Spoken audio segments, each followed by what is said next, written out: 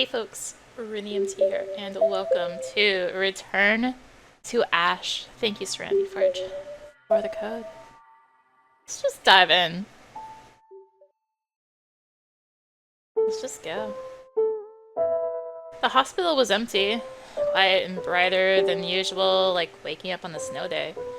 But I didn't feel cold. I didn't feel much of anything. Weird. Normally opening my eyes to a room this bright would give me a migraine. Instead, I felt no pain at all. No aching muscles, no bed sores, not even a hit of dizziness or nausea. For the first time in 7 years, I felt completely normal. Either I'm cured, or this is a dream. Or I'm dead. Hello?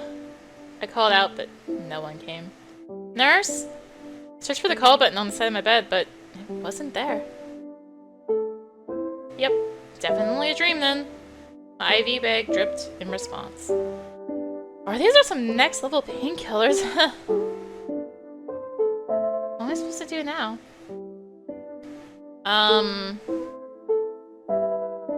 Let's leave the room. Fine, I'll just go and find someone. Put on some slippers and walked out into the hall.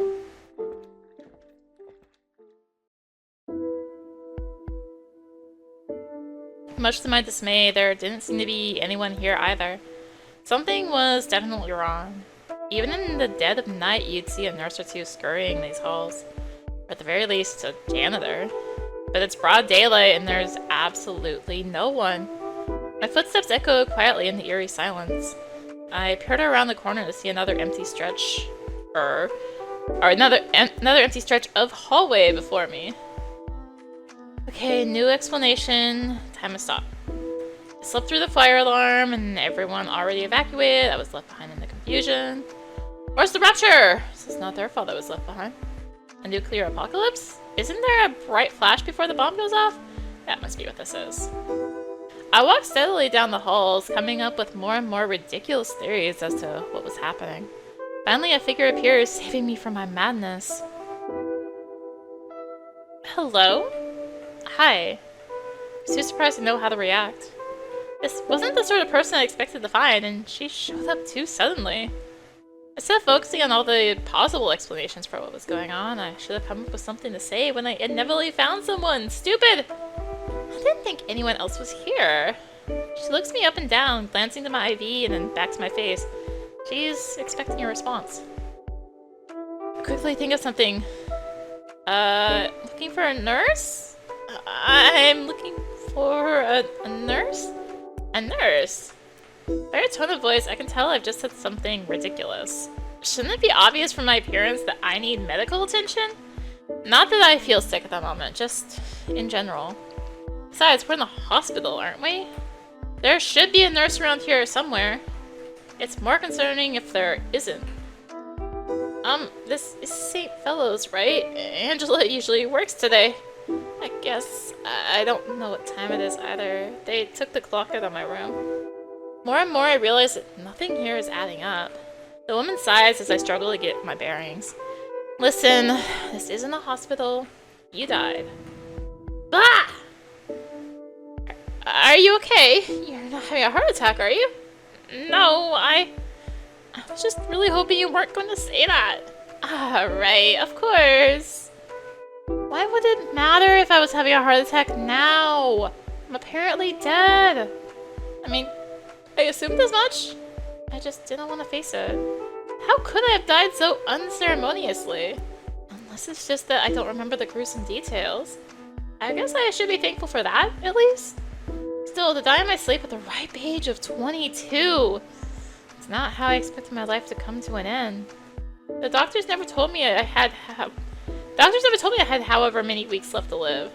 It feels so out of nowhere. Did I really die? I'm breathing right now. Of necessity or habit?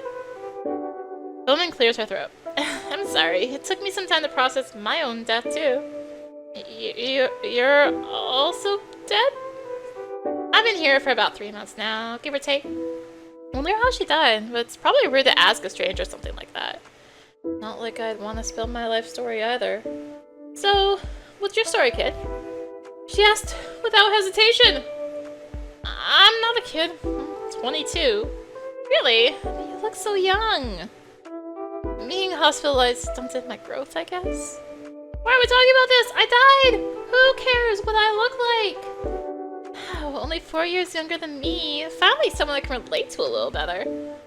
My life is pretty far from the average 22-year-old's experience. It's hard to imagine it'd be relatable to her in the slightest. What are you hospitalized for? It's not cancer, is it? She's so unbelievably rude!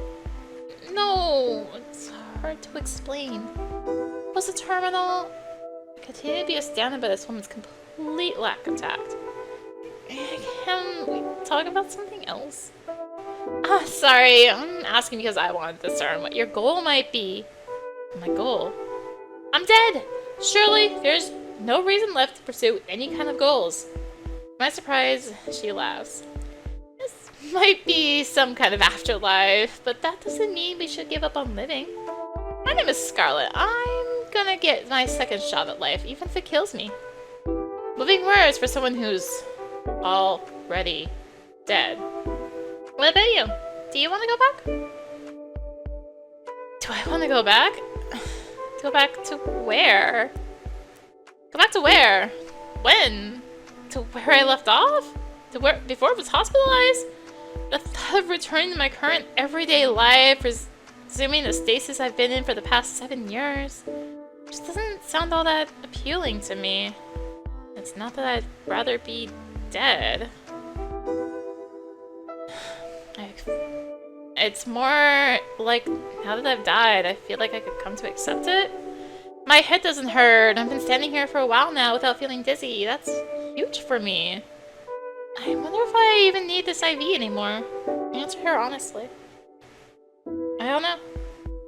That all makes sense. It sounds like you just got here after all. What's your name? It's Ashley. Ash for short. Alright, Ashley, walk with me. I'll tell you everything I know. She turned immediately with complete confidence that I would follow right after her. So I did.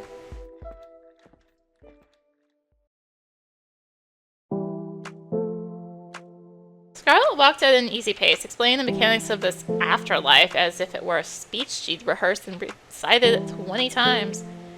Maybe she had. Clearly I wasn't the first dead person she'd welcomed here. It was surreal, thinking about the situation I was in, but also how I had no trouble focusing on her explanation despite that. Usually I feel so lost in the fog. The mind is completely clear right now. Is this how my brain would function if I were healthy? Not that it matters anymore. Based on Scarlet's explanation, I should consider this place to be purgatory. We died, but we can move on from here. It's unclear exactly where we would move on to. Apparently, now it's up to death. We're on our way to meet them now.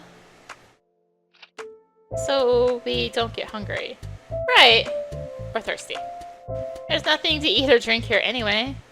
And we can't sleep. You know, haven't actually tried. But after 3 full months with no sleep, I haven't had any sort of adverse health effects. Safe to say, it's unnecessary. You know for sure it's been 3 months? Time is definitely passing. I've been using my watch to track the days. Because there's no sunrise or sunset. I slow my pace and Scarlet stops in front of me. There's a pitying look in her face. The stasis isn't so bad once you get used to it. I'm already tired of how bright it is. Scarlet laughs, but I wasn't joking. I may have been spared from my usual migraine, but the constant intensity of the light was unnerving to me. If I had a choice of which hospital to spend purgatory in, I'd say St. Fellows was the better option. At least there, I had the changing seasons to look forward to. How I'd get quieter after visiting hours were over, the chatty nurses telling me about their days as they changed my IV. Being in the hospital for so long, you learn to love the little things. The alternative is to just feel miserable all the time. Not miserable, I'm still alive. But I can't even say that anymore. Grip the pull of my IV stand a little tighter. I'm still too afraid to leave it behind. The last few wayward souls who came through here, they made it out pretty quick. Maybe you'll be able to bargain with death too, then you won't have to get used to this light. Not very good at bargaining. She laughs again and presses the button for the elevator. I'll help you. I'm good at debate. Thanks. The elevator doors open to reveal a man stacking coins in the center of the floor. Don't come in! I blinked at the confusing sight, but Scarlet cut in without missing a beat. You're still at this. It's been 2 days. There's a lot of coins and the deadline's coming up pretty soon. Scarlet leaned her forearm against the elevator door to prevent it from closing. Well, can we get in? Taking Ashley here to meet death. Could you maybe catch the next one? No. Scarlet forced her way in, knocking over a stack of coins in the process. Why are you so pushy, Miss Scarlet? Because you're wasting your time. Come on, Ashley.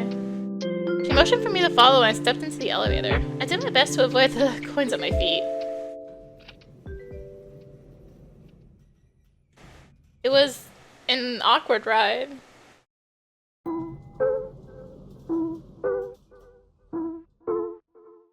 When we reached the basement, Scarlet went on ahead. The man moved to shield his coin stacks from her reckless drive, but it turned out to be unnecessary. Her intent seemed more focused on escorting me to wherever death was, I guess. To the side of the elevator door was another pile of coins. Upon closer inspection, they looked to be some kind of type of play currency. At least I'm not aware of any coins with a skull on them. Doubloons, maybe?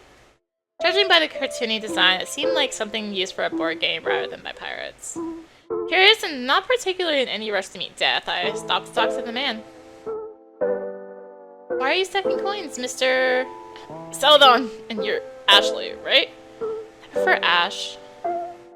Celadon picks up a small stack of coins and transports them to the larger pile beside the elevator. His process is methodical and efficient. I can tell he really has been at this for 2 days. It's my trial, so I can revive. He shovels back into the elevator to pick up the next stack of coins. Trial? Scarlet, clearly tired of waiting, returns to my side. Dad told him he had 3 days to bring coins from the top floor to the basement. If he reaches a certain amount, his soul will be released. They have to stay stacked like this. If a single coin faces tails up, it won't count. Sounds tedious. No, I don't mind. It's good exercise. He goes back for the next round of coins. Leave him, Ashley. He's done hundreds of these trials. Death isn't gonna let him pass this time either. As Scarlet walks away, the elevator doors begin to close. Celadon stumbles from his place to block them. The sack of coins he's holding wobbles dangerously, but he quickly steadies them and continues his work as if nothing had happened. I feel sorry for him. I'm gonna help him. Let's help him. Here, I can help. Really, you don't have to. Looks fun. They both know I'm lying, but he smiles anyway. In that case, feel free.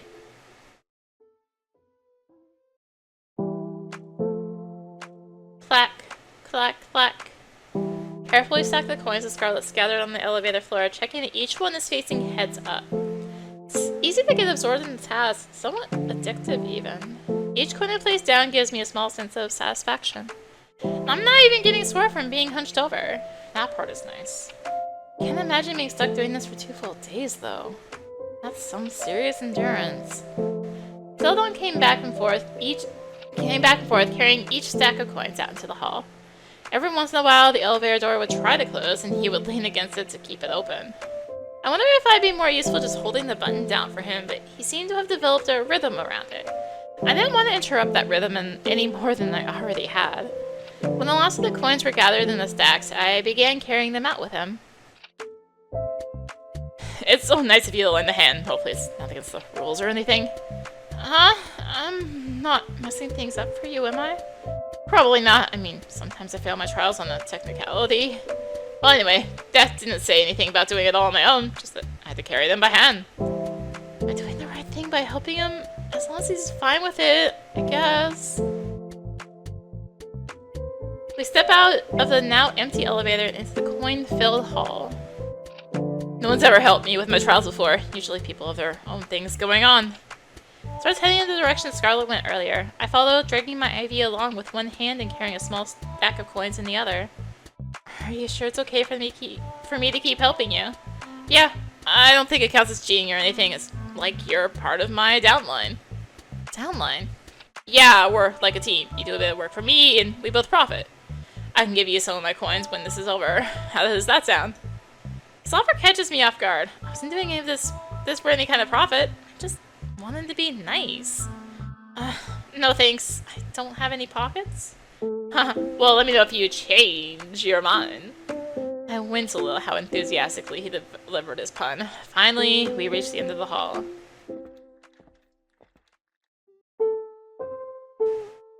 The room we were transporting the coins to turned out to be a morgue. I could now see firsthand the result of his past 2 days of effort. Glancing around the room, I lock eyes with Scarlet. She shifts her gaze to Celadon, who is currently preoccupied lining up his stack of coins with the others.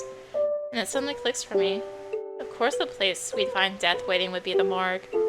This is where they keep the bodies. The thought of it chills me to the bone, so I focus on the coins in my hand. I place them down with a rest, then move to follow Celadon back out into the hall.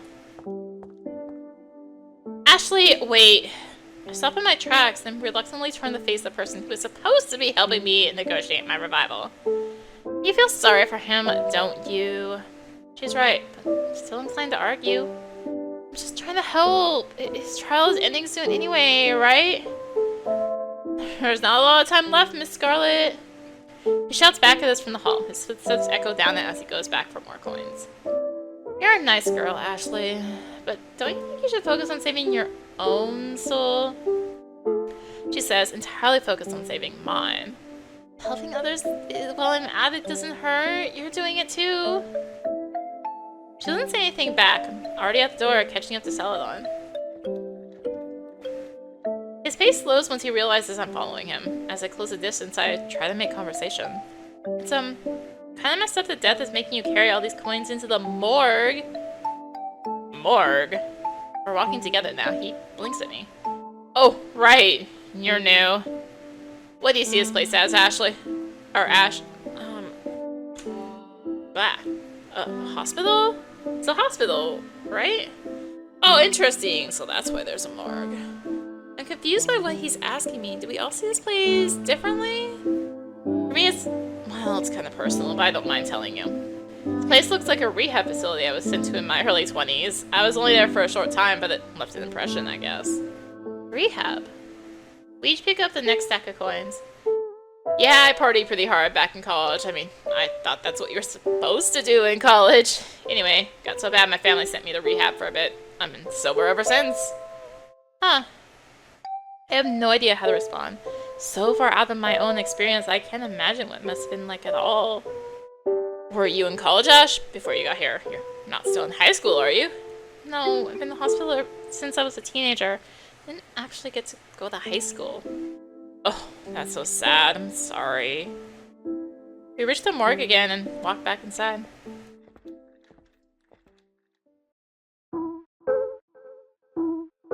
Scarlet doesn't bother us this time.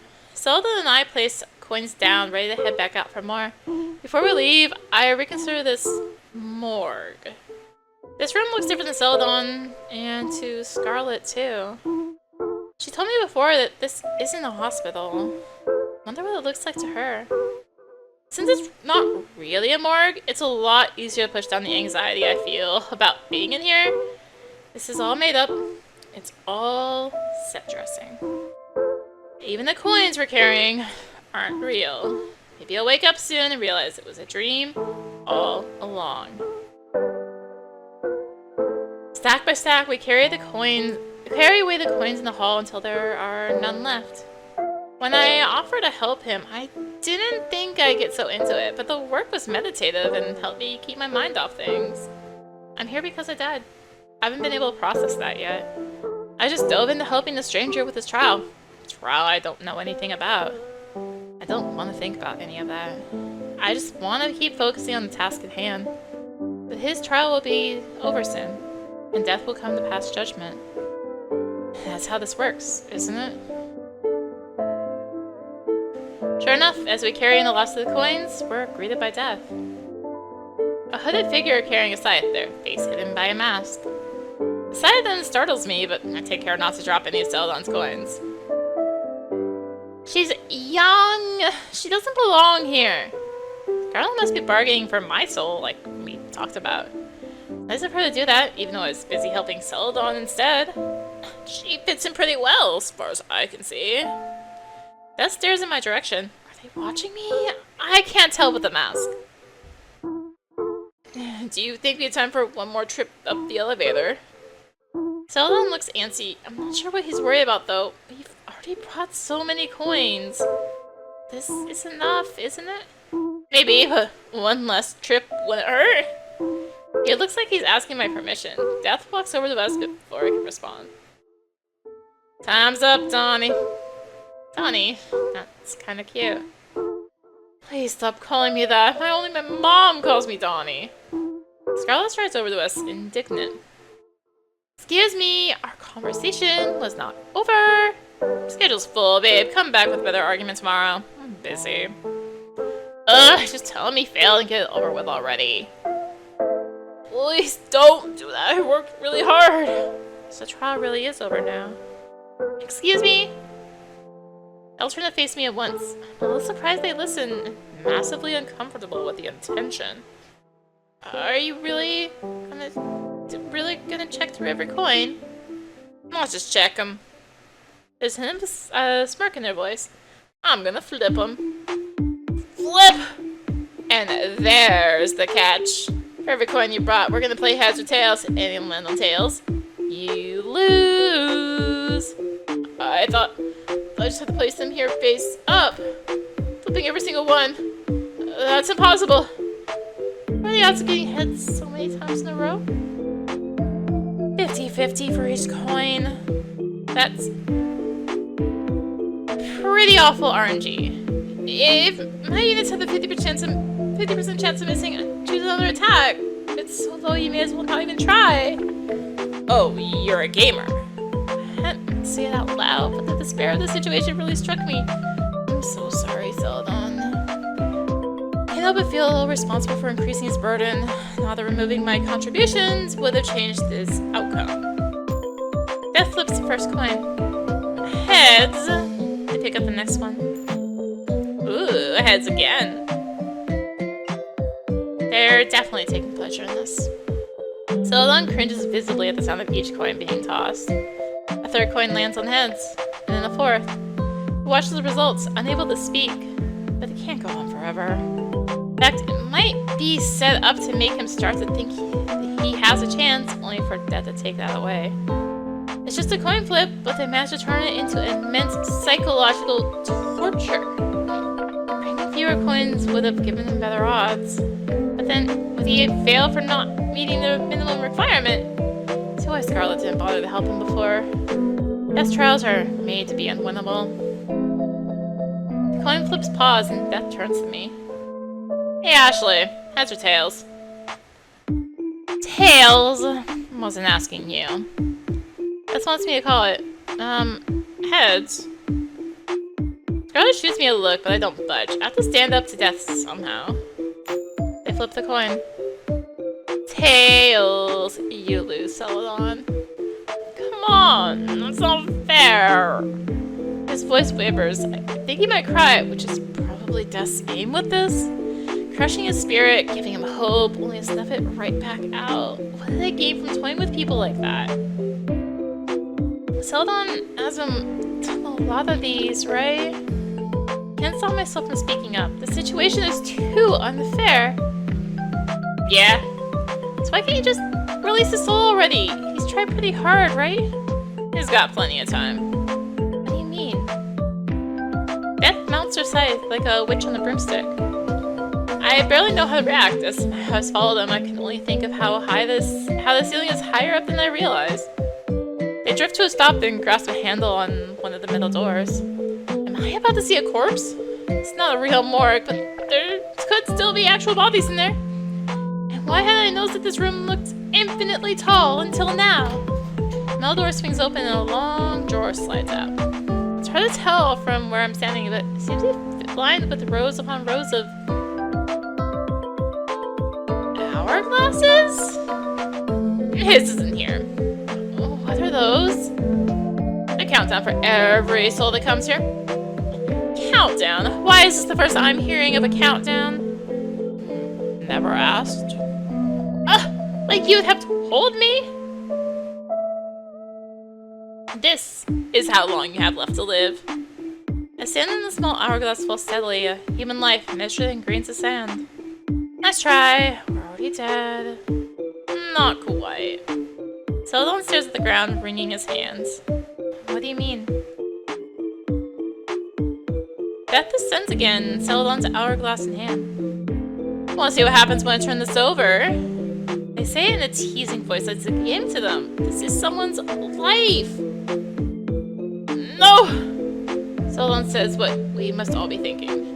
But it's cool! Check it out! Death flips the hourglass over. We all expect the stand inside to reverse direction. But it doesn't. It needs to fall upwards, defying gravity. This is how long we have left to live? Meaning we are still alive. And maybe because we're still alive, we have a chance to revive. Scarlet said she's been here for 3 months. How much time does she have left? How much time do I have left? Scarlet lets out an incredulous huff. So you're just gonna torture him until his time runs out? Will you release him once it gets down to the wire or let him die in the end? That's up to him. Unbelievable! We're still alive, even though this is the afterlife? Can Scarlet tell you? Look at Scarlet, but she's already stormed away. She taps her foot, facing away from us.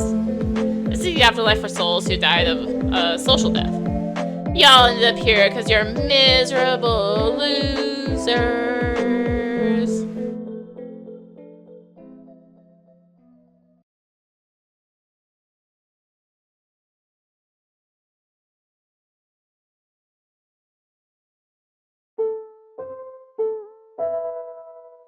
I follow Celadon back to the elevator and up to the ground floor. He holds his hourglass, tapping on it gently, but it does nothing to stop the flow of the sand. We aren't dead yet, but we could die soon. Unless death decides to release our souls. Let us revive. We need to pass a trial to do that, as far as I understand it. The trials are designed to waste our time. Is it a trick then? Is there some other way to overcome this? I don't have enough information. I need to find out more about the rules of this place. Celadon breaks me out of my thoughts and brings me back to the present. Thanks for helping me earlier. No problem. I'm sorry for not telling you sooner about the social death thing.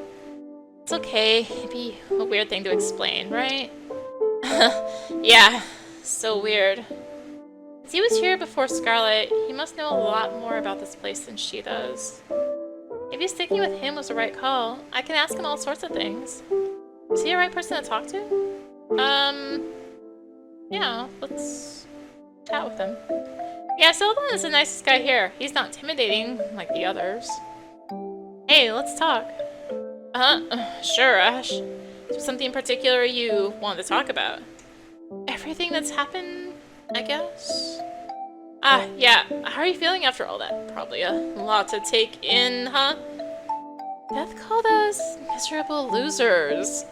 A little harsh, right? Yeah, I'm not really miserable, but they're right about me not having any friends. Well, I'll be your friend. You helped me out, after all. I'm struck by his warmth. He seems so genuine. Can I call you Donnie? Please? Anything but that.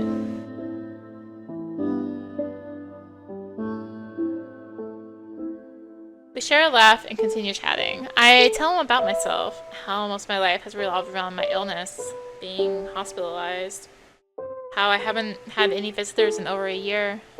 That must have been what marked my social death. My family, everyone, I was dead to them. First to think about, so I changed the subject. What was your life like? How long have you been here? You know, I'm not really sure how long it's been. Scarlet's the only one with a watch. And it doesn't get dark. The days must really blend together, huh? It's probably been a few years. Could you ask Dad to find out? They don't like me very much. He sits in one of the chairs and I take the one beside him. My life before this was, I don't know, run my own business, had a wife, thought my family cared about me. But I went into debt. No matter how much effort I put into my job, I just sunk deeper and deeper. I thought I was doing what I was supposed to do, working hard, hustling, you know? His breath grows unsteady. I don't know what to say, so I keep listening. When she handed me the divorce papers, I thought, great, now I can spend more time selling products. My whole family stopped talking to me. I didn't know what I did wrong. Those products help people, but my mom called it a scam. But it's not a scam. They're health supplements. I use them myself. You have enough people in your downline, you can make thousands of dollars a week. You just have to keep recruiting. And it's fun. You get to work from home and talk to people you never would have talked to before. It's the kind of work you can even do from a hospital bed. Heck, you might feel better if you take them yourself. Health supplements? The company's called You Thrive. Get it? Because it makes you thrive? His mood changed really suddenly. I've never really heard of this company, but it sounds important to him.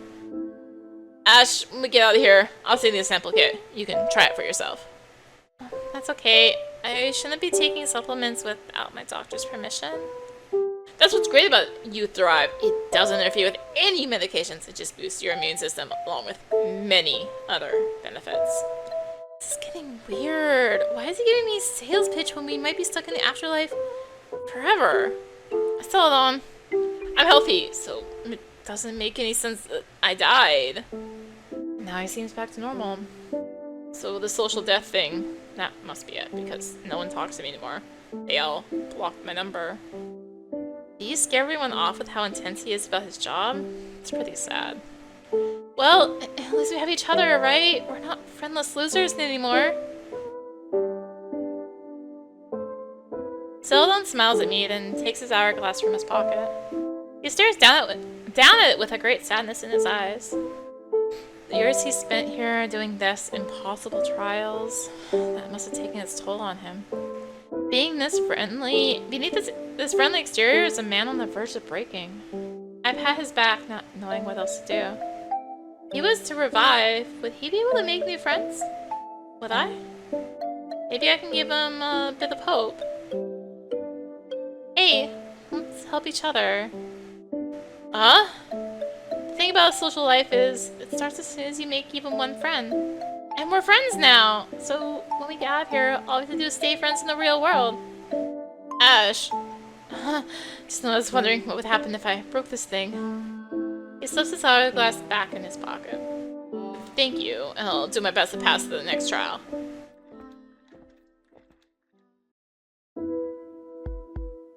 After saying goodbye to Celadon, I decided to look around on my own for a while. Where should I go? To the morgue.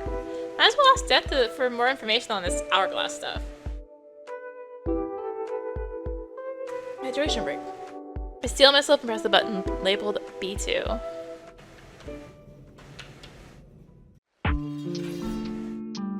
When the elevator doors open, Death's scythe drops in through the small gap like a guillotine. The blade sticks in the floor, set a couple inches deep. It takes me a moment to register what happened. And God, it wasn't standing right there! Once the door fully opens, they jostle the handle and swing their weapon back over their shoulder casually. I've been expecting you. To kill me? Nah, wanna hang out? You're not gonna swing your scythe at me anymore, right? Don't be such a baby, follow me. I gotta have a choice.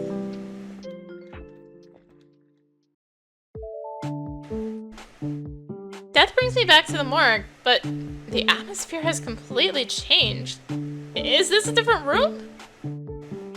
It's my room. How did that get out so fast? This place looks extremely lived in, from the half-eaten bags of snacks on the floor to the controller scattered near the beanbag chair. Magic. Don't worry about it. Right, I should know better than ask, considering I've also seen them fly. The big screen TV catches my attention. There's a tantalizing lineup of all the latest game consoles below it. Are we gonna play video games or something? I'm getting a little excited now. The only games I had in the hospital were of my favorite childhood handheld. Were on my favorite childhood handheld. Death strides over to controllers on the floor and picks one of them up. We're gonna play GTA 5. GTA? Glorious Devil's Avarice. Have you not heard of that?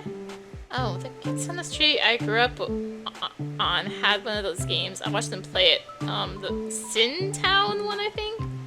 Yeah, it's the old one. 5's cooler. It's got way better graphics. How do you play? In single player. You just watch. Wow, what fun. How long am I gonna be stuck here hanging out with them? Death turns the console on and boots up the game. The graphics really are better than Sin Town's. In GTA, you play as a devil girl named Lucy. She's like if Lucifer were a sexy lady. It's a raunchy game that appeals to edgy preteens and middle schoolers. In the case of my childhood friends, their parents didn't seem to understand the rating system and bought it out of ignorance. There's the main story mode, but I think most people play the game for the sandbox aspect. You can pick up guns, steal cars, and kill people. It takes place in hell, so I guess you're killing other sinners? I don't think it's the kind of game with deep lore attached to it. Death loads a save and shows me their character. Lucy's dressed in cargo pants and a bikini top with a huge rifle on her back. She looks absolutely ridiculous, but the over-the-top aesthetic of the game is kind of the selling point. Check this out, they say, equipping a huge rocket launcher. They fire at a gas station, then walk toward the camera in slow motion for dramatic effect. Explosions in this game are so realistic. Actually, I've never seen an explosion in real life, so maybe they're not? They look more real than the ones from the previous game anyway. Comment how cool it was while Death cackles away, stealing a fast-looking car and evading Hell's police force. They're having a great time. Wait, how long do I have to watch them play this? The clock is ticking on this hourglass situation. Hey, Death, can you pause? Why? Because, well, I was wondering when you were going to give out more trials? Death hits pause on the controller and turns to me. Why? I mean, I haven't gotten one yet. You haven't given me my hourglass either? That's because you don't have one. I don't? I'll give you a trial later. Anyone watch me play GTA or not? Is it okay if I don't? Do whatever you want. Damn, pause your game. I'll take that as my cue to leave.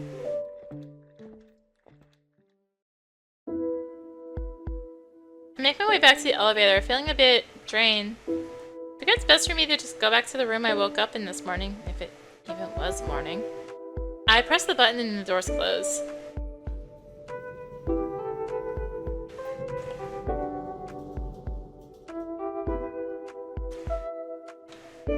I find Scarlet leaning against the wall in the hallway where we first met. Maybe she comes up here to think. It is nice and quiet. She notices me right away thanks to the wheels of my IV stand rolling across the tile floor. And once we make eye contact, I give a little wave and a smile, trying to act friendly. Oh, Ashley. Hey, so we're not dead after all, huh? She was the one to tell me I was dead in the first place, but Death made it sound like she knew otherwise. It's been bothering me, honestly. So they say. After a moment of silence, I realize I'm gonna have to be the one to force this conversation.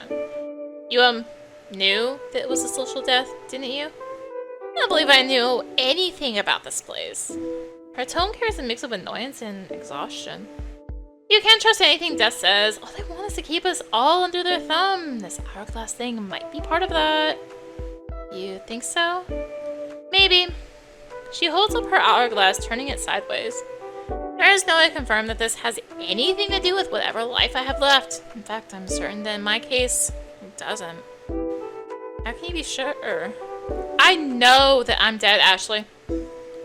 Her tone is cold and intense, a little frightening even. That doesn't make it okay to lie to me. My voice wavers. I'm horrible at confrontation, but she backs down anyway. If you had just explained it differently, like how Death did a social death is a lot easier for me to accept than my actual literal death, you know? But what if that's the lie? What then, Ashley? We don't know that it is. I mean, how do you know you're really dead? Because I was murdered. Scarlet slips the hourglass into her pocket and enters the room beside us. that's the case, she had every reason to believe Death was lying. She just didn't want to get my hopes up. I followed her inside to apologize.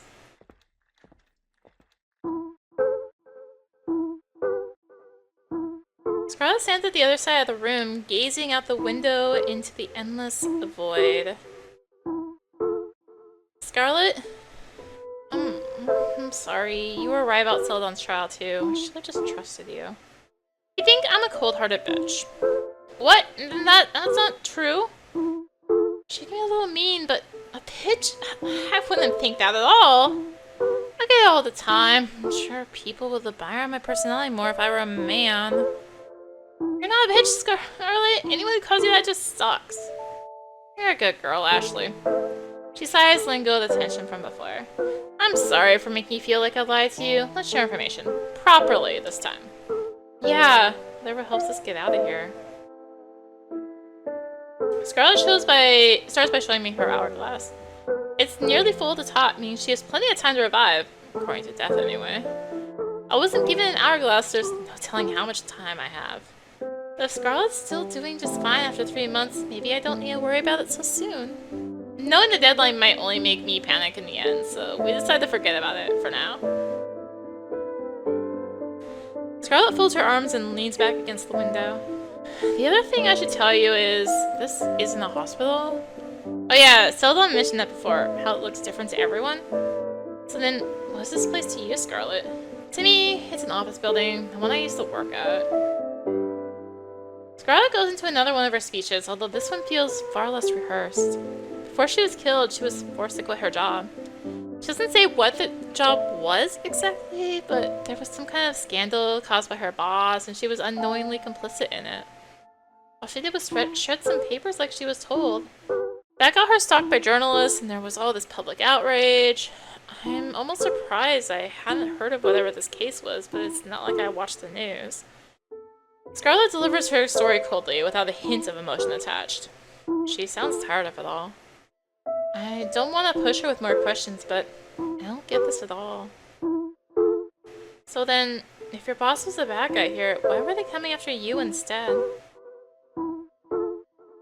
God knows, Ashley, if I call it misogyny, they'll accuse me of dodging culpability.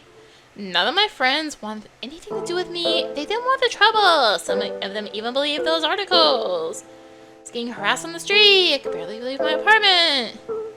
Social death, meaning all of her relationships were destroyed. What about your family? My mother passed away when I was young, and I haven't spoken to my father since I was a teenager. We never got along. I may as well not have a family. Maybe it's better that way. I would have become targets because of me. Because of you. Were you only in that situation because of your boss? It's unfair, isn't it? I ignore the rumors about him. We even used to get along. It turns out, he's just another shitty, abusive white man in a long line of shitty, abusive white men. Hating him is easy. It's boring. Me, on the other hand, I'm a traitor to my entire gender. I'm despicable. Traitor, but what? This all sounds so extreme. Because I'm the one who destroyed the evidence. It doesn't matter that I didn't know what was on those papers. Everyone believes that I must have known. I just taken the time to look through them. If I hadn't been so buried in work, I could have realized what they were. Bastard! I'm just the last in the line of women whose lives he ruined.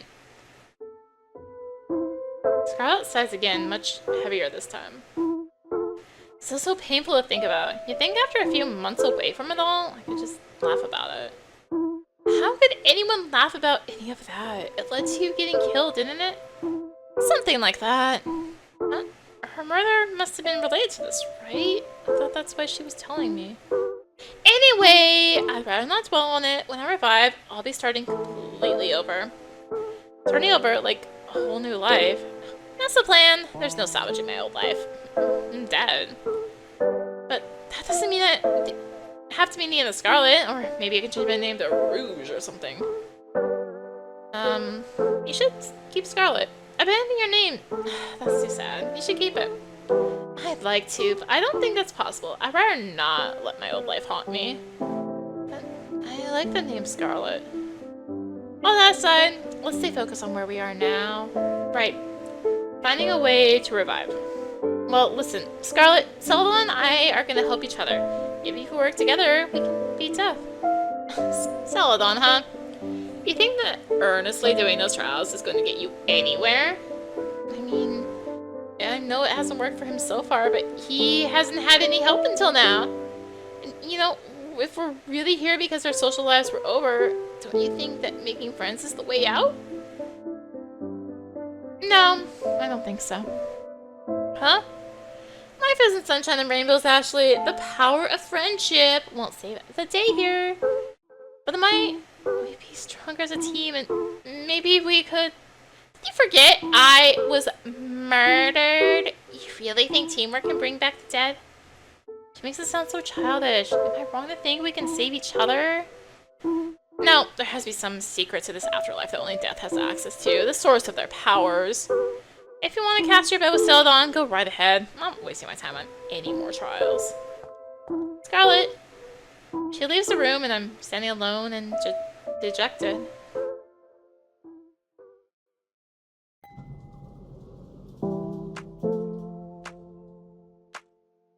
When I get back to the lobby, Celadon is sitting right where I left him. Oh, hey Ash, did you have fun exploring the place? Yeah, sorta. I talked to the others. How'd that go? Scarlet doesn't want to help us, and Death was only interested in playing video games. There's games here? They didn't let me play. Huh. If they did, it'd probably be for a trial anyway. I mean, it's too bad about Scarlet, though. We all have the same goal. We should just work together.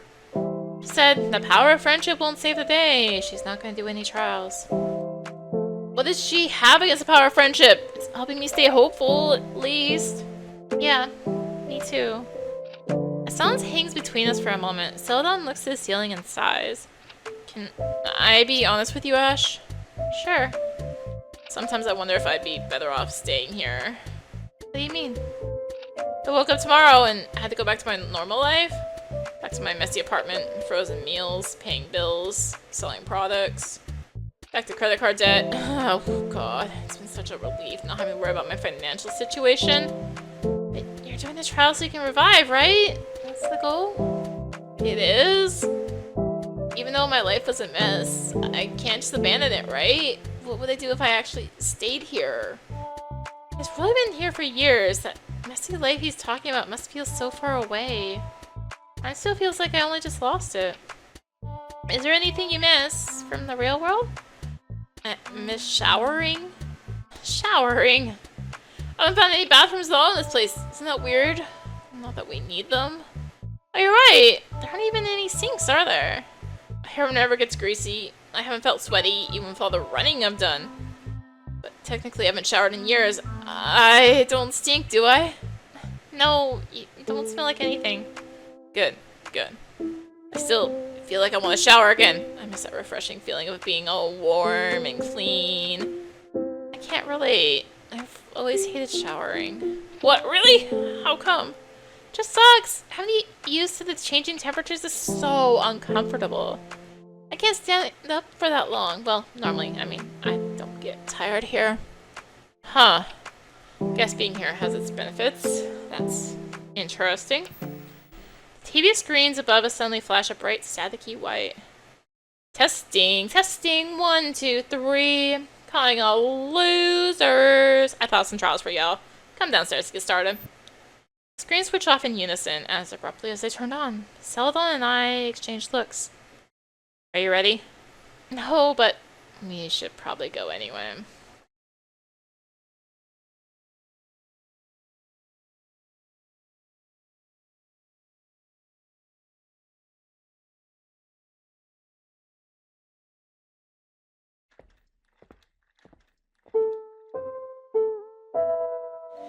When Celadon and I reach the morgue, the Scarlet and Death are already there waiting for us.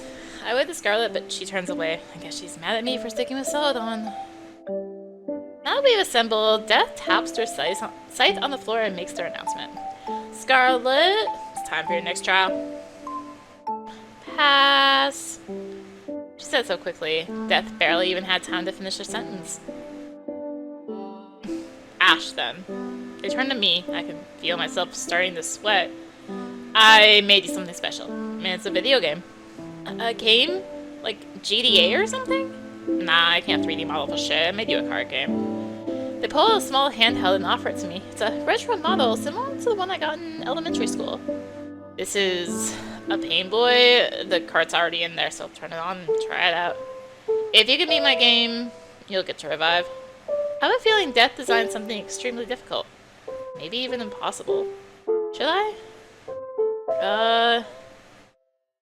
Sure, we'll play it. I clicked the on switch. Can't hurt to try. Reaper's Pickup. How to play. Game begins with one Joker face up. Pick up cards from 2 to A. Collect the suits in this order. If you choose the wrong card, you lose. Just play already. Oh gosh.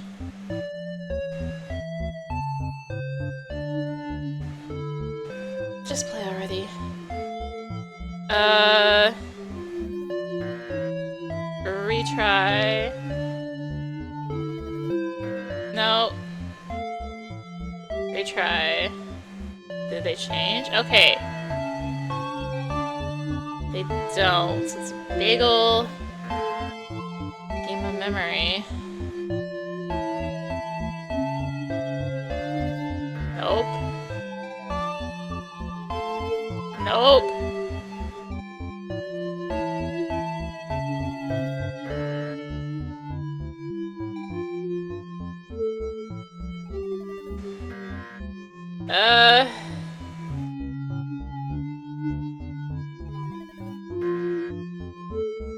Oh god. This is impossible.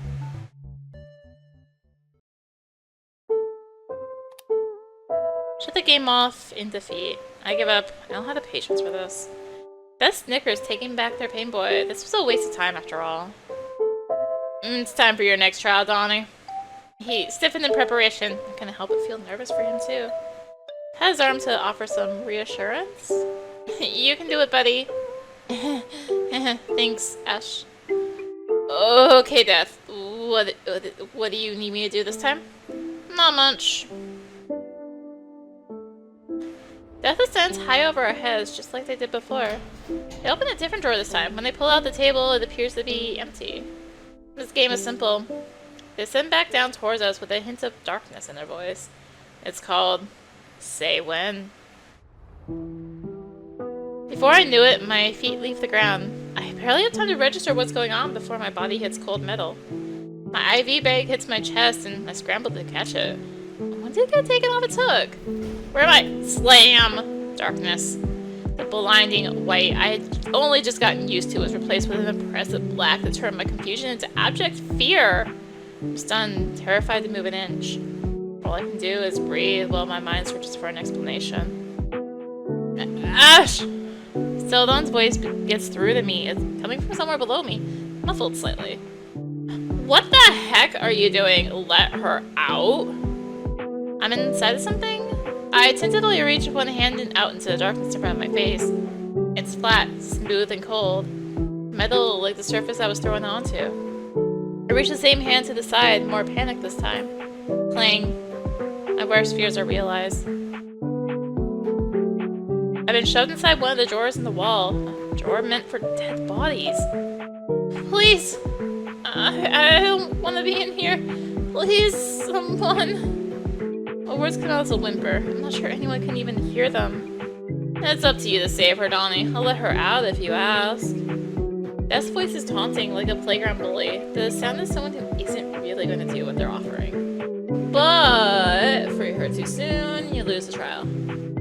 Celadon! Call him panic desperation. He has to let me out. He has to. Let her out. Relief washes over me. He really did it. He gave up on his trial for me. I don't have to stay locked up in here like a corpse.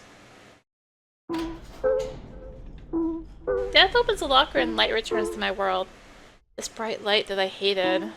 I get to come back to it now. I get to see my friends' faces again.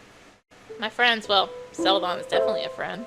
Scarlet isn't happy with me, but she might come around. As for death, they're at least helping me down from here. I hang my IV bag back on its hook. It's half empty now. Celadon rushes over to me once I've gathered myself. Are you okay? Yeah, that was scary. Thanks for calling it off. Well, you know what they say. Live to fight another day. Yeah, you'll win the next one. I glance over at Death and Scarlet. This is why I don't bother with these things. But glad Celadon had the good sense to let you out, Ashley. I would have kicked his ass if he didn't. A small laugh. I could see that happening. I can feel Death staring me down through their mask. This probably isn't the outcome they were expecting. Okay, losers. Clearly my trials this time weren't up to snuff. I've already thought of something better for you, Donnie. You can relax while I prepare it. It's gonna be hard to relax, but okay. Let's go to my room. Offer without a second thought. I figured it'd be a nice place to just chill, far away from this awful morgue at least. You have a room, Ash. It's where I woke up, so that's how I think of it. You're welcome to come too, Scarlet. We can, like, strategize or something? No, thank you. I'll keep investigating on my own. Scarlet turned to leave, this time giving a smile and a wave before exiting the room. At least she didn't seem to be mad or anything. That's good. Do we still have to strategize? Nah, let's relax. Who knows what Death's gonna throw at us next? Yeah, I try not to guess ahead of time. It just makes me more anxious. We smile and laugh with each other as we head to the elevator. It feels so nice to make a real friend.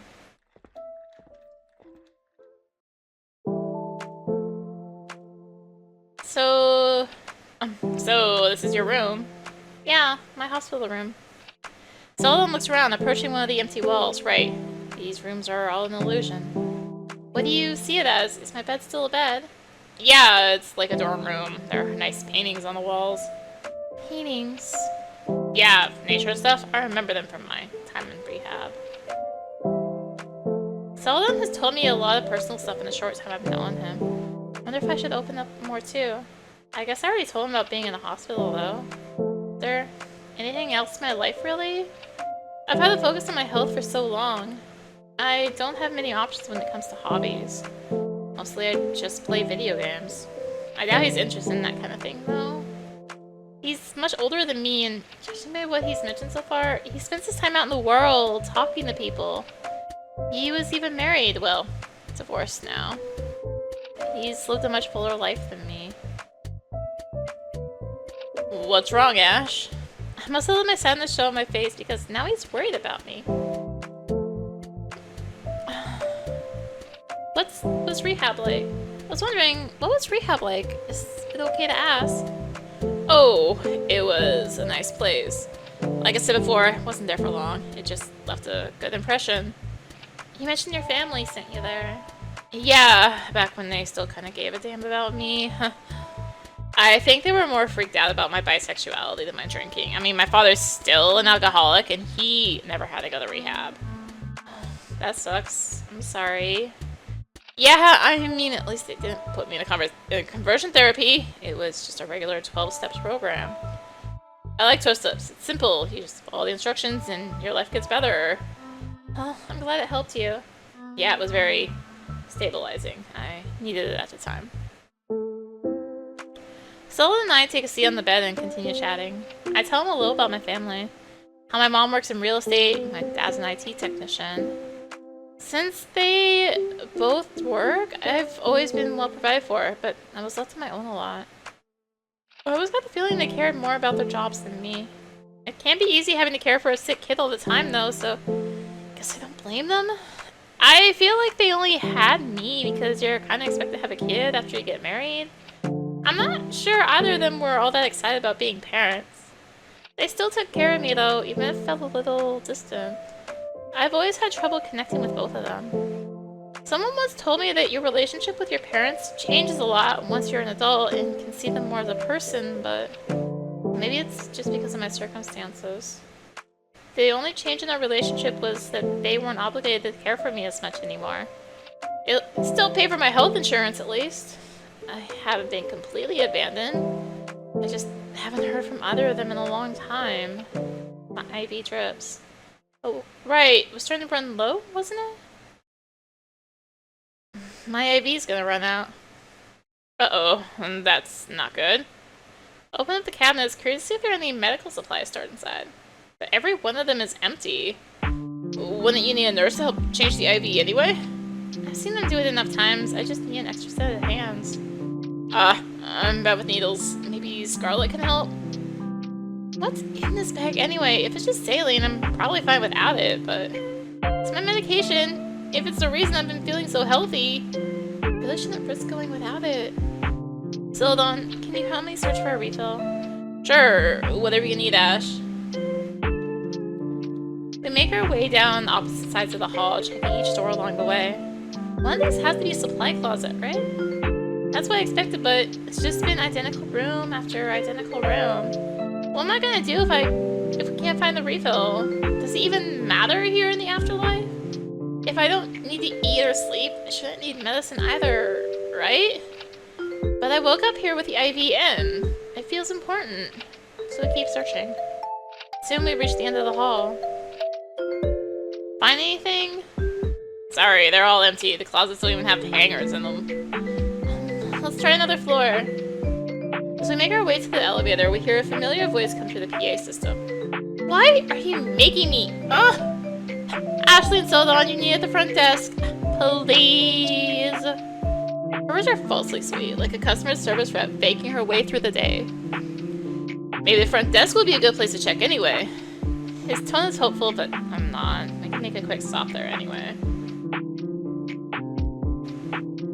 While the elevator descends to the lobby, I stare nervously at my IV bag. It drips once, trying to intimidate me.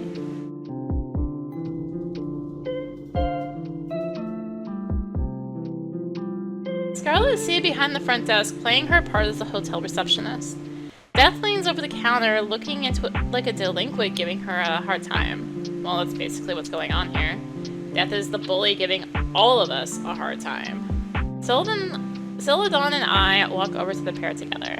I worry about my IV. Will it even last through another trial? I should probably mention it before we get sidetracked. Before I get a chance to speak, Death calls out to us. Wow, you guys really came running. Masochists. They made it they made fun of us for following instructions. Scarlet fires back from behind the desk before I can figure out how to respond. Oh, shut up! You criticized them if they took their time getting here too! She stands up and walks over to greet us. Is that? Yeah. Listen, Death is plotting something. They haven't even left me alone since the previous trial. Sorry you had to put up with that, Miss Scarlet. But, there's actually something urgent we should talk about. Celadon gestures to me. It's kind of him to give me an opening like this. My IV's running low? Well, we've been running around looking for medical supplies. My IV's gonna run out soon, so... Ah, you're right. It's drained so much. Death, Ashley needs a new IV bag. Are there any refills? Maybe. Maybe? This is a medical emergency, isn't it? I'm not really sure. Mostly, I would feel weird without it. Death leans forward, turning to Celadon with a snicker. And you want to cancel the trial? Could we just postpone it? No. That's annoying. What is the trial anyway? Ash, we shouldn't start it before we settle your emergency. I want to know. If it's impossible, we can forfeit right away. Okay, as long as you're fine with it. Well, I'm not fine with it. I'm gonna help you look, Ashley. As Scarlet turns to leave, Death stops her. Are you sure you want to do that, Scarlet? She freezes. Death's planning something after all. Donnie's trial. It's going to require everyone's participation, including yours. Fine, explain the stupid trial. Then I'm leaving? Alright, for phase 1 of this trial, a certain drug is hidden somewhere in this building. A drug? Like a medication. Scarlet, you saw me hide it. The trial won't progress until it's brought here. I certainly saw you hide something, but I couldn't see what it was. It's something for you, Ashley. Is it for my IV? I'm too afraid to ask. If you hid her meds, just tell us already. You'll see when you find it. Death walks around the desk, then plops down in the office chair. They lean back and put their feet up on the desk. Scarlet takes off toward the stairway in a hurry. She didn't need convincing. Should we wait here? I've never had to think about what would happen if I ran out of medication before. There were always nurses taking care of that for me. Before I was hospitalized, my mom always managed it. We're in the afterlife, a place where your body's condition stays the same even if you don't eat or sleep. So we shouldn't think of it as normal medication. Probably. Still, if I really didn't need an IV, why did I wake up with it in? It's not just fluids, is it? I keep thinking in circles like this. My time will run out. My time. It's running out. Like an hourglass. Huh? Dad told me I didn't have an hourglass. Do you think it's because my IV is acting like one in its place? If that's true, then... Dad snickers from behind the desk. Man, that's a good one! Hidden in plain sight, huh? Am I right? Do we really only have this much time left? Gee, I wonder. Screw you! I'm gonna revive! I'm not ready to die yet. The door of the stairwell swings open and Scarlet comes running back to us. Scarlet! Did you find it? It's not an IV bag. It's some type of liquid, though. She shows us the bottle. It's unlabeled, save for a hastily attached piece of masking tape with the words scribbled on in Blackie. Conine? Conine? What is this for? Death takes the bottle out of her hand and waves it around like a prize. Conine is a chemical compound extracted from a plant called poison hemlock. Small dose is enough to cause paralysis. Starts in your toes and works all the way up through your whole system. If you ingest it, causes respiratory failure. You'll be conscious, unable to breathe, slowly losing oxygen until you die. In other words, it's deadly poison. Poison? You can't mean... for the second part of your trial, Donnie, Ashley over here has to drink this. What? Me? It has to be you. You're such good friends, right? Why don't you drink it instead, you monster? Call it off. You don't have to drink that, Ash. It's not up to you, Celadon. This time, it's Ash's choice. I'll throw you a bone, Ash. Let's count this trial as a double whammy. If you drink it, I'll let you revive with Celadon, assuming you survive, that is. I'll be waiting outside. You have 5 minutes. With that, Death turns on her heel and walks out the automatic doors. It's up to me. Talk to Scarlet. You're not seriously considering this. I think my IV might be serving as my hourglass since I didn't have one. The hourglass thing is all nonsense. It's not proven. Right, but we don't know what happens when the fluid runs out. I could be trapped here forever. Which means doing this for Celadon might be the only way for both of us. You shouldn't have to! Don't die in such a horrible way. We're already dead, aren't we? I don't care! Don't kill yourself! Talk to Celadon. Celadon? Don't do it, Ash. I don't want to. It sounds horrible. But it might be our only chance. It's not worth it. I'm not worth it. I can just hang on to the next trial. I probably don't have that long. Don't say that. Scarlet and I will find you a refill. I was thinking, if I might be stuck in the afterlife soon anyway, I can at least help you get out of here. I'll respect your choice, whatever you want to do. Alright, follow Death. Step toward the automatic doors. Look, we don't even know if poison has any effect in the afterlife. I've just felt fine the entire time I've been here. I haven't felt normal like that since I was a little kid. I don't know if that's because this place is special or if it's because whatever's in my IV was helping me.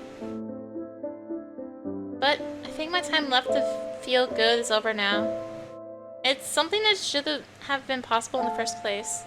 That's why I'm okay with this. Don't worry about me, alright?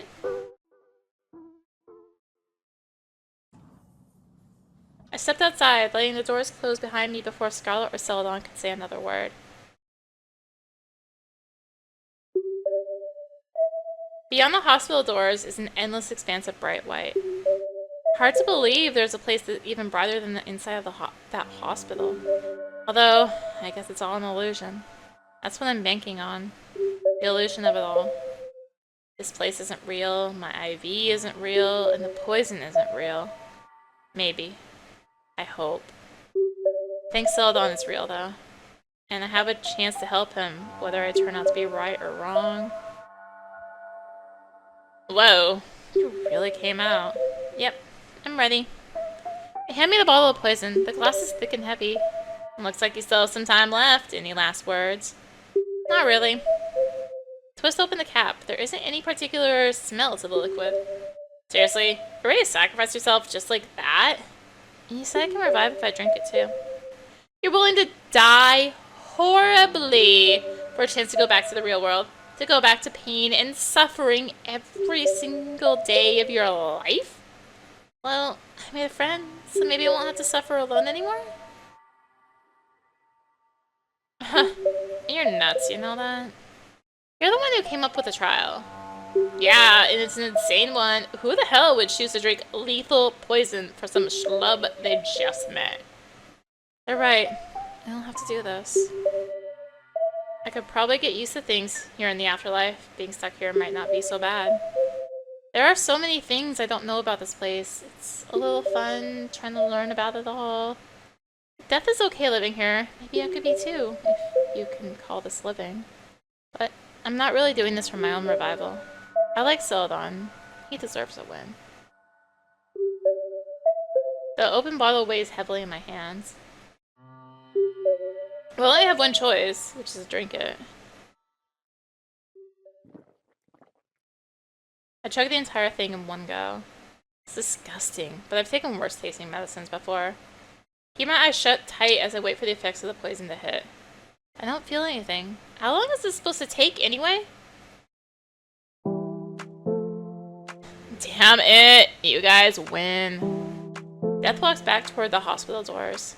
What happens now? How long until I, die horribly? Shut up and come with me. When we walk back into the building, Scarlet and Celadon run up to me with faces full of concern. Ash, how are you feeling? Normal, I guess. I had a bad aftertaste, but I don't feel any different yet. What's gonna happen to her death? Nothing! Ugh! Death's voice is whiny and childish, the voice of a sore loser. But she drank the entire bottle of conine.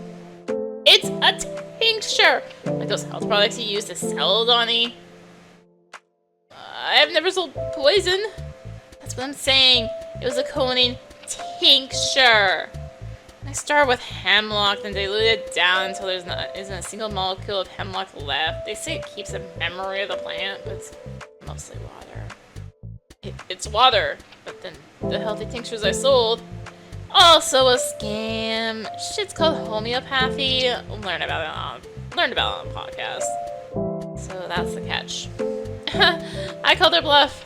Shut up! I made it too easy. Anyway, we get to revive now, right? You and Celadon do. Tough luck, Scarlet. Feel bad leaving her behind. She helped with the trial too. What are you gonna do, Scarlet? Don't worry about me. Compared to Celadon, I only just got here. Go ahead, Ashley, before your time runs out. Scarlet's blessing eye looked to Celadon, then death. Looks like the power of friendship saved the day, after all. What?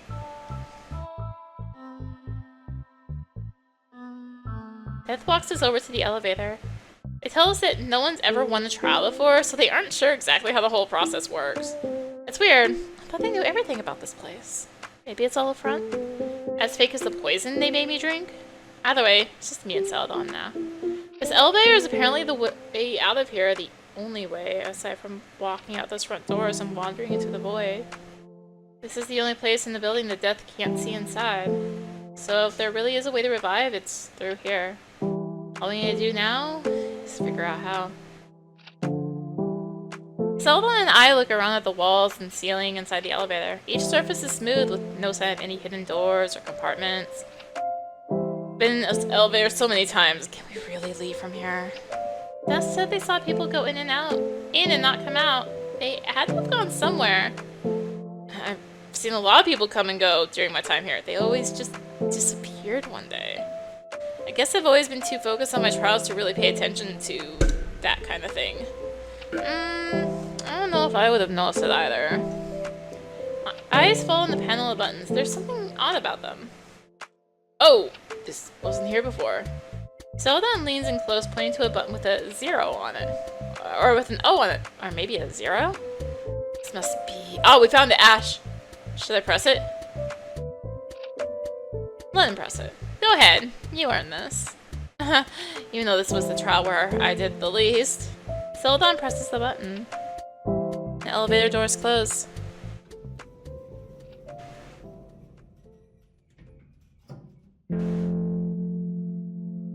Going up, huh? Yeah. Definitely rising. Is this what a revival is supposed to feel like? I guess I'd be more worried if we were going down. Yeah, you're right. Two of us stand in silence, unsure of what to say to each other. No one's ever sacrificed themselves like that for me, but... It wasn't a sacrifice, though. It's the thought that counts. Another silence. How long will this elevator ride be? Will we even ever get to see each other again after this? Before I know it, the floor is transformed into a field of dandelions. Hey, Ash. Yeah? You've seen this too, right? What hospital are you staying at? Oh, it's St. Fellows. Ah, I know that place. That's for my grandfather. Well, let's not talk about that. Too depressing. Wanna come visit? Yes, if that would be okay. Good. It's something to look forward to. I hope he really will come visit, as long as he doesn't try to sell me any supplements. I used to work in health insurance. Oh no, he's not reading my mind, is he? Claims department. I was the guy who looked at insurance claims and tried to find any loophole I could so the company could deny them. After my grandfather passed, seeing his medical bills, the funeral costs, everything, I just couldn't work there anymore. What an awful thing to do to people. That sounds hard, yeah. That's why I wanted to work in medicine, but there was no way I could afford to go to medical school. Thought selling supplements was the next best thing. I really wanted to be able to help people, but my life kept spiraling out of control. So I can't thank you enough for helping someone like me. Oh, it's no problem. Actually, I'm really glad to have been able to help someone at all. Usually, I'm no use to anyone. My eyes well up with tears. Celadon doesn't respond. Celadon? I'm still rising. It's too bright to see anything anymore. Please come visit me. I want to stay friends after this. Call out to him, but I'm pretty sure he's gone now. Friends, huh? I thought I might never make a new one. It's so nice, knowing I was wrong about that. Feels so light and warm. I just hope we'll meet again soon. Revive with Celadon. La la la. La la la. La la la. La la. La la. Can you hear my heart break? Counting all my mistakes, it shatters softly like a dandelion. Put my faith in the wind, hoping I'll grow again. Another time, another place with new friends. Wake me when my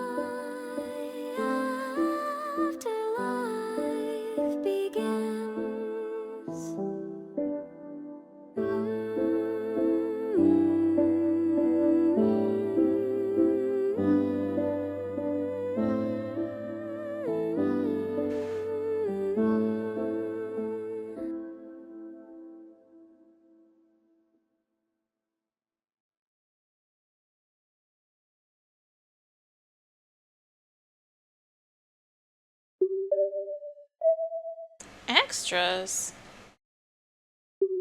PG gallery. I can just play the card game, I guess. Is it gonna be like the same board?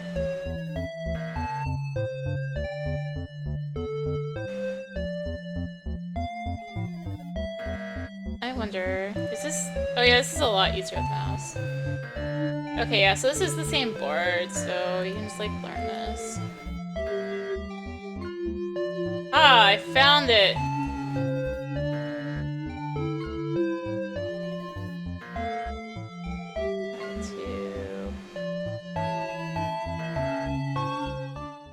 Okay, so you can just play the card game in here, I guess. Developer commentary...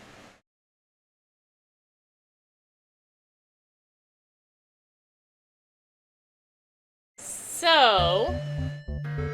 Oh. I didn't mean to scroll up that high. So I think... what I'm going to do... is... that was one ending. I think I'm going to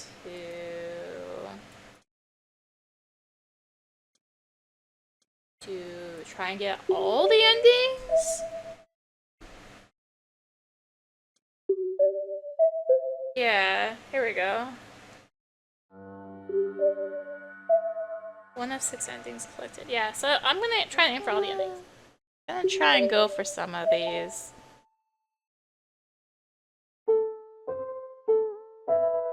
The hospital was empty, quiet, and brighter than usual. Waking up on a snow day, but I didn't feel cold. I didn't feel much of anything. Weird. Normally, opening my eyes to a room this bright would give me a migraine. Instead, I felt no pain at all. No aching muscles, no bed sores, not even a hint of dizziness or nausea. For the first time in 7 years, I felt completely normal. Either I'm cured, or this is a dream. Or I'm dead. Hello? I called out, but no one came. Nurse?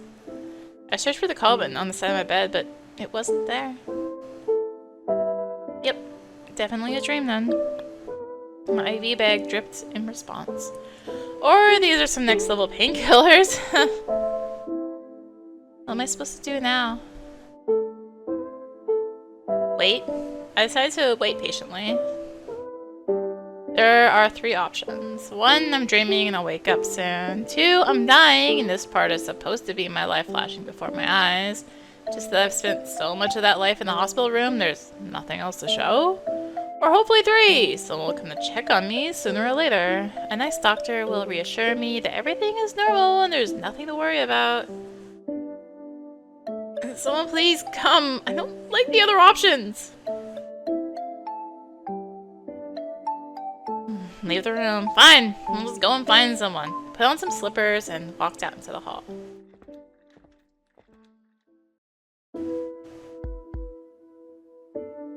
Much to my dismay, there didn't seem to be anyone here either.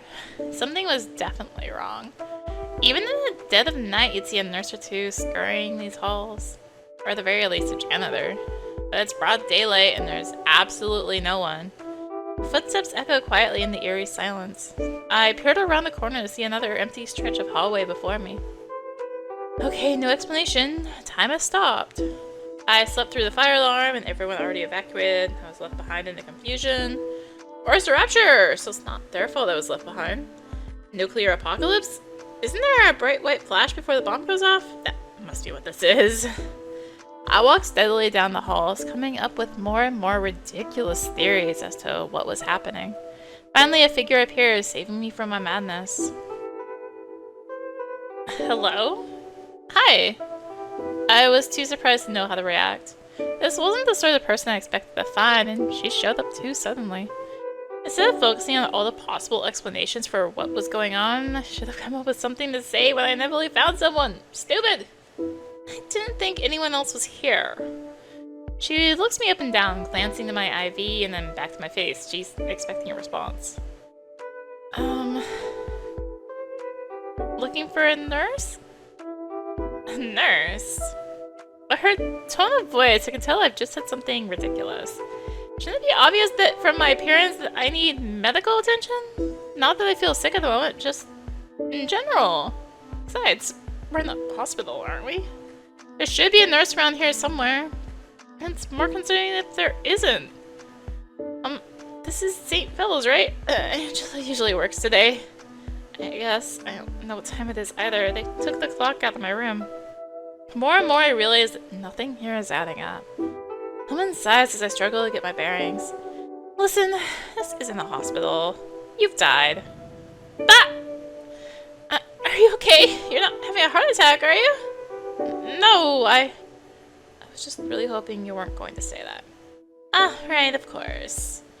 What would it matter if I was having a heart attack now? I'm apparently dead. I mean, I assumed as much. I just didn't want to face it. How could I have died so unceremoniously? Unless it's just that I don't remember the gruesome details. I guess I should be thankful for that at least. Still, to die in my sleep at the ripe age of 22! It's not how I expected my life to come to an end. The doctors never told me I had however many weeks left to live. It feels so out of nowhere. Did I really die? I'm breathing right now. Out of necessity or habit. The woman clears her throat. I'm sorry it took me some time to process my own death, too. You're also dead?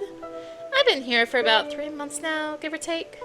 I wonder how she died, but it's probably rude to ask a stranger something like that. It's not like I'd want to spill my life story either. So, what's your story, kid? She asked without hesitation. I'm not a kid, I'm 22. Really? But you look so young. Being hospitalized on my growth, I guess? Why are we talking about this? I died! Who cares what I look like? Oh, only 4 years younger than me. Finally someone I can relate to a little better. I was pretty far from the average 22-year-old's experience. It's hard to imagine I would be relatable to her in the slightest. What are you hospitalized for? It's not cancer, is it? She's so unbelievably rude. No, it's hard to explain. Was it terminal? I continue to be astounded by this woman's complete lack of tact. Can we talk about something else? Sorry, I'm just asking because I want to discern what your goal might be. My goal? I'm dead! Surely there's no reason left to pursue any kind of goals. To my surprise, she laughs. This might be some kind of afterlife, but that doesn't mean we should give up on living. My name is Scarlet, and I'm gonna get my second shot at life, even if it kills me. Moving words for someone who is already dead. What about you? Do you want to go back? Of course, I want to live. I'd rather not be dead, yeah? Good, that's what I like to hear. What's your name? It's Ashley. Ash for short. Alright, Ashley, walk with me. I'll tell you everything I know. She turned immediately with complete confidence that I would follow right after her. So I did.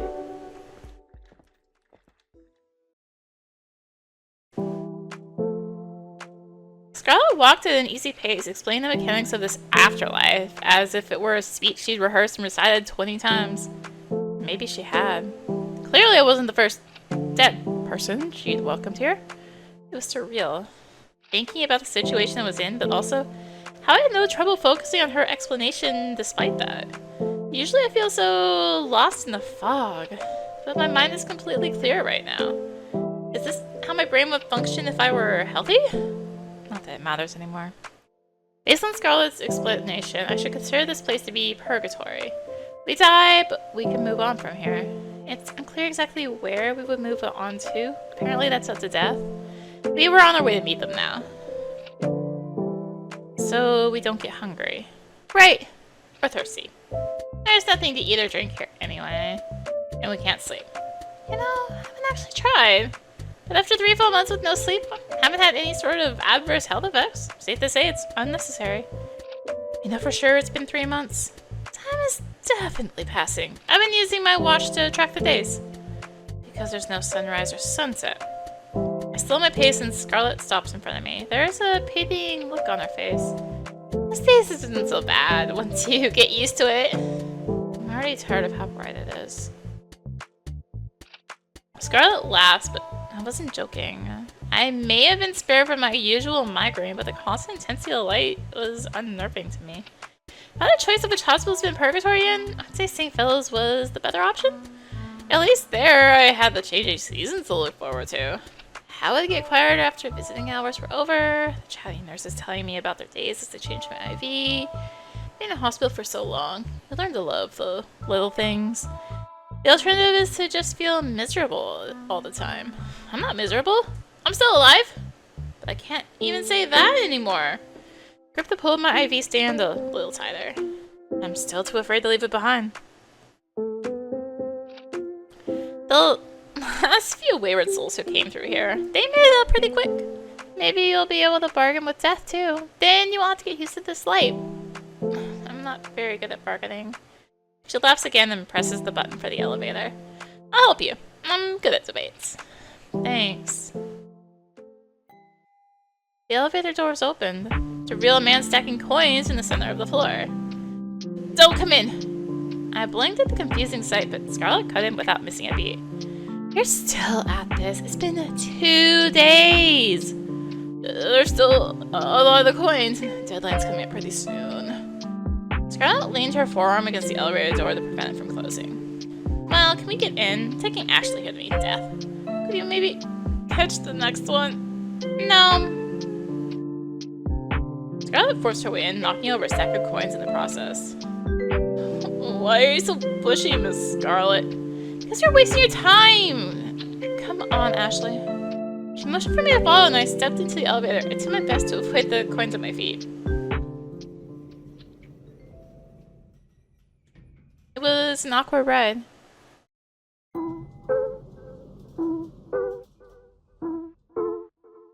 When we reached the basement, Scarlet went on ahead. The man moved to shield his coin stacks from her reckless stride, but it turned out to be unnecessary. Her intent seemed more focused on escorting me to wherever death was, I guess. To the side of the elevator door was another pile of coins. Upon closer inspection, they looked to be some type of play currency? At least, I'm not aware of any coins with a skull on them. Doubloons, maybe?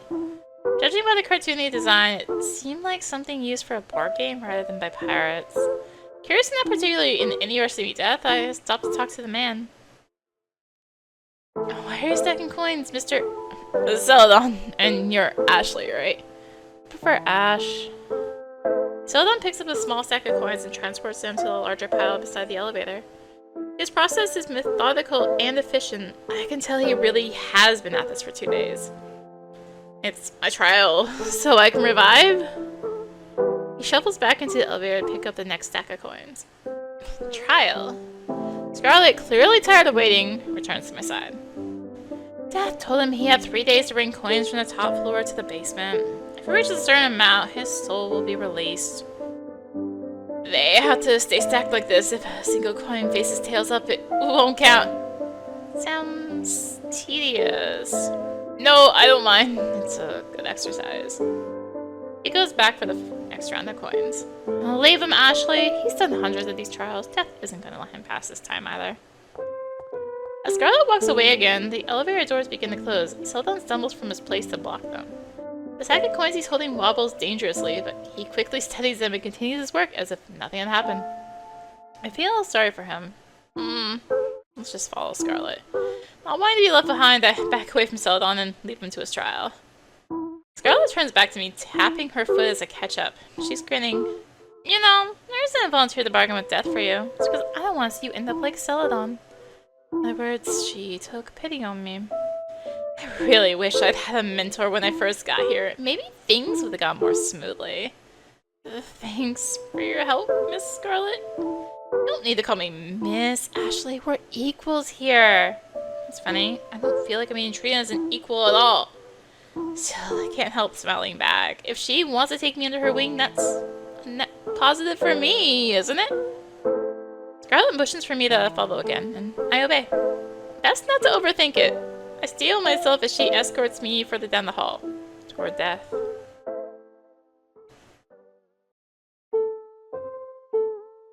The room I found myself in now had walls lined with metal drawers. I know these drawers. They're for storing human bodies. You pull the drawer open, and the panel slides out with a corpse on it. I've seen it on TV. This is the basement of the hospital where they take patients who succumb to their illness or injuries. And Scarlet took me here. I'm really dead. I died! No matter how many times I sit in my head, it doesn't sink in. I'm still thinking and walking and talking. How can I really be dead? You're joking, right? She turns to me, genuine confusion in her eyes. The morgue? My voice cracks. I can't stay calm when faced with this. Is that how you see it? What's that supposed to mean? It's obviously the morgue! Are you okay, Ashley? No, I don't know. I'm in a morgue! The fear is so visceral, but my heart isn't beating faster at all. Is it still beating? And it stopped. It's not beating anymore, is it? Scarlet, I don't want to die. I don't want to be dead. I feel the same, which is why we need a bargain with death. I try to calm my breathing. She's right. This is what we came for. Sorry. Don't worry. It's a normal reaction. I feel like an idiot for freaking out. I was told a long time ago that I'd die young, but still, always felt so far away. Imagining myself being slid into one of these cold metal drawers, to be forgotten by everyone I'd ever known. But everyone already forgot about me, didn't they? That's how I felt before. No visitors in over a year. Might as well not exist to them. It's more convenient if I don't exist. How will they feel when they hear the news? Relieved? I don't want to think about it. How did you die? That was a question point blank. She pried in my life before, so this is just a payback, I guess? I don't remember the specifics. Woke up here 3 months ago. Celadon was focused on his trials and Death refused to talk to me. There have been a few others, but they haven't stuck around long. I'm not sure how any of them got out, or if they were able to revive at all. She talks quickly in another speech that feels rehearsed. She must have relayed the story a number of times by now. I've searched the building for clues, but the computers don't boot up, and everything in the filing cabinets is completely blank. All I know is that Death is in charge and seems to have some control over who can leave via the trials. Bargaining with them might really be my only way out. If there is a way out of here. You're sure we can bargain with them? Well, don't expect results right away. They don't like the recently living. Great! Guess I'll have to figure out a way to get on Death's good side. Where is Death, anyway? Wouldn't they be lurking around in here? They usually are. Take a look around now that the shock of being in a morgue has worn off a little. On the opposite side of the room is a large pile of coins that have been meticulously stacked. Celadon's work, I guess. What's the point of this? A show of dedication? Repaying his sins, maybe? You'd have plenty of time to reflect on your life if you spent 2 whole days doing this. Maybe you'd be so focused that you don't think at all. Wondering these things to myself isn't gonna answer any questions. I'll turn to Scarlet. What else has Celadon had to do for his trials? Oh, I stopped caring. It's all meaningless anyway. Well, and as always. The trials are a waste of time, Ashley. Death always finds a way to claim you lost. You call me unfair? Behind us stood a hooded figure with an oversized scythe. This is definitely Death. You came out of nowhere! Don't do things like that. You're gonna give Ashley a heart attack. Not possible. Certainly feels possible. That really startled me. Just then, Celadon came stumbling into the room with a stack of coins in hand. Oh, everyone's here. We have business with Death. Could you try not to disturb us? My trial? There's not enough coins! It's insanity! Places a stack of coins in the pile and scurries out of the room. Have some self-respect! What's your business with me, Scarlet? They ask flatly, their sigh muffled by the skull mask covering their face. That is a mask, right? The gloves they're wearing look like the kind of worn for Halloween as a kid. Ashley wants to revive. You're gonna release her soul from this place. She speaks for me and I let her. There's no way I can talk like that to Death myself. Am I? Celadon sneaks back in the room with another stack of coins and quietly adds them to the pile. Yes, you are. Look at her. She's on an IV, for God's sake. So so if she revived, she could die anyway. Gee, thanks for the reminder. That's beside the point. It seems relevant to me. Why should I bother? Because it may be a near-death experience is what she needed in order to be miraculously healed. She could go on to live a full life. That's kind of a weird argument to make. I'm certainly not expecting any miracles. She's young. Does she look like she belongs here? Celadon's coins clatter in the background. To me, she looks like someone who would rather rely on a stranger than face her problems herself. We're not strangers. We did just meet. Scarlet gently puts a hand on my shoulder. Let me do the talking, Ashley. Ousted from the debate over my own soul, I retreat to the opposite side of the room. This isn't going well. Death probably thinks I'm pathetic now, like how Scarlet feels about Celadon. Pathetic little worm doing whatever they're told, relying on the strength of others, pitiable and weak. That's us. Glances at me, then hurriedly returns to stacking his coins. Before he can leave the room again, Death blocks his way. Time's up, Donnie.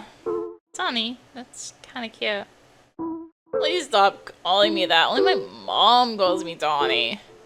Scarlet strides over to us, indignant. Excuse me, our conversation was not over. My schedule's full, babe. Come back with a better argument tomorrow. I'm busy. Just tell me fail and get it over with already. Please don't do that. I worked really hard. Excuse me? They'll turn to face me at once. I'm a little surprised they listen and massively uncomfortable with the attention. Are you really gonna check through every coin? Not just check them. There's a hint of smirk in her voice. I'm gonna flip them. Flip! And there's the catch. Every coin you brought, we're gonna play heads or tails. If any of them land on tails, you lose. I thought I just have to place them here face up. Flipping every single one. That's impossible. What are the odds of getting heads so many times in a row? 50-50 for each coin? That's not gonna happen. Isn't this game kind of rigged? There's no way to get heads every time. I told you it was a waste of time. Oh, my effort just made the odds go even worse. Death flips the first coin. And I pick up the next one. Ooh, heads again. They're definitely taking pleasure in this. Celadon cringes visibly at the sound of each coin being tossed. The third coin lands on heads, and then the fourth watches the results, unable to speak. It can't go on forever. In fact, it might be set up to make him start to think he has a chance, only for Death to take that away. It's just a coin flip, but they managed to turn it into immense psychological torture.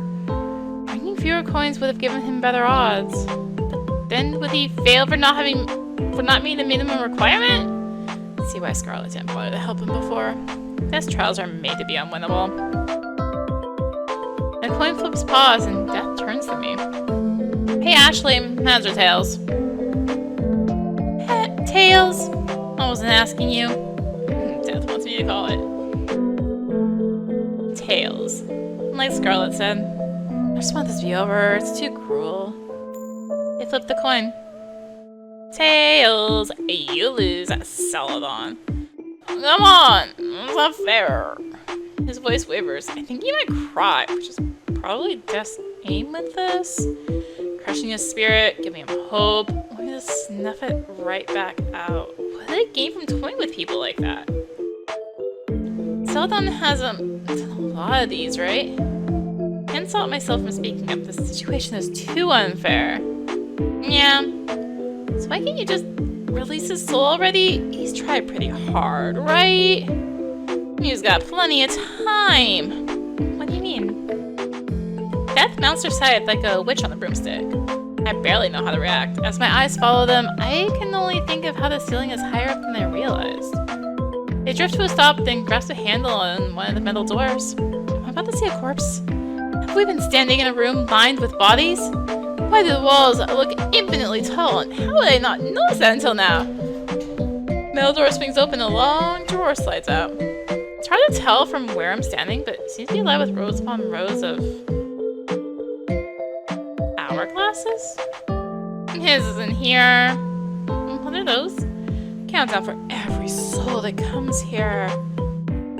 Countdown? Why is this the first time I'm hearing of a countdown? You never asked. Ugh, like you'd have told me. This is how long you have left to live. Sand in the small hourglass pulses steadily down, a human life measured in grains of sand. Nice try. We're already dead. Not quite. Celadon stares at the ground, wringing his hands.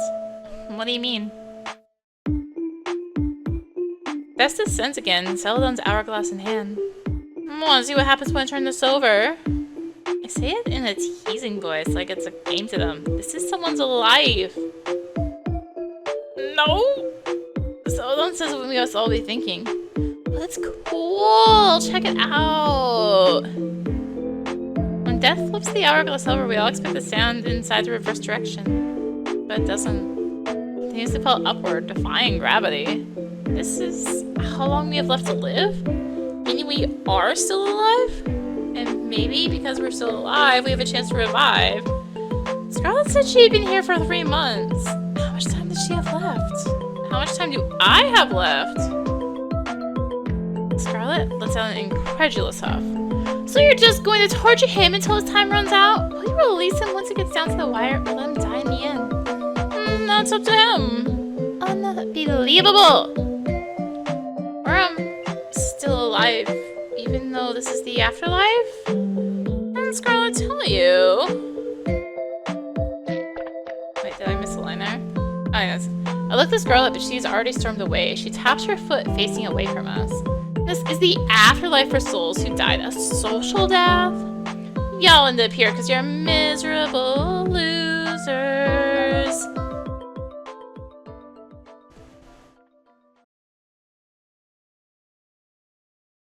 Okay.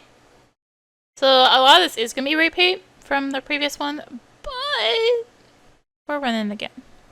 No skipping. Scarlet brought me back up to the floor where we first met. In her hands was an hourglass, one Death had given to her when she asked for it. She eyes it suspiciously. Didn't she tell you? That's what Death said. Scarlet could have told me we aren't really dead. She's apparently known it all along. Why did she give me the wrong impression? She specifically told me that I died. It's not a lie by omission, it's just a straight up lie, isn't it? What else is she not telling me? Based on her reaction, I can tell she didn't know about the hourglasses. What about everything else she told me before? Was any of it true? I slow my pace. We need to talk about this. Hey, Scarlet? She finally looks up from her hourglass and directly into my eyes. You told me that we died, but according to Death, that isn't really true. You knew that it was a social death, didn't you? Why didn't you tell me sooner? Because I don't trust them. I don't trust anything Death says implicitly. Their trials, for instance, never once seen anyone pass them. But others made it out before, right? Maybe they passed their trials without you noticing? I'd be to confirm that. They just seem to disappear after a while. You think Death is lying to us? I know that I'm dead, Ashley. She suddenly seems very intense. I'm taken aback by the coldness in her voice. How are you so sure? Because I was murdered. Scarlet glances down the empty hallway, then steps into one of the rooms. Let's follow her. Come this far with Scarlet. I won't back down now. Scarlet stands at the other side of the room, gazing out the window into the endless void. Scarlet? You're really attached to me, aren't you? I thought we were working together, like a team or something? I get that you don't trust Death, but I at least thought I could trust you. Could you trust me? You're a good girl, Ashley. She sighs, letting go of the tension from before. I'm sorry for making you feel like I lied to you. Let's share information. Properly this time. Yeah, whatever helps us get out of here. Scarlet starts by showing me her hourglass.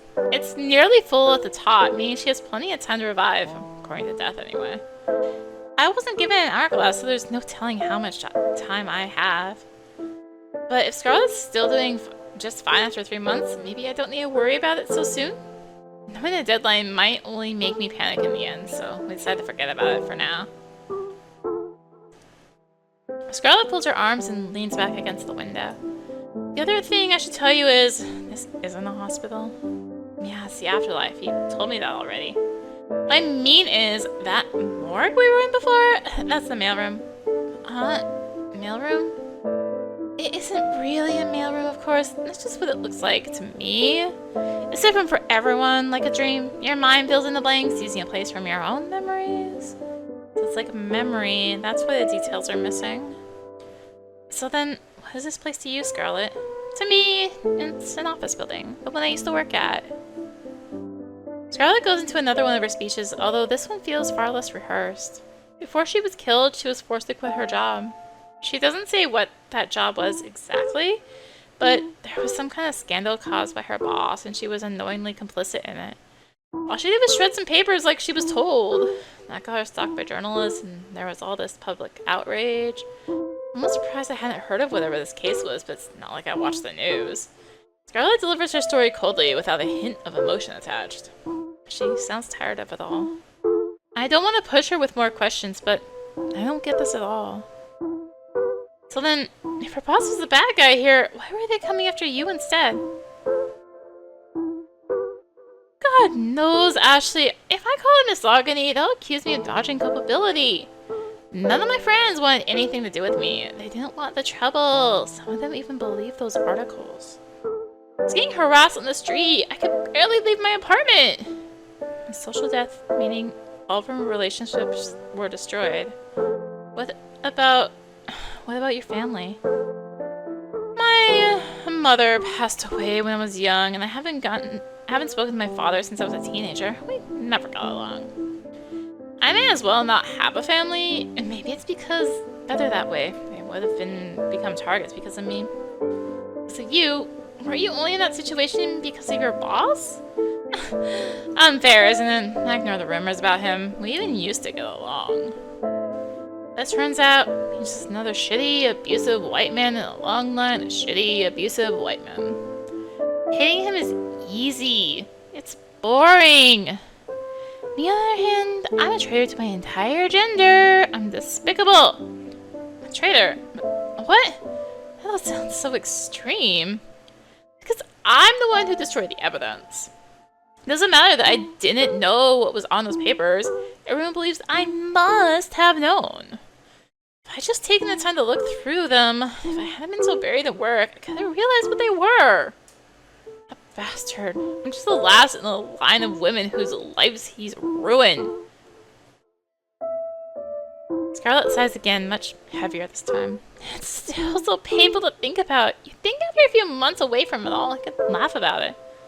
How could anyone laugh about any of that? It lets you getting killed, didn't it? Something like that. Huh? Her murder must have been related to this, right?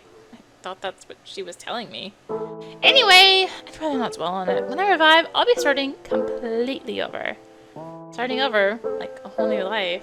That's the plan. There's no salvaging my old life. I'm dead.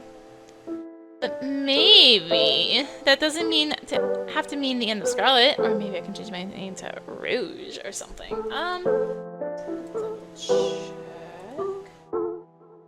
Names. Could be affected by this one, maybe?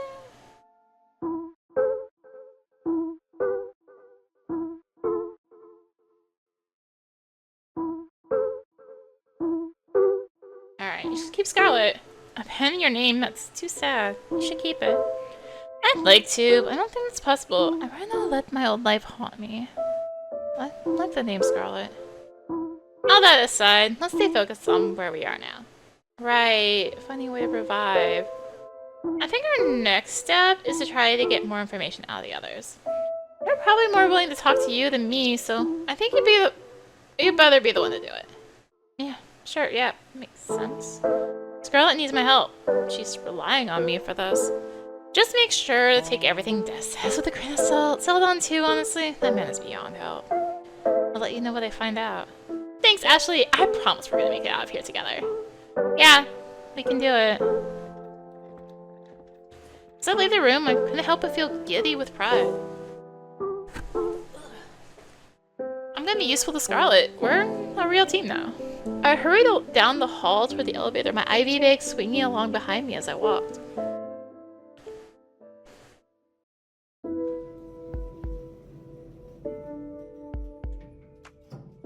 When I reached the elevator, I pressed the button to close the doors behind me. Where should I go? Why didn't I think?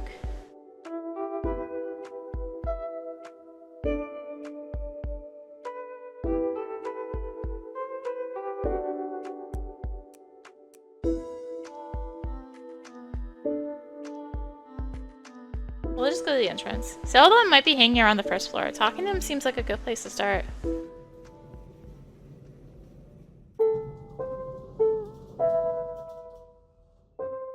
I find Celadon in the lobby.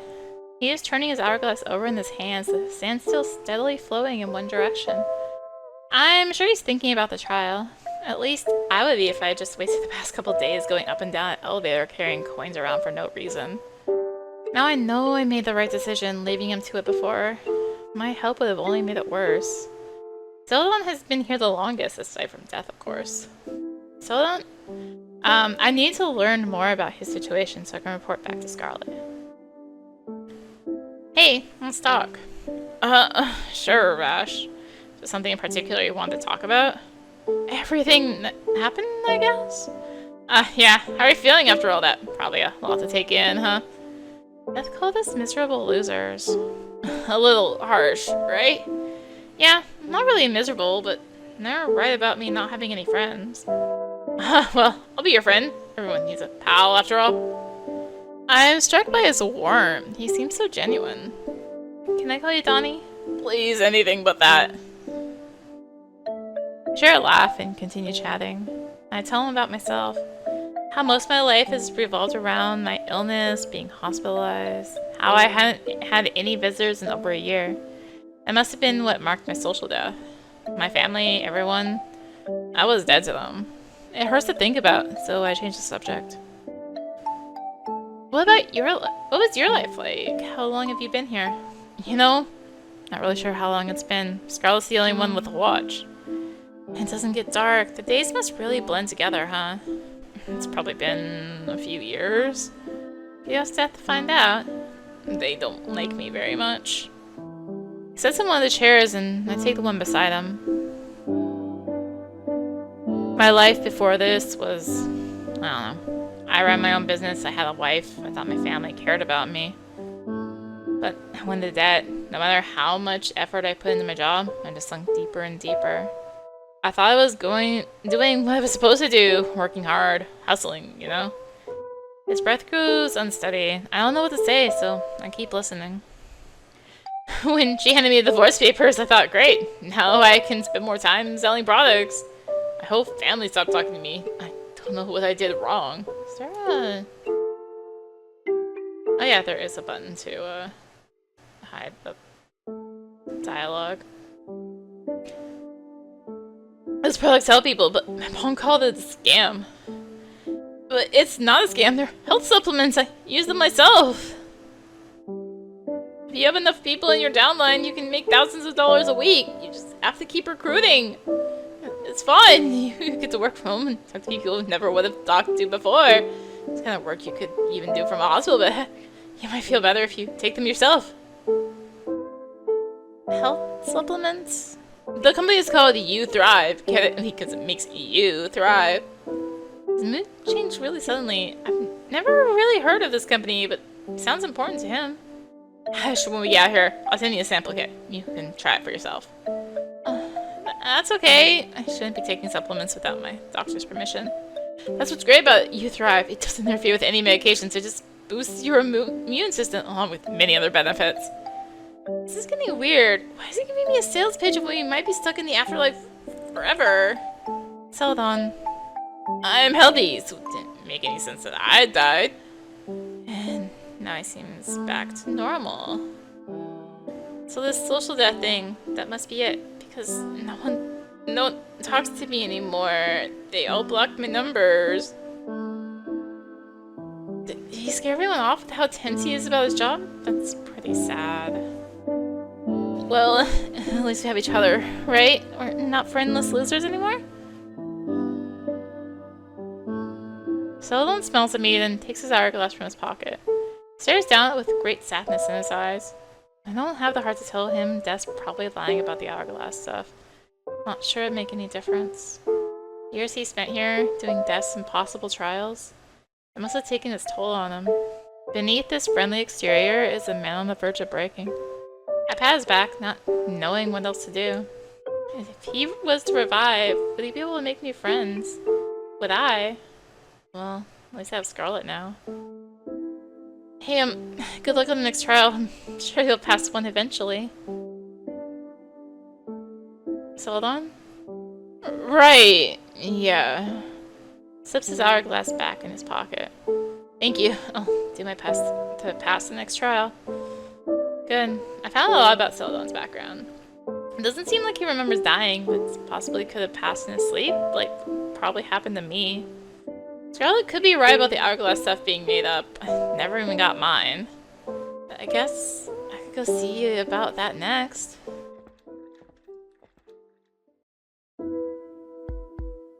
Saying goodbye to Celadon, I step into the elevator and make my way to the basement. Time to speak to Death.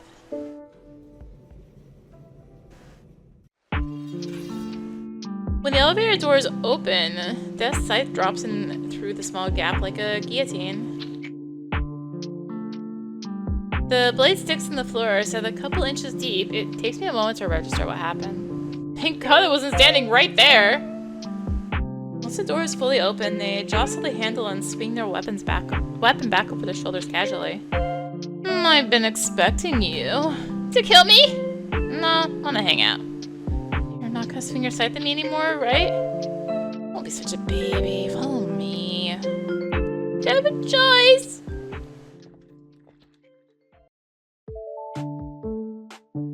Death brings me back to the morgue, but the atmosphere has completely changed. Is this a different room? It's my room? How did that get out so fast? The place looks extremely lived in, from the half-eaten bags of snacks on the floor to the controllers scattered near the beanbag chair.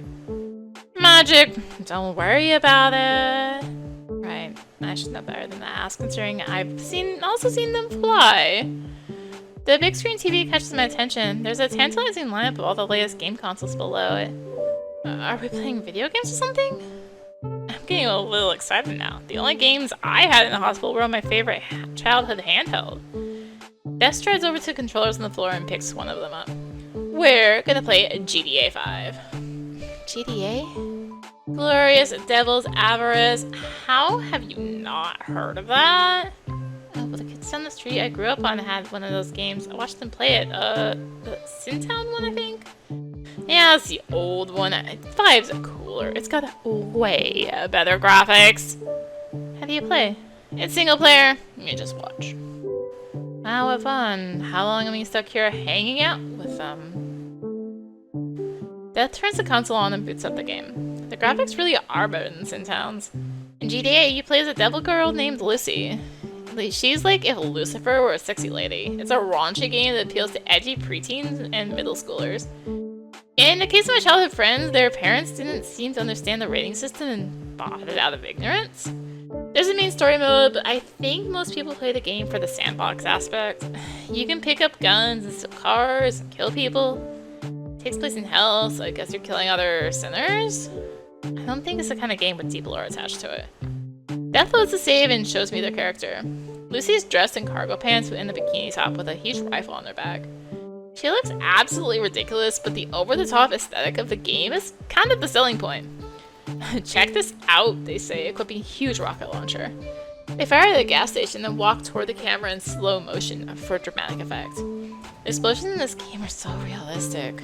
Actually, I've never seen an explosion in real life, so maybe they're not? They look more real than the ones from the previous game anyway. Comment how cool it was while Death cackles away, stealing a fast-looking car and invading Hell's police force. You're having a great time. Wait, what's even happening here? I need to get information for Scarlet. Hey, Death, can you pause?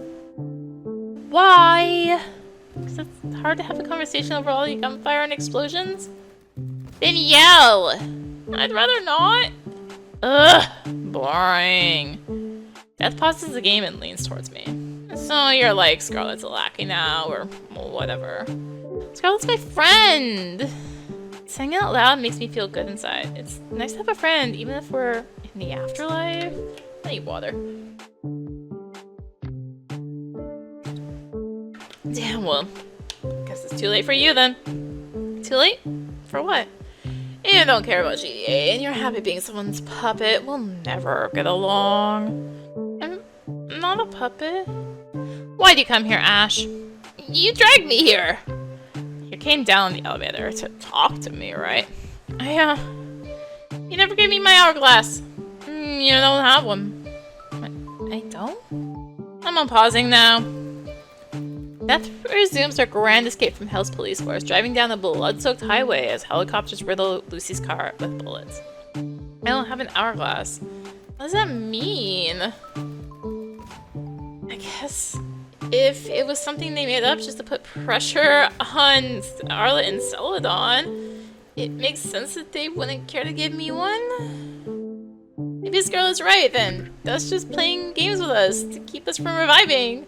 I gotta tell Scarlet about this. Trusting whatever Death says is definitely a mistake.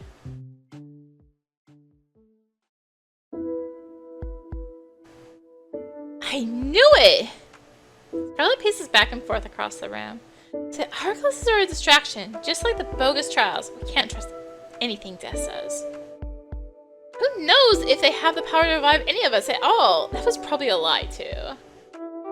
But they can fly and stuff. They definitely have some powers. Right, and you said they changed a room with magic? But we already know the appearance of this building is based on illusions. Are they really Death? Like the literal actual Grim Reaper? I thought so, but I began to doubt that too. They're wearing a Halloween costume, for God's sake.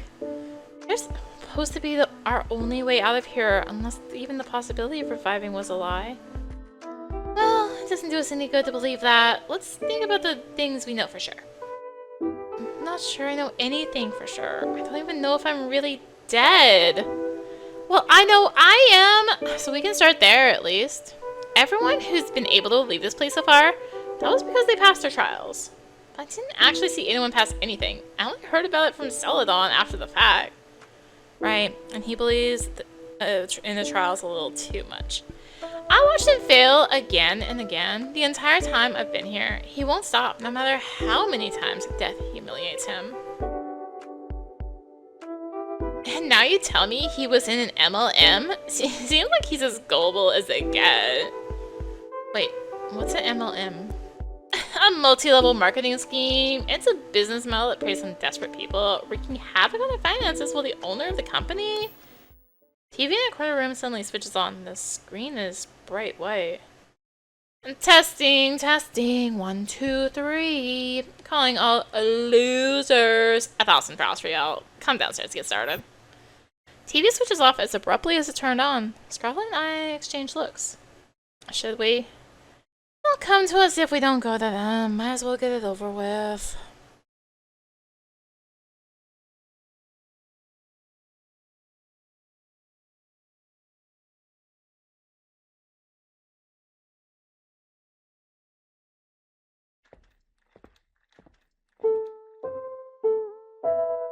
When Scarlet and I reach the morgue, Celadon and Death are already there waiting for us.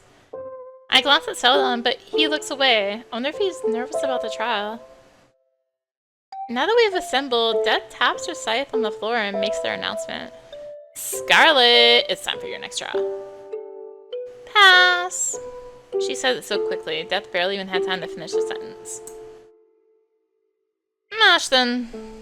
It turned to me. I could feel myself starting to sweat. I made you something special. It's a video game. A game? Like GTA or something? Nah, I can't 3D model this shit. I made you a card game. They pull out a small handheld and offer it to me. It's a retro model, similar to the one I got in elementary school. This is a Pain Boy. The card's already in there, so turn it on and try that. If you gonna beat my game, you'll get to revive. A feeling death assigns something extremely difficult, maybe even impossible. Refuse to play the game. You probably made it so I can't win, so I'll pass. Ah, the girl, Ashley. That's beatable. I didn't respect you if you won. Like, major respect? No, it's a waste of time. And that's okay. I don't want to. Not a good time to with video games. Whatever, noob. That shoves the Pain Boy back in their pockets and turns away from me in a huff. It's time for your next trial, Donnie. He stiffened in preparation. I couldn't help but feel nervous for him, too. Okay. What do you need me to do this time? Not much. Death ascends high over our heads, just like they did before. They open a different door this time. When they pull out the table, it appears to be empty. This game is simple. They send back down towards us with a hint of darkness in their voice. It's called Say When. Before I know it, my feet leave the ground. I barely have time to register what's going on before my body hits cold metal. My IV bag hits my chest and I scramble to catch it. When did it get taken off its hook? Slam! Darkness. The blinding white I had only just gotten used to was replaced with an oppressive black that turned my confusion into abject fear. I'm stunned, terrified to move an inch. All I can do is breathe when my mind searches for an explanation. Ashley! Scarlet's voice gets through to me. It's coming from somewhere below me, muffled slightly. What are you doing? Let her out. I'm inside of something. I tentatively reach one hand out into the darkness in front of my face. It's flat, smooth, and cold. Metal, with the surface I was thrown into. I reach the same hand to the side, more panicked this time. Clang. My worst fears are realized. I've been shoved inside one of the drawers in the wall, a metal drawer meant for dead bodies. Please, I don't want to be in here. Please, someone! Words come out as a whimper. I'm not sure anyone can even hear them. What is this button, right? Yeah. It's up to you to save her, Donnie. I'll let her out if you ask. Death's voice is taunting, like a playground bully. The sound of someone who isn't really going to do what they're offering. But free her too soon and you lose the trial. Celadon! Call in panic desperation. He has let me out. He has to. Celadon, are you kidding me? It's not like she'll die in there. Unbelievable. You're scum. You know that? You let a poor, disabled girl suffer over trial. You're just gonna fail anyway? Ash, are you okay? Am I okay? Would anyone be in this situation? No, I'm scared. I don't like this. Please let me out. I beg him, trying to speak as firmly and clearly as I can to make sure there's no misunderstanding. I want out immediately. But you're not hurt or anything, right? I'm about to hurt you, jerk! I'm grateful for Scarlet's anger, but also not sure they'll convince him. Celadon, please! Please, just let me out. This is probably the easiest trial I'll ever give you. All you have to do is nothing. We're all on a time limit, Celadon. You are literally sacrificing your life to save your own ass right now. But I could actually win this time. Could you live with yourself if you did? Well, I'd be alive again. Hear a quick thud and a small ow from Celadon. Did she punch him? Hey, no violence. Hang on, Ashley. I'll free you myself. More clang, metal, and shuffling sounds. I can't tell what's going on at all, but the distraction is welcome. You make it up there. The drawer's locked. Scarlet's heels hit the floor and she grunts in frustration. Are you seriously fine with having her death on your shoulders? No. Then let her out! I'm fine, okay? Please let her out, Death. The locker opens. I'm free. Not for Scarlet. How long would I have been trapped in that darkness? Would Celadon have waited until just before his hourglass ran out? I shiver at the thought. He believes the lies about the trials and the hourglasses. If he's really been here for years, and he's about halfway through his countdown. God, was he seriously willing to leave me in there as long as he could? He didn't listen to me even when I begged him. And death was the one who tossed me in there, even if they're helping me down now. These trials, now I understand. They're meant to maximize people's suffering. Scarlet is the only one to see through it all. She's the only one I can trust. I hang my IV bag back on the stand. My hands tremble with anxiety. Maybe just the residual fear of being locked up like that. Let's go, Ashley. Yeah. She takes me by the hand and we head out the door and towards the stairwell. I can't even look at the others. Once the door closes, Scarlet turns to me. She gives me my hand a gentle, reassuring squeeze. Are you okay? I'm sorry they did that to you. I feel better now. Thanks for saving me. I really owe you one. No problem! That's what friends are for. Friends. I'm so happy that Scarlet considers me a friend. Us girls gotta stick together. Men will always end up using you, even the supposed nice guys like Celadon.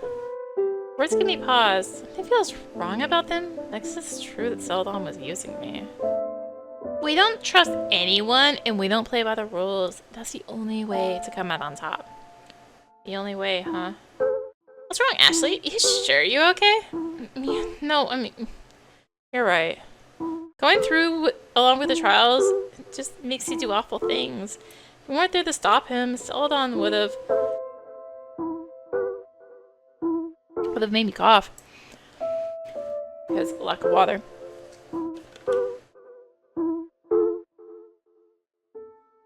Turns out talking for an hour straight is a lot.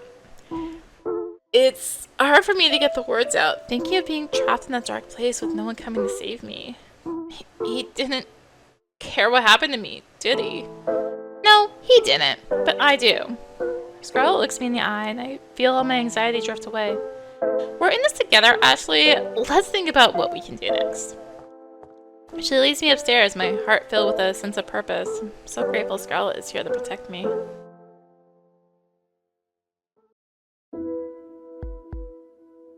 We start from the top floor, exploring the halls and chatting along the way. Actually, it's more strategizing than chatting. Scarlet is going over everything we know for certain, hoping we can get a clearer picture of what this afterlife really is. Our conclusions so far are, 1, we definitely aren't in the real world. It'd be impossible to go this long without food, water, or rest if we were. 2, the building's details are different to each observer. Seems to draw from the memory of each individual, as far as Scarlet can tell from what others have described to her. 3, Scarlet ended up here after being murdered. This is the main evidence we have that this hourglass theory is just something they pulled out of their ass, as Scarlet put it. Thinking about it, what she went through, the scandal, being disowned by everyone around her, that still counts as a social death, doesn't it? I still wonder if her physical death is a sure thing. I don't think I can bring it up to her now, though. She was pretty upset when I doubted her before. I'd better just trust her judgment. I don't want to make her retell the story of her murder anyway. It sounds like it'd be pretty traumatic. We come to a stop at the end of the hallway. Scarlet leans back against the wall. The only place I haven't been able to investigate very thoroughly is the basement. Why the basement? Beth spends most of their time there. Whenever I try to poke around, they harass me until I give up and leave. Do you think they're hiding something from us down there? I'm not sure, but I do get the feeling they're not as all-powerful as they seem. Even though they can fly? Yes, that's another thing we know for certain. Beth seems to have a few special abilities that we don't. Did not mean to hit that button. Ah! There we go.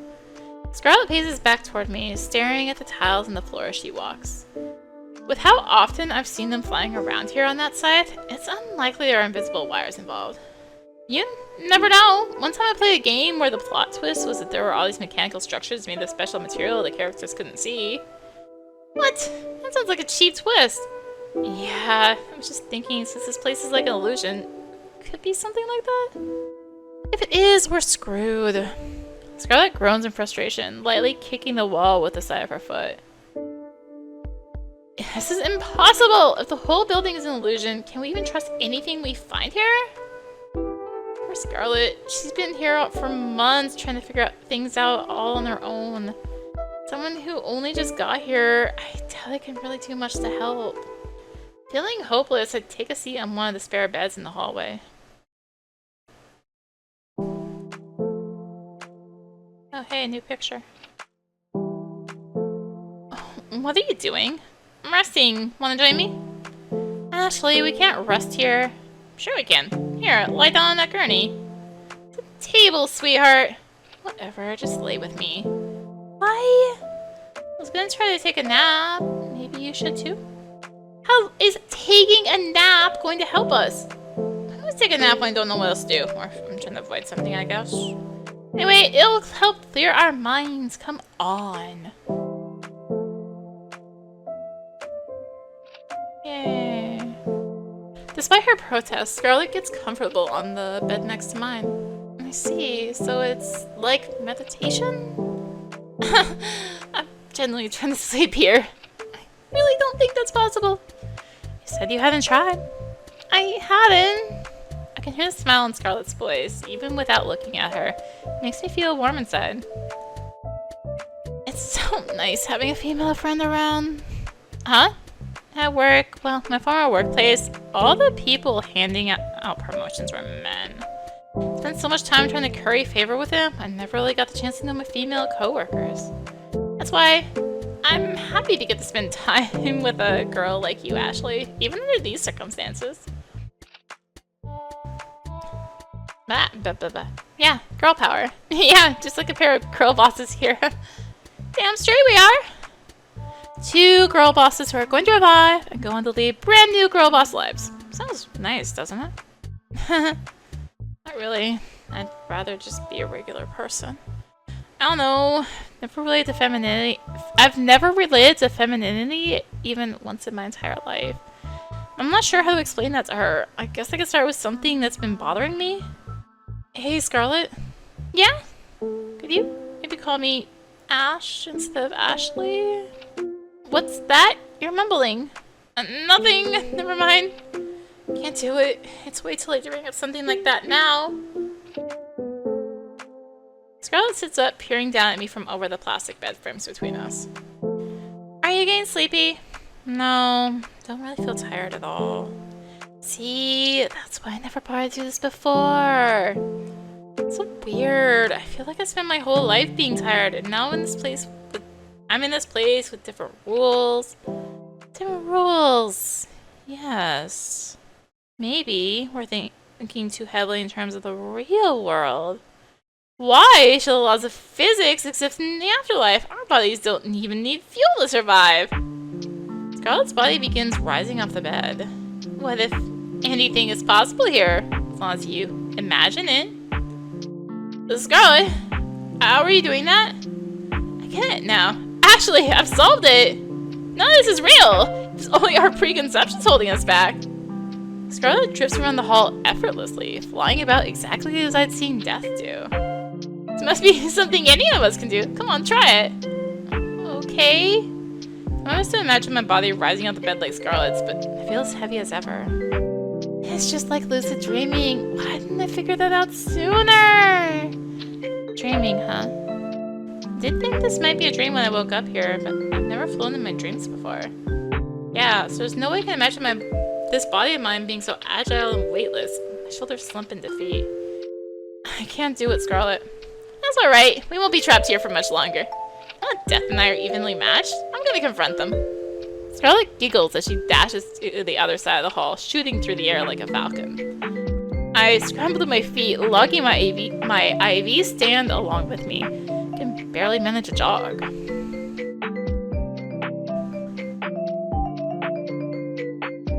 Scarlet pulls me into the elevator with her, and we arrive at the basement floor in no time. What does she mean by confront Death?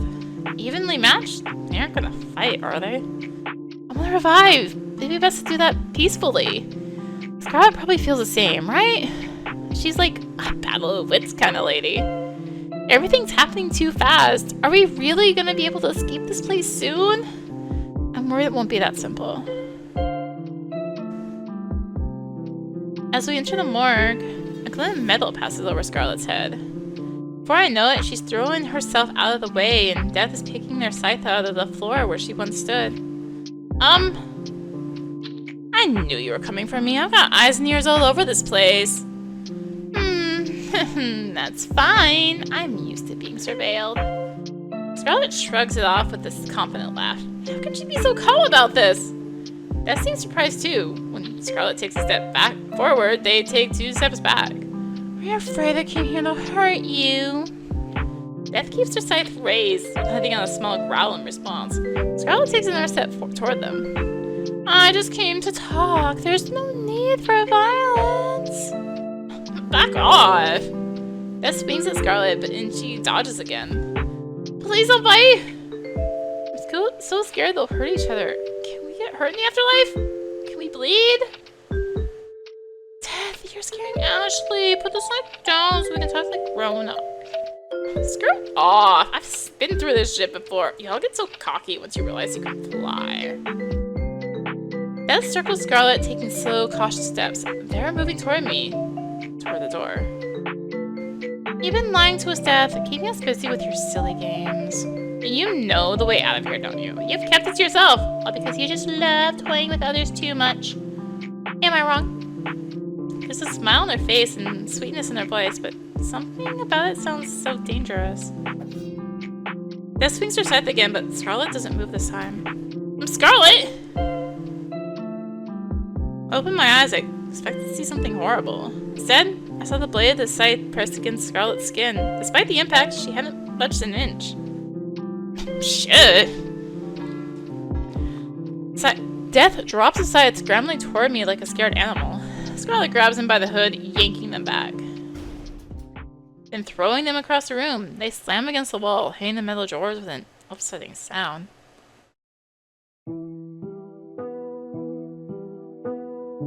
Aha. Tell us how to revive! She's raised her voice now. The sweetness is completely gone from it. I don't know. I don't know how it works. Her mask is askew. Scarlet, unbothered by the desperation in the voice, strides over to them. You're Death, aren't you? Tell us. She digs a heel into their stomach. Ew! Scarlet, stop. Shut up! Tell us before I really hurt you. The elevator. Scarlet takes a bit of pressure off, still careful to keep Death pinned to the wall. The elevator's the way out. It takes people and they don't come back. I seriously don't know how it works. I just know that they've left through the elevator.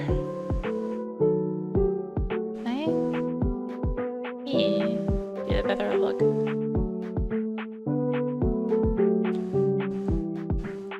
Scarlet lifts her foot and Death rolls over, coughing. They scramble away from us. There, wasn't so hard. She turns and steps towards the door, motioning for me to follow. Follow Scarlet. Turn away from Death, too afraid to say anything, then obediently follow after Scarlet. Scarlet is silent until we reach the elevator. We can escape from here. Yeah. For what she did to Death, I'm a little afraid of her, but saying that now won't do us any good. Come on, Ashley. I thought you'd be a little happier about this. I guess so. Everything's just happening so fast. You don't have to worry about anything. I'll take the lead. You don't have to worry. That's what I like about Scarlet. When I'm with her, I don't have to decide these things for myself. We step into the elevator together.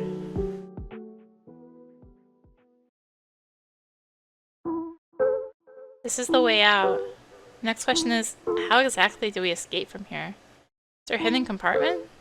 We're not supposed to climb up the elevator shaft, are we? Scarlet could fly, but there's no way I could manage it on my own. Unless she carried me? It was a little silly. I'm not about to ask her to do that. Study the walls, ceiling, and floor of the elevator, but aren't able to find any secret panels or switches. Just the same set of buttons that take you to the same set of floors. Same as every other time we've used the elevator. Death doesn't want to know how this escape route works. How are we supposed to figure it out? Maybe you have to press the buttons in a certain order. Yeah. I vaguely remember playing a game with that kind of puzzle. Let's try the top floor first.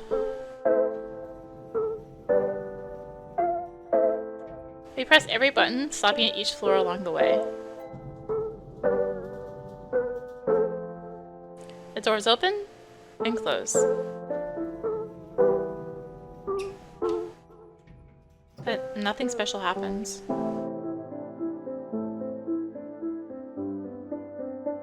Before long, we end up back on the basement level. Hey, jerks! Death calls out to us from a safe distance across the hall. Oh, there's something I forgot to tell you. What is it? I ask politely before Scarlet can snap back at them. The elevator exit only works for people who have redeemed themselves. You can't leave if you're a bad person. Scarlet stomps one foot forward as if she's going to give chase, but causing Death to bolt towards the stairwell. Once they're gone, she sighs, relaxing her stance. They're making shit up again. Let's keep trying. Okay, Scarlet. I nod passively, unsure of what else I can do in this situation.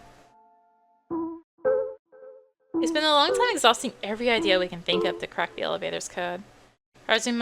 Try as we might, no combination of buttons leads us to a way out. Scarlet kicks the wall hard, letting out a grunt of frustration. The elevator sways lightly on impact. This hunk of metal thinks it's the judge of my moral character, huh? Death was lying about that. They must be! Do we even know that this elevator is truly the way out of here? They could have been lying about that too. Wait, sounds sincere to me. It could all just be a waste of time. They're watching us, laughing at us. What fools we are, huh? Scarlet? She bangs her fist against the wall, causing the elevator to sway again. Choking back a sob, she collapses to the floor, looking more hollow and fragile than ever.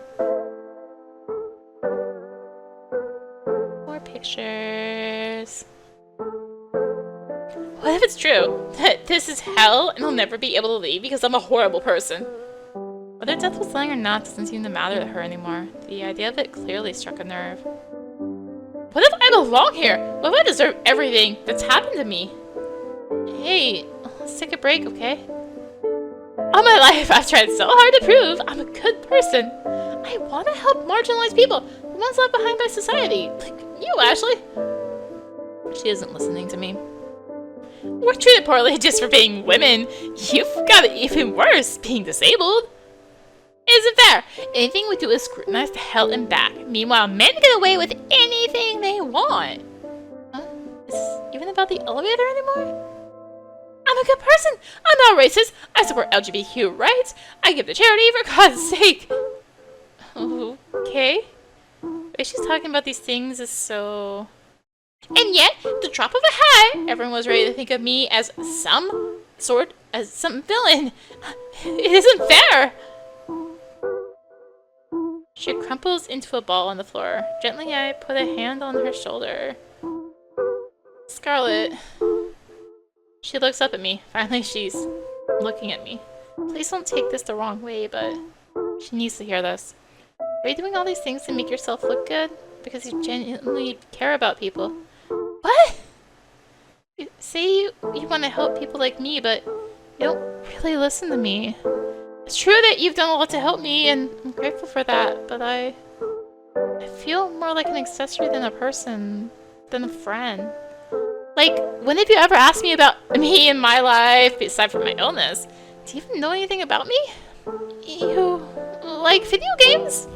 Everyone likes video games, Scarlet. What I'm trying to say is, it feels like these things you say you believe in, you're only using to prove yourself a good person. You doubt me too, Ashley? I know your heart is in the right place. You just listen to me. Scarlet sways a little as being blown back by the wind. You think I'm a bad person? I didn't say that. I never should have trusted you. She steps out of the elevator.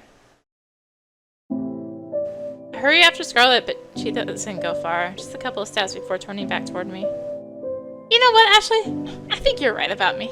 I don't really care about others. I just like feeling superior to them. I want to be powerful and respected. I want my life to be easy. I'm jealous of people who are given everything because I want to be in their position. That's what makes me a bad person. That's why I died. That's not true. Why are you saying all these things? I may as well embrace this afterlife since I'll never be able to leave. Wait, Scarlet!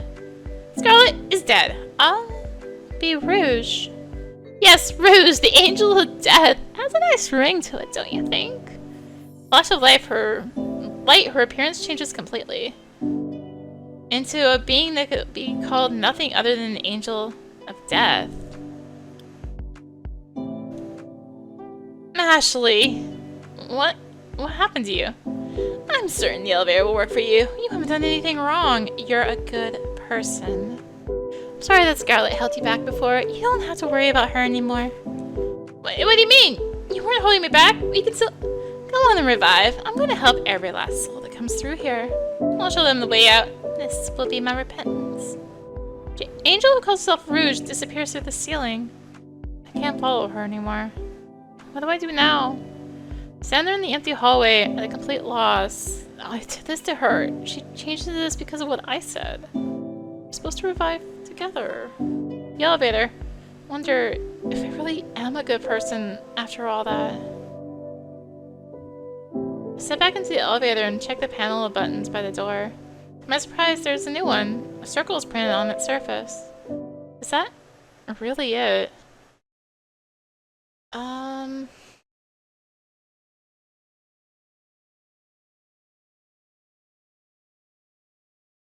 We are gonna find the others. No, I can't just leave everyone behind. Need help. Scarlet abandoned herself because of what I said. Look for Celadon first. Maybe he'll be able to restore her hope.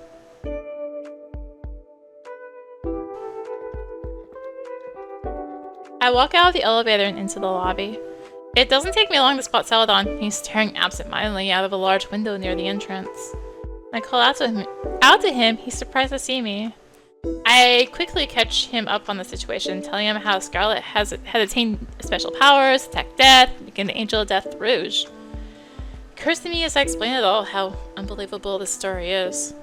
But he doesn't question me for a second. He listens intently as I go over the details. I can't bring myself to tell him about the elevator, though.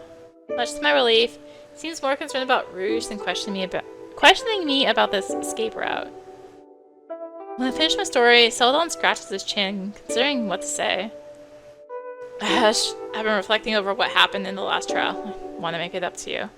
Huh? Oh, I mean, yeah. It's okay. That trial is the last thing on my mind right now. What's important is helping Scarlet get back to her former self. I'm serious. I didn't consider how you felt. I was only thinking about myself. I have plenty of time left in my hourglass. I just have to keep working hard. Speaking of time, is your IV bag gonna be okay? Most of the fluid's getting pretty low. Huh? That's right. Why hadn't I noticed sooner? Let's not worry about that right now. It's just a distraction. Maybe I can imagine it's full and it'll fill back up, like how Scarlet was able to fly and change into Rouge. Are you sure? You gotta help yourself before you can help others, they always say. I still got a while. We can just focus on getting Scarlet back to normal. Right. If you found a way out, why shouldn't we all leave together? But is death really gonna allow that? We haven't won any trials. Do whatever you want. To our surprise, Death walks up behind us. They're moving toward the entrance. There's only room for one Death around here, so I'm up. Huh? Wait, you're really leaving? Yep.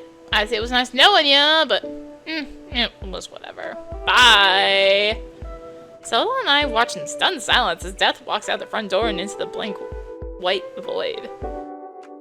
They can't just do that, can they? I feel bad for them. You do? Celadon hadn't seen what happened, how Scarlet pinned them down and yelled at them before. After asserting her superiority like that, it's no wonder Death feels like there's no place for them here. I find it a little hard to have sympathy for them after all the trials they put me through. Yeah, I know they've been pretty awful to you. I was just thinking. This is supposed to be Death's domain, right? It's like Rouge is kicking them out of their home. Oh, yeah. Put it that way, it is a little sad. I need to set things right. Will you come with me to talk to her? She might listen to you. I actually doubt that she will, but I'll do what I can. As soon as we enter the elevator, I check for the mysterious circle button I saw before. But it's gone. Does that mean Celadon's a bad person. So, what floor, Ash? No, he apologized to me. I can't start thinking of it like that. Besides, Scarlet's not a bad person either. There has to be some other explanation for how this thing works. I think probably the top floor? I'm not sure exactly. Press the button and try not to worry about what this all could mean.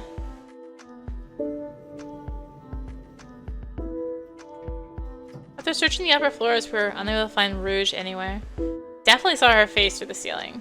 I imagine she must be somewhere above us. She must be above us somewhere. Celadon suggests checking the rooftop and I follow him to the stairwell. When we reach the top, he opens the door.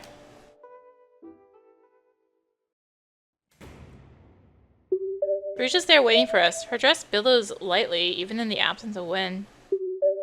Ashley, you're still here! I didn't want to leave you guys behind. Oh, including Celadon. Yeah. How ironic that your goodwill would be the very thing keeping you tied to this place. Celadon steps forward to speak. Miss Rouge, death is gone now, so there aren't any more trials. Yes, just let them go. Good for you, Celadon. You don't have to spend your remaining years humiliating yourself. Remaining years. Right, I guess you're in charge now. Ash said you want to lead souls to their revival? That's right. Every soul except for your own. Yes, because every soul except for your own. Yes, because my own soul isn't worth saving. We're here to save it. Yeah, come back to us, Miss Scarlet. Rouge drifts away from us further into the sky. I see what you're doing, Ashley. You brought Celadon here as the very first soul for me to save. It's a tough case, but I accept it. You're the one we're trying to save. Please listen to me. You'd rather stay here as my disciple, showing a light to lost souls through me. Because if you told him the way out yourself, he would leave you behind without a second thought. Celadon fidgets beside me. Would he really have left? Hey Ash, what is this way out exactly? We're all gonna leave together, I promise! Rouge drifts through the air back towards Celadon. Celadon, what Tess was doing with these trials they gave you may not have been senseless torture after all. It wasn't? It sure felt like it sometimes. They may have been trying to reform you, to mold you into a person capable of leaving this place. That was the true purpose of the trials, though I disagree with their methods. Is that right? Was that really Death's goal all along? Those trials were a failure because their function was incomprehensible. My strategy is much more straightforward. What strategy is that? Prove to me that you're a good person. Huh? Tell me why you deserve to revive. Go on now. Celadon stands there speechless, desperately searching for any evidence to give her. I can't do that.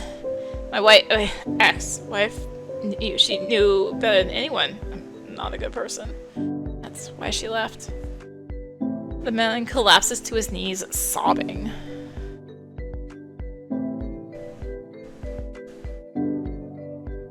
Chartreuse! I need to tell her I'm sorry. Sorry for everything. What kind of man was I to see her again just one more time. That's the only reason I want to revive. Please give me a chance. The elevator doesn't work for bad people, Celadon. It only works for good people. The elevator? Yes, that's what the previous death told me. That you can find a way out through there, so as long as you're a good person. None of us are good people, though. That's why we're stuck here. Despite her harsh words, Celadon's eyes shimmer with hope. The elevator. Behind us, the exit reveals itself. The elevator doors definitely weren't there before. He rises slowly, then walks towards them. Celadon? I move to follow him, but Rouge stops me. Let's see if it accepts him.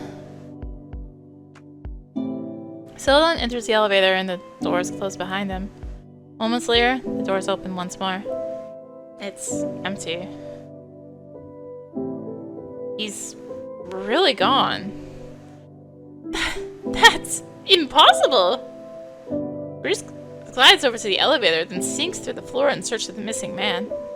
Button wasn't there for him before. That means he must have redeemed himself during our conversation. If there's hope for Celadon, there's definitely hope for Scarlet. I just hope Rouge can see that. So I had to take the elevator down to the entrance to wait for her.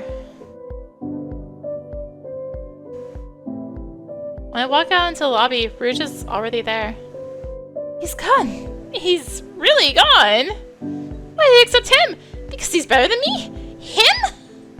He was able to leave, and you will be too.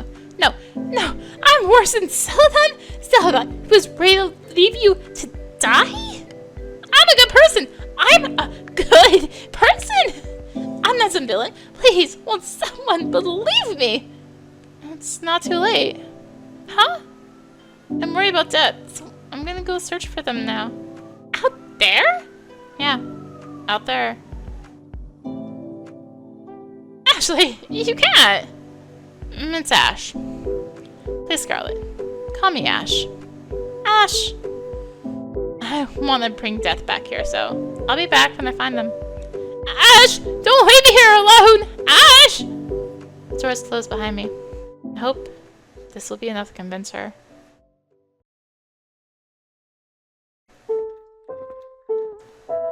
I walk for a while, straight out from the entrance toward the horizon. This place is so surreal. It feels like walking on glass. What happened to me if I don't run into death out here? I'm afraid to consider it. Well, whatever happens, at least it'd be better than staying as Rouge's so-called disciple. Just then, a shadow passes over the ground at my feet. A shadow. Rouge touches down, her wings somehow glowing against the bright white void. Ash, let me help. It's my fault they left, so I'll take it from here. I can see further from the air. Scarlet, thank you. She nods, then lifts off again. Go back inside. Wait for us in the lobby, okay? Good luck. She flashes a smile before speeding off into the horizon. She's so cool. I hummed to myself, making my way back to the hospital.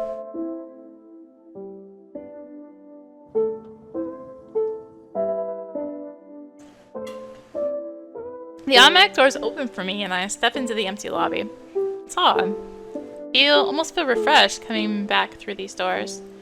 Is it relief that I don't have to keep walking? I'm not even tired. My body just seems to work here in the afterlife. I won't be here for much longer. We won't be stuck here anymore. By bringing back death, Scarlet will have proven she's a good person. Is it really what it comes down to? How do you weigh whether a person's good or bad anyway? Is there some higher being deciding that for us? Well, there's no way for me to know the answer to that. No use worrying about it, I guess. After some time, Scarlet and Death come through the front door. Death! I'm so glad she found you! Whatever. Yeah, you're welcome! Sheesh. Welcome back, Scarlet. You have way too much faith in me. That's what friends are for, right? Shut up. So are we gonna try the elevator again or not? I don't know where Death was standing, but they've walked off toward the stairwell. The door closes behind them before I can say anything. I guess they're heading back to the basement. As long as they're comfortable in this home of theirs, that's what counts. Okay, Scarlet, let's revive together. We'll see about that.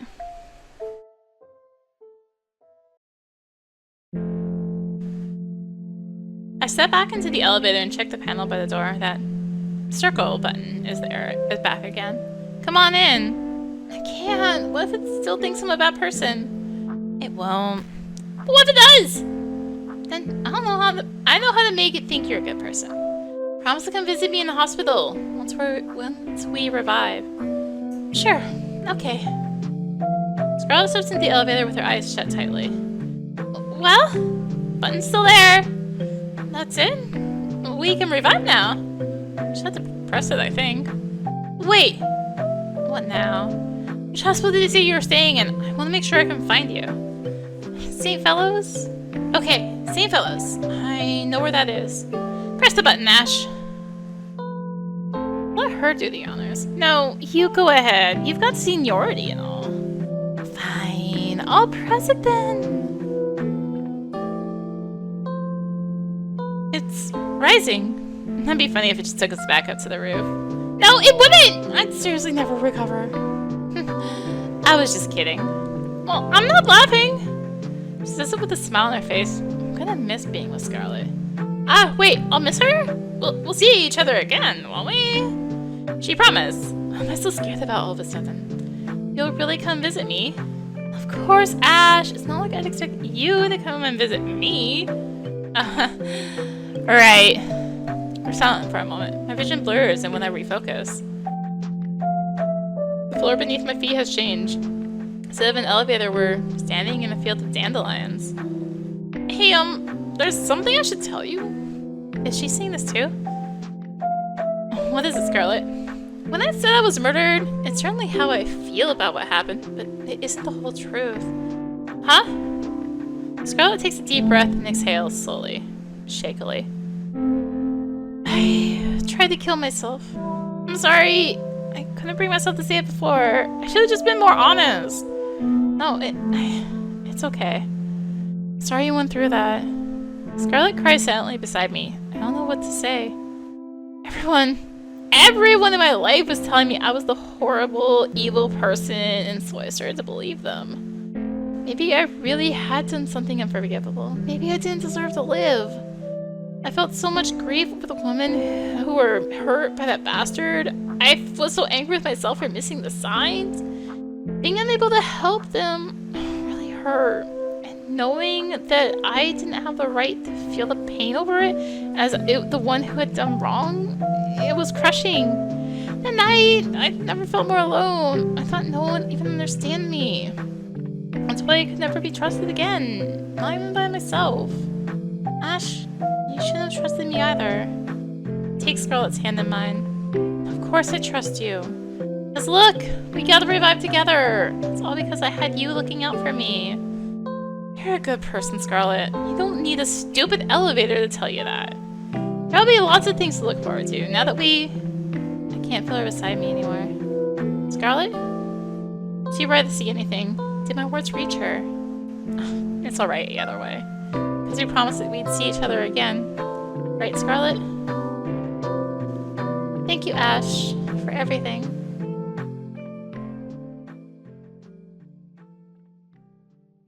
La la la. La la la. La la la. La la. La la. Can you hear my heart break? Counting all my mistakes, it shatters softly like a dandelion. Put my faith in the wind, hoping I'll grow again. Another time, another place with new friends. Wake me when my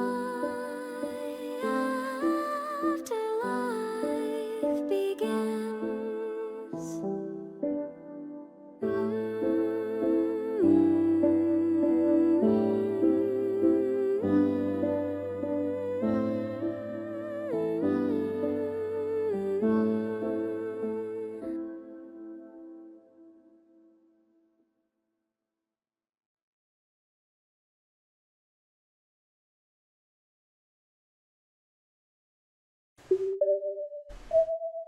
Oh, now Scarlet's on this picture with Ash. Well, I guess that wraps up leaving with Scarlet and giving that ending.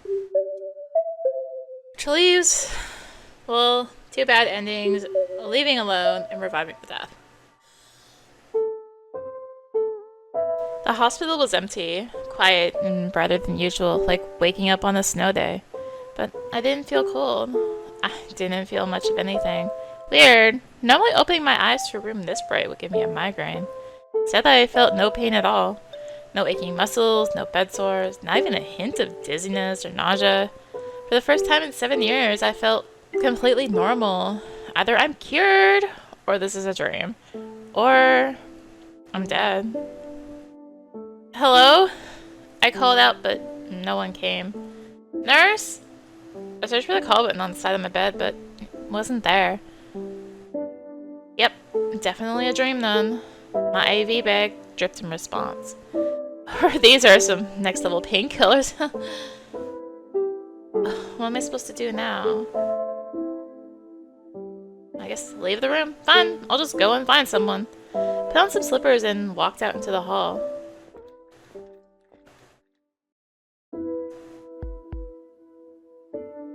Much to my dismay, there didn't seem to be anyone here either. Something was definitely wrong.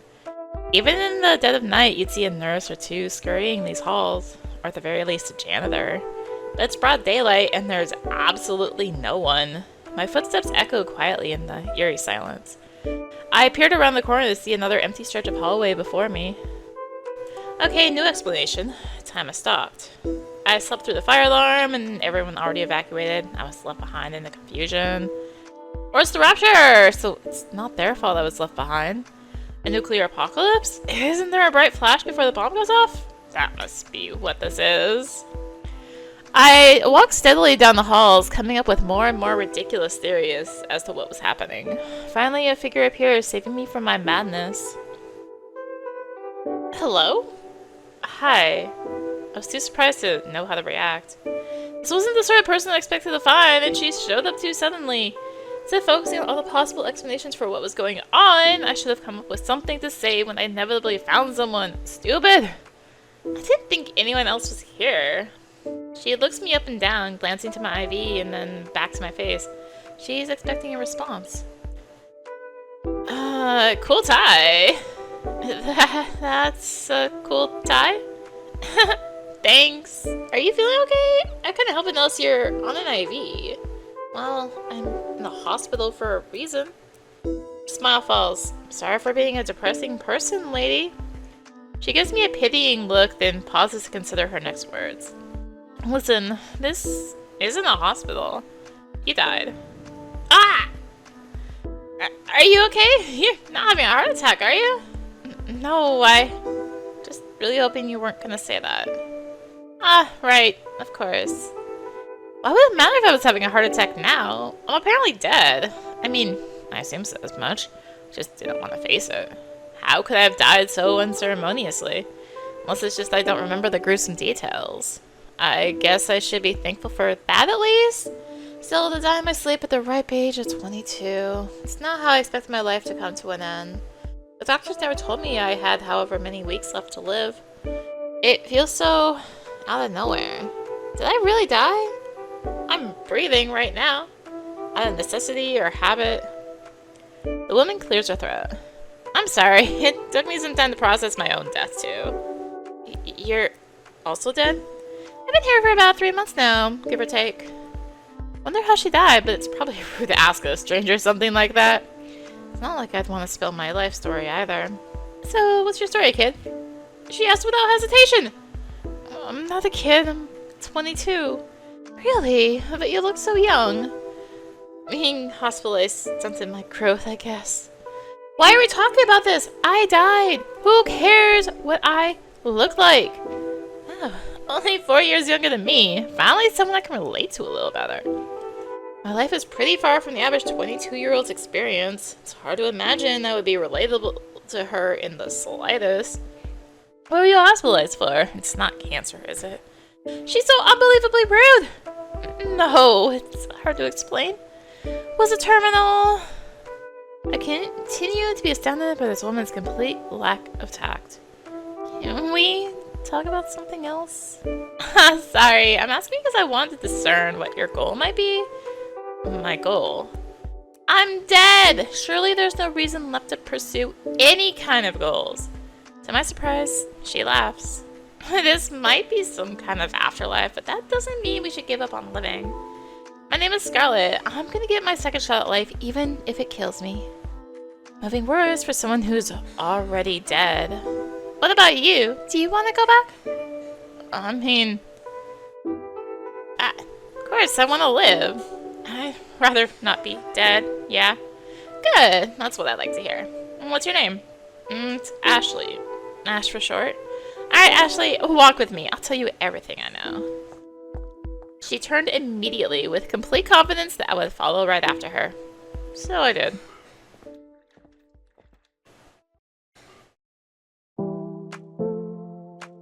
Scarlet walked at an easy pace, explaining the mechanics of this afterlife as if it were a speech she rehearsed and recited 20 times.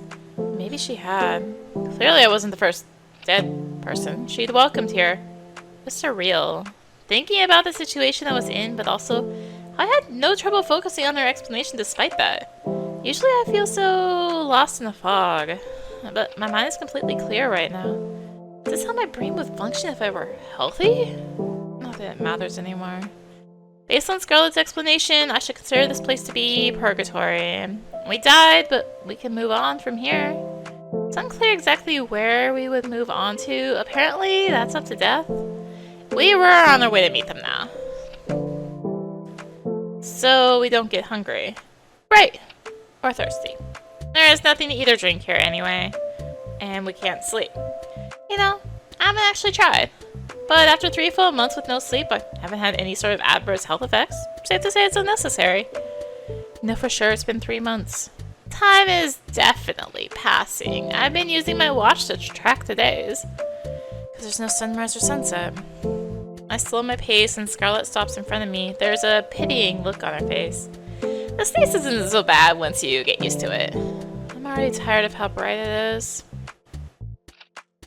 Scarlet laughs, but I wasn't joking. I may have been spared from my usual migraine, but the constant intensity of light was unnerving to me.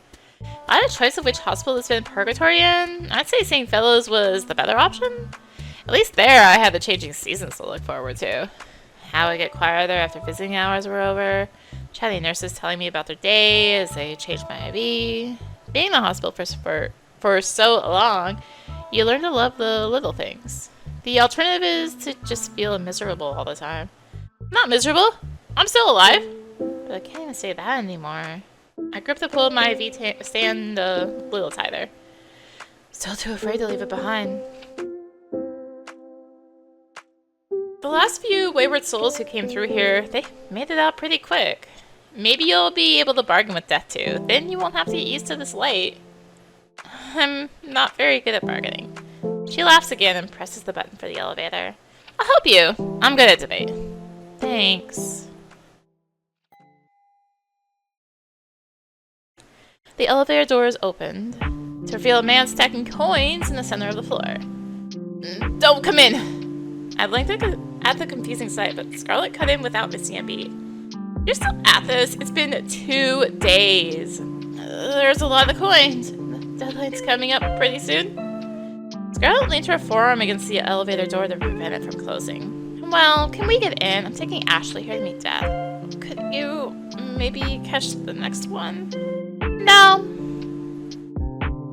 Scarlet forced her way in, knocking over a stack of coins in the process. Why are you so pushy, Miss Scarlet?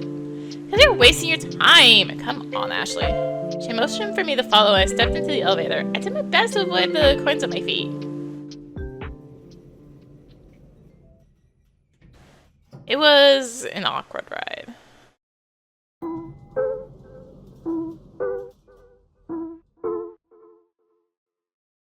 When we reached the basement, Scarlet went on ahead.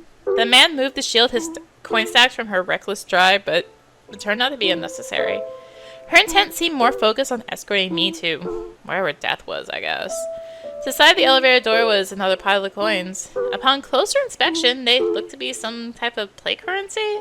At least, I'm not aware of any coins with a skull on them. Doubloons, maybe? Judging by the cartoony design, it seemed like something used for a board game rather than by pirates. Curious, and not particularly in any rush to meet death, I stopped to talk to the man. Why are you stacking coins, Mr. Celadon? You're Ashley, right? I prefer Ash. Celadon picks up a small stack of coins and transports them to the larger pile beside the elevator. His process is methodical and efficient. I can tell he really has been at this for 2 days. It's my trial, so I can revive. Shovels back into the elevator to pick up the next stack of coins. Trial? Scarlet, clearly tired of waiting, returns to my side. Dad told him he had 3 days to bring coins from the top floor to the basement. If he reaches a certain amount, his soul will be released. I have to stay stacked like this if a single coin faces tails up. It won't count. Sounds tedious? No, I don't mind. It's good exercise. He goes back for the next round of coins. Leave him, Ashley. He's done hundreds of these trials. Death isn't going to let him pass this time either. As Scarlet walks away again, the elevator doors begin to close. Celadon stumbles from his place to block them. The stack of coins he's holding wobbles dangerously, but he quickly studies them and continues his work as if nothing had happened. I feel sorry for him. Let's just follow Scarlet. Not wanting to be left behind, I back away from Celadon and leave him to his trial. Scarlet turns back to me, tapping her foot as I catch up. She's grinning.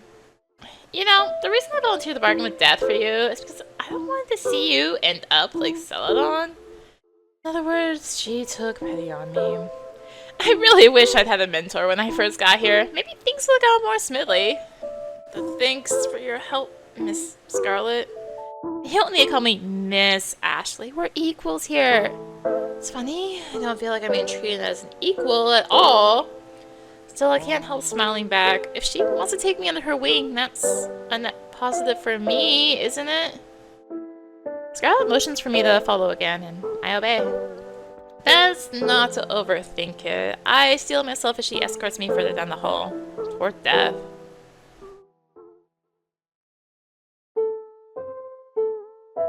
The room I found myself in now had walls aligned with metal drawers. I know these drawers. They're for storing human bodies. You pull the door open and the panel slides out with a corpse on it. And I've seen it on TV. This is the basement of the hospital where they take patients who succumb to their illness or injuries. And Scarlet took me here. I'm really dead. I died! No matter how many times I say it in my head, it doesn't sink in. Still thinking and walking and talking. How could I really be dead? You're joking, right? She turns to me, genuine confusion in her eyes. The morgue? My voice cracks. I can't stay calm when faced with this. Is that how you see it? What's that supposed to be? It's obviously the morgue. Are you okay, Ashley? No, I don't know. I'm in a morgue. The fear is so visceral, but my heart isn't beating faster at all. Is it still beating? When did it stop? It's not beating anymore, is it? Scarlet, I don't want to die. I don't want to be dead. I feel the same, which is why we need to bargain with Death.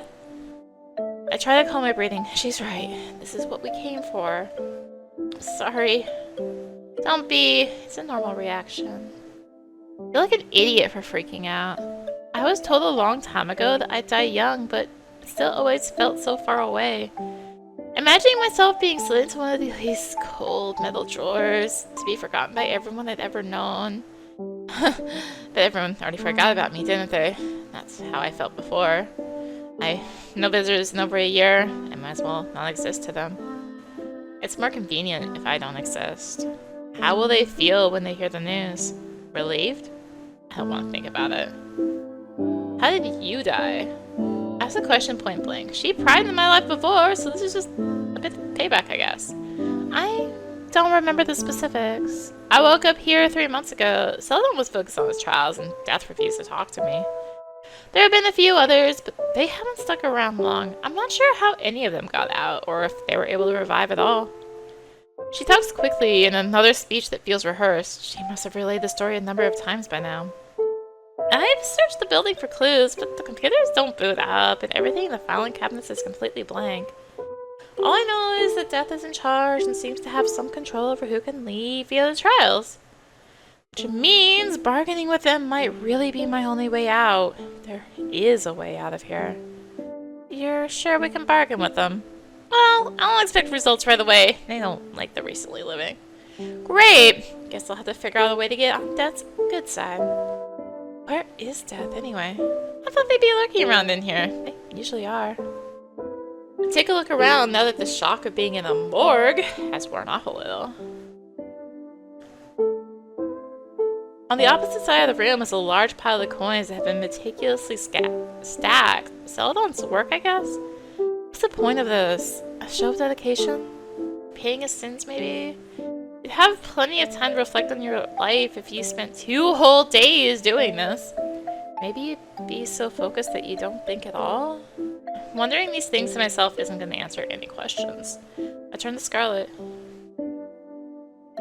What else has Celadon had to do for his trials? Oh, I stopped caring. It's all meaningless anyway. One as always. Trials are a waste of time, Ashley. Death always finds a way to claim you've lost. You calling me unfair? Behind us stood a hooded figure with an oversized scythe. This is definitely Death. You came out of nowhere. Don't do things like that! You're gonna give Ashley a heart attack! Not possible. Certainly feels possible. That really startled me. Just then, Celadon came stumbling into the room with a stack of coins in hand. Oh, everyone is here. We have business with Death. Could you try not to disturb us? But my trial. Is this not enough coins? It's insanity! He places a stack of coins in a pile and then scurries out of the room. Have some self-respect! What's your business with me, Scarlet? They ask flatly, their side muffled by the skull mask covering their face. That is a mask, right? The gloves they're wearing look like the kind I've worn for Halloween as a kid. Ashley wants to revive. You're gonna release her soul from this place. She speaks for me. Let her. There's no way I can talk to Death talk like that to Death myself. Am I? Celadon sneaks back into the room with another stack of coins and quietly adds them to his pile. Yes, you are. Look at her. She's on IV for God's sake. So if she revives, she could die anyway. Gee, thanks for the reminder. That's beside the point. It seems relevant to me. Why should I bother? Because maybe a near-death experience is what she needed in order to be miraculously healed. She could go on to live a full life. It's kind of a weird argument to make. I'm certainly not expecting any miracles. She's young. Does she look like she belongs here?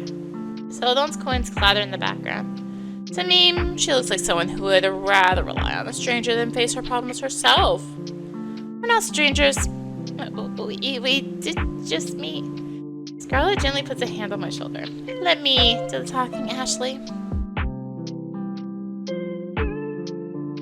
I ousted from the debate over my own soul, retreat to the opposite side of the room. This isn't going well. Death probably thinks I'm pathetic now, like how Scarlet feels about Celadon. A pathetic little worm doing whatever they're told, relying on the strength of others, pitiable and weak. That's us. He glances at me, then hurriedly returns to stacking his coins. Before he can leave the room again, Death blocks his way. Time's up, Donnie. Donnie? That's kind of cute.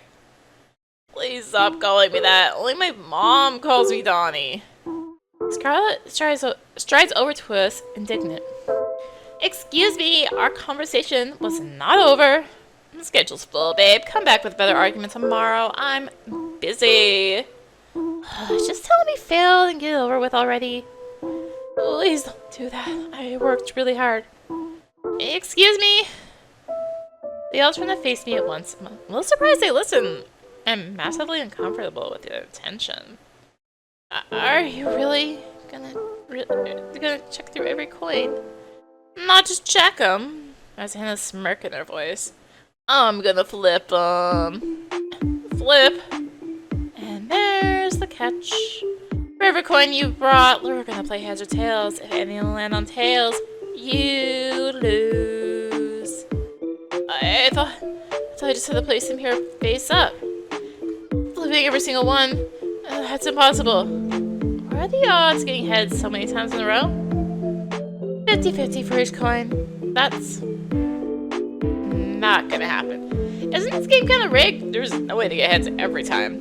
I told you it was a waste of time. All my effort just made the odds even worse. Death flips the first coin. Hands. They pick up the next one. Ooh, heads again. They're definitely taking pleasure in this. Celadon cringes visibly at the sound of each coin being tossed. Third coin lands on heads, and then the fourth. Who watches the results unable to speak. That can't go on forever. Acton might be set up to make him start to think he has a chance, only for death to take that away. Just like coin flip, with the magic turned into immense psychological torture. Bringing fewer coins would have given him better odds, but then would he fail for not meeting the minimum requirement? I see why Scarlet didn't bother to help him before. Best trials are made to be unwinnable. The coin flips pause and Death turns to me. Hey Ashley, heads or tails? Tails. I wasn't asking you. Death wants me to call it tails, like Scarlet said. I just want this to be over. It's too cruel. They flip the coin. Tails, you lose, Celadon. Come on, that's not fair. His voice quavers. I think he might cry, which is probably Death's aim in this. Crushing his spirit, giving him hope, only to snuff it right back out. What did it gain from toying with people like that? Celadon has, done a lot of these, right? Can't stop myself from speaking up. The situation is too unfair. Yeah. So why can't you just release his soul already? He's tried pretty hard, right? He's got plenty of time. What do you mean? Death bounced her side like a witch on a broomstick. I barely know how to react. As my eye follows them, I can only think of how the ceiling is higher up than I realized. They drift to a stop and grasp a handle on one of the metal doors. Am I about to see a corpse? Have I been standing in a room lined with bodies? Why do the walls look infinitely tall, and how had I not noticed that until now? The metal door swings open and a long drawer slides out. It's hard to tell from where I'm standing, but it seems to be lined with rows upon rows of hourglasses? His isn't here. What are those? A countdown for every soul that comes here. Countdown? Why is the first I'm hearing of a countdown? You never asked. Ugh, like you'd have told me. This is how long you have left to live. Sand in the small hourglass falls steadily down, a human life measured in grains of sand. Nice try. We're already done. Not quite. Celadon stares at the ground, wringing his hands. What do you mean? Death descends again, Celadon's hourglass in hand. Want to see what happens when I turn this over? They say it in a teasing voice, like it's a game to them. This is someone's life. No! Celadon says what we must all be thinking. Oh, but it's cool! Check it out! When Death flips the hourglass over, we all expect the sand inside to reverse direction. But it doesn't. It continues falling upward, defying gravity. This is how long we have left to live? Meaning we are still alive. And maybe because we're still alive, we have a chance to revive? Scarlet said she's been here for 3 months. How much time does she have left? How much time do I have left? Scarlet lets out an incredulous huff. So you're just gonna torture him until his time runs out? Will you release him once it gets down to the wire, or let him die in the end? That's up to him. Unbelievable! We're, still alive? Even though this is the afterlife? Didn't Scarlet tell you? I looked at Scarlet, but she's already stormed away. She taps her foot, facing away from us. This is the afterlife for souls who died a social death. You all ended up here because you're miserable losers.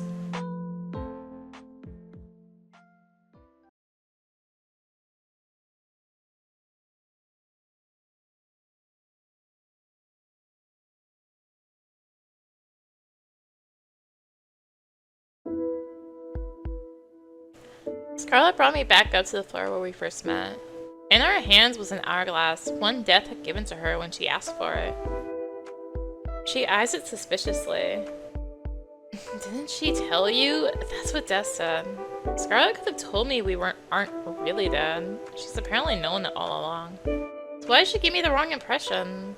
No, she specifically told me that I died. That's not a lie by omission. That's just a straight up lie, isn't it? What else is she not telling me? Based on her reaction, I can tell she didn't know about the hourglasses, but what about everything she told me before? Was any of it true? I slowed my pace. We need to talk about this. Hey, Scarlet? She finally looks up from her hourglass and directly into my eyes. You told me that we died, but according to Death, that isn't really true. You knew that was a social death, didn't you? Why didn't you tell me sooner? Because I don't trust them. I don't trust anything Death says implicitly. Their trials are, for instance, I've never once seen anyone pass them. Others made it out before, right? Maybe they passed their trials without you noticing? I've yet to confirm that. They just seem to disappear after a while. You think Death is lying to us? I know that I'm dead, Ashley. She suddenly seems very intense. I'm taken aback by the coldness in her voice. How are you so sure? Because I was murdered. Scarlet glances down the empty hallway, then steps into one of the rooms. Does she want me to go in after her? We're not going to. I'll just give her some space for now. Head back to the elevator to gather more information on my own.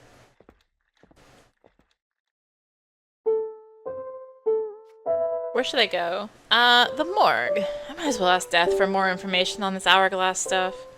I steel myself and press the button labeled B2.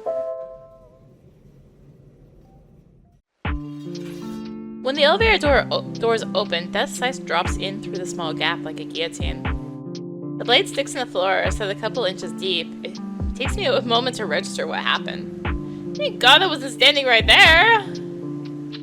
Once the doors fully open, they jostle the handle and swing their weapon back over their shoulders casually. I've been expecting you. To kill me? No, wanna hang out. You're not gonna swing your scythe at me anymore, right? Don't be such a baby. Follow me. Like I have a choice. When I look back at the elevator floor to check the damage, I'm surprised to see it's completely pristine.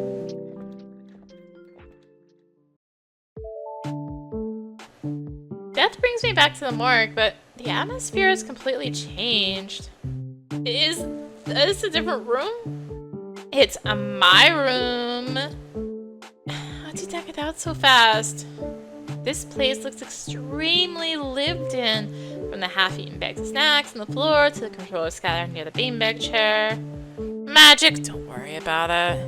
Right, I should have known better than to ask, considering I've also seen them fly. The big screen TV catches my attention. There's a tantalizing lineup of all the latest game consoles below it. Are we gonna play video games or something? I'm getting a little excited now. The only games I had in the hospital were on my favorite childhood handheld. Death strides over to the controllers on the floor and picks one of them up. We're gonna play GTA 5. GTA? Glorious Devil's Avarice. How have you not heard of that? Oh, the kids down the street I grew up on had one of those games. I watched them play it on the Sintown one, I think? Yeah, that's the old one. 5's cooler. It's got way better graphics. How do you play? It's single player. You just watch. Wow, what fun! How long am I gonna be stuck here hanging out with them? Death turns the console on and boots up the game. The graphics really are better than Sintown's. In GTA, you play as a devil girl named Lucy. She's like if Lucifer were a sexy lady. It's a raunchy game that appeals to edgy preteens and middle schoolers. In the case of my childhood friends, their parents didn't seem to understand the rating system and bought it out of ignorance. There is a main story mode, but I think most people play the game for the sandbox aspect. You can pick up guns and steal cars and kill people. It takes place in hell, so I guess you're killing other sinners? I don't think it's the kind of game with deep lore attached to it. Death loads a save and shows me their character. Lucy is dressed in cargo pants and a bikini top with a huge rifle on her back. She looks absolutely ridiculous, but the over-the-top aesthetic of the game is kind of the selling point. Check this out, they say, equipping a huge rocket launcher. They fire at the gas station and walk toward the camera in slow motion for a dramatic effect. The explosions in this game are so realistic. Actually, I've never seen an explosion in real life, so maybe they're not. They look more real than the ones from the previous game anyway. I comment on how cool it was while Death cackles away, stealing a fast-looking car and evading Hell's police force. They're having a great time. Ugh, mask getting in the way. Aha! This is different. Didn't get this before. This slides their mask up and under their hood, revealing their face. 1/2 of their head is shaved, and their eyelids are caked in bright purple eyeshadow. Their eyes flash with excitement over the game. They're gonna send in the helicopters next. Sure enough, helicopters appear. The edges of the screen flash red as the bullets rain down on poor Lucy. You better find some cover. I'm working on it. Lucy's car skids into a parking garage, and one of the helicopters crashes into the side of the building in a huge explosion. Whoa. Dumbass AI never knows what to do when I drive into one of these. Beth speeds through the parking garage before rolling out of their car, letting it crash into the outer wall. Sometimes it'll clip through and fly out onto the street. This game is buggy as hell. They're making it seem like a lot of fun. I used to get motion sickness whenever I tried to play these types of games myself. Oh yeah, that blows. I paused the game quickly. You're not getting sick from watching, are you? No, I haven't had any symptoms since waking up here. It's kind of awesome. You want to play? Huh? Can I? Yeah, since you normally wouldn't be able to, I'll make you a new file as long as you don't overwrite a save over my shit. That holds the controller out in front of me. That. Take it. Yeah, thanks. It's been so long since I played a console game, it takes me a while to adjust to the controls. Why are 3D cameras so unwieldy? Whenever I hold up or down, it seems to go the opposite direction I wanted. It's so disorientating, but still pretty fun to run around, even if I'm not any good at the game. I've spent some time driving around the fictional hell trying to obey traffic laws. Never learned to drive, so it's as close as I'll ever get. I'm too afraid to start a shootout with the cops, so I try my best to act like a good citizen. I brace myself, expecting death to poke fun at my cowardice, but their attention is turned away from the screen. At some point, they pulled out a laptop and started typing away on it. Do you get internet here? Yeah. Wait, like real-life internet? What other kind of internet is there? Could I use it to contact my parents? No. Why not? For one, I'm busy. As everyone continued typing, I can't believe we had a connection to the real world and they're keeping it all to themselves. Okay, that's fine. I don't know my parents' emails anyway. Can't send email, it's read only. Oh, so I can't even make a forum post? Ah, I wish. I'm stuck trolling people like you instead. Does that mean they stop torturing people with impossible trials if they could just shitpost online? What do you do on the laptop then? I'm making a game. Oh, you know how to make games? Yep. I'll even let you play this one when it's finished. This is so cool. I've never met a game developer before. What kind of games do you make? You'll see. Go back to GDA, loser. Turn back to the screen obediently and resume driving around hell. I've always wanted to learn how to make games. I hope they'll teach me sometime.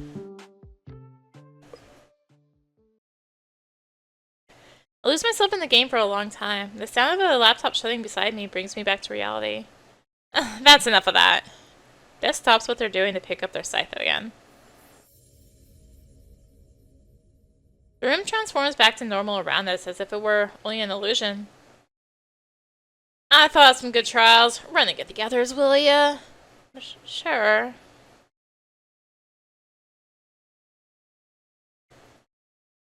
Well, that was different.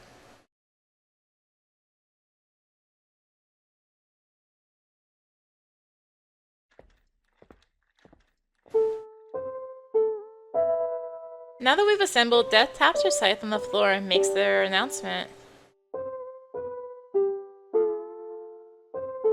Okay.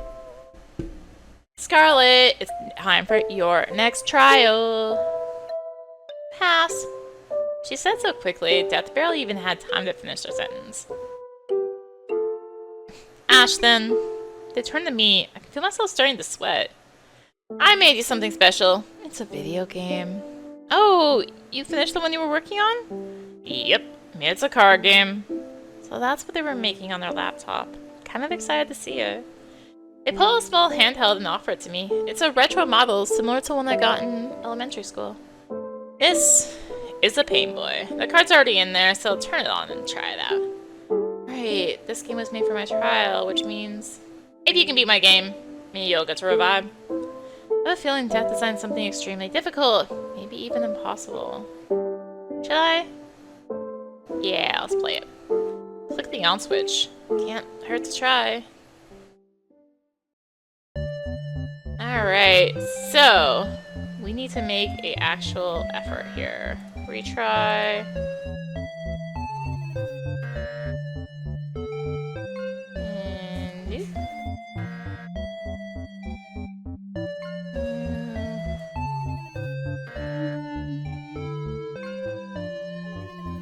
That's not it. Give up.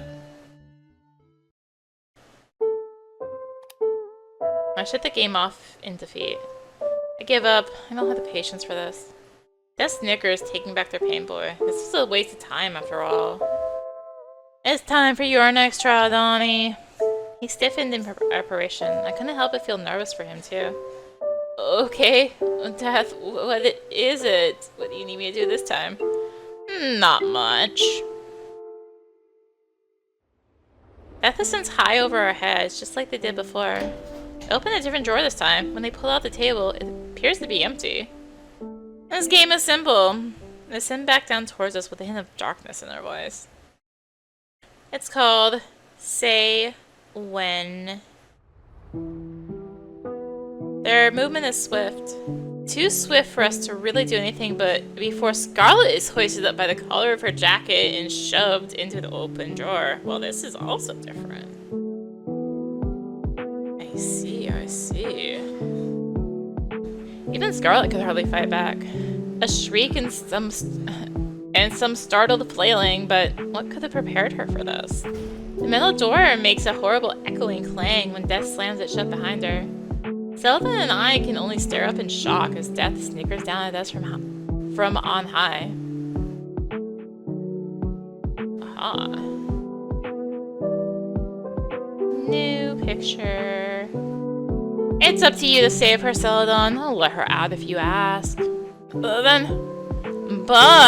free her too soon and you lose the trial. Seriously? Celadon looks up at the drawer. Scarlet is locked in, frozen with indecision. A few thoughts rush through my head. The first is that this trial is even more cruel than the last. Second is I'm glad it wasn't me who was shoved inside one of those drawers. And third is, well, I'm ashamed to even have thought it, but maybe she kind of deserves it. A loud banging rings out from the wall above us. Celadon! Celadon, are you kidding me? She punctuates her frustration with another loud bang. I can't tell if she's slamming her fists on the walls or kicking a door. Maybe both. Well, it's not like he'll die in there. This time we hear the slamming of heel on metal, accompanied by an enraged scream, and then silence. In this trial, you can win by doing nothing at all, as long as your conscience allows it. My conscience. The guilt you might start to feel over leaving her like this, or maybe in this case, self-preservation. The longer you leave her in there, the more time she'll have to plot an elaborate revenge. Celadon. Her voice comes out sweet this time, gentle, like the tone she sometimes uses with me. Celadon, this is pointless. We both know that. Death hasn't given you an exact time to target. It could be anywhere from hours to weeks, years even. No matter when you win the trial, they'll say it wasn't enough. Are you going to risk that? How much time are you going to waste on this, Celadon? Come on, think about it logically. Celadon? He turns to Death. All you have to do is say when? Yep, simple as that. In that case, I shouldn't give up immediately. You said it yourself, Scarlet. It might only be a matter of hours. Celadon, please! Her voice is firm this time, commanding. It'd at least give you some time to cool off, right? Alone time's not so bad, is it? Celadon, if you don't get me out of here right now, I swear to God, I'm going to find a way to kill you! See, you're angry. I don't want to let you out until I can be sure you're not gonna hurt me.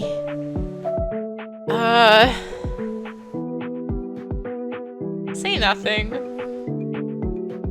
This isn't really my problem. It's Celadon's trial, so it's up to him, not me. Uninterested in seeing any more of this unfold, I decided to walk out of the morgue.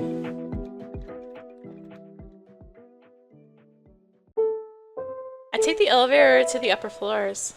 I consider the stairwell, but it's not like I have to anything to prove. Convenience wins out.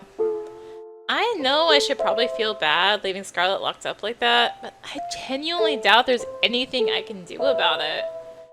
But from the way Celadon was talking, I'm not sure he can be convinced. Rather, I think he decided to double down and can't be convinced. These people are strangers to me. They just happen to be stuck in the same place. Maybe this is just me doubling down, too. Either way, I'm not gonna worry about it right now. I climb back in the bed, hoping the residual stress of the experience will fade away in time. I don't get to rest for long before the door is pushed aside by a gloved hand. Why are you in here? Their tone is flat, almost accusatory, but I can tell it's a genuine question. This is just how they talk. It's my room, well, the one I woke up in anyway. I don't know, feel like I can relax here? It's a little lacking in personality. Yeah, well, I can't do magic like you. You could learn. I can't tell if they're joking. They mount their scythe again, just to rub it in, I guess. You know, I don't get you. Most people would freak out and try to rescue Scarlet, but you just walked away. It's not my trial. What if I was testing you? Okay, did I pass? Not telling. Death drifts out of my sight and over to the window. I roll over to face them. You don't even have any video games in here. Aren't you bored? Not really. Kinda used to lying in a hospital bed with nothing to do. Death lifts her mask up to look at me again. What was the hospital like? Can I ask? You just did. Well, I'm curious.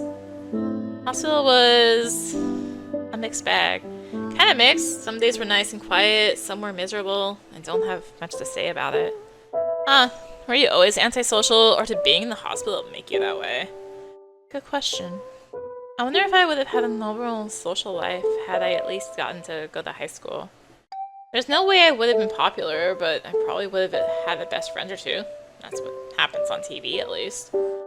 I had friends when I was a kid, but those relationships were kind of circumstantial. Just other kids my age, children my age I could hang out with. Hospital, I was always surrounded by people, but I was only numbers and letters on the chart to them. An utterly replaceable patient, even to the ones who were nice to me. Death considers my words in silence. That's pretty sad.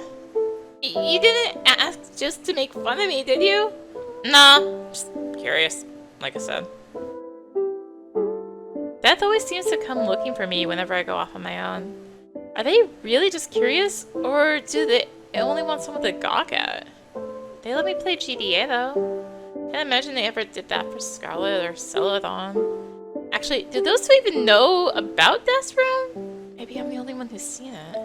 It's almost like we're actually becoming friends. Is that something I should be happy about? I don't hate their company. I wonder if I'm allowed to ask what Death's life is like too. Would they even tell me? It's your turn. What? Told you a little about myself. Now you go. What am I supposed to say? I don't know. Have you always been here? Secret. How'd you learn magic? Also secret. Wanna be friends? What? Caught them off guard with that one.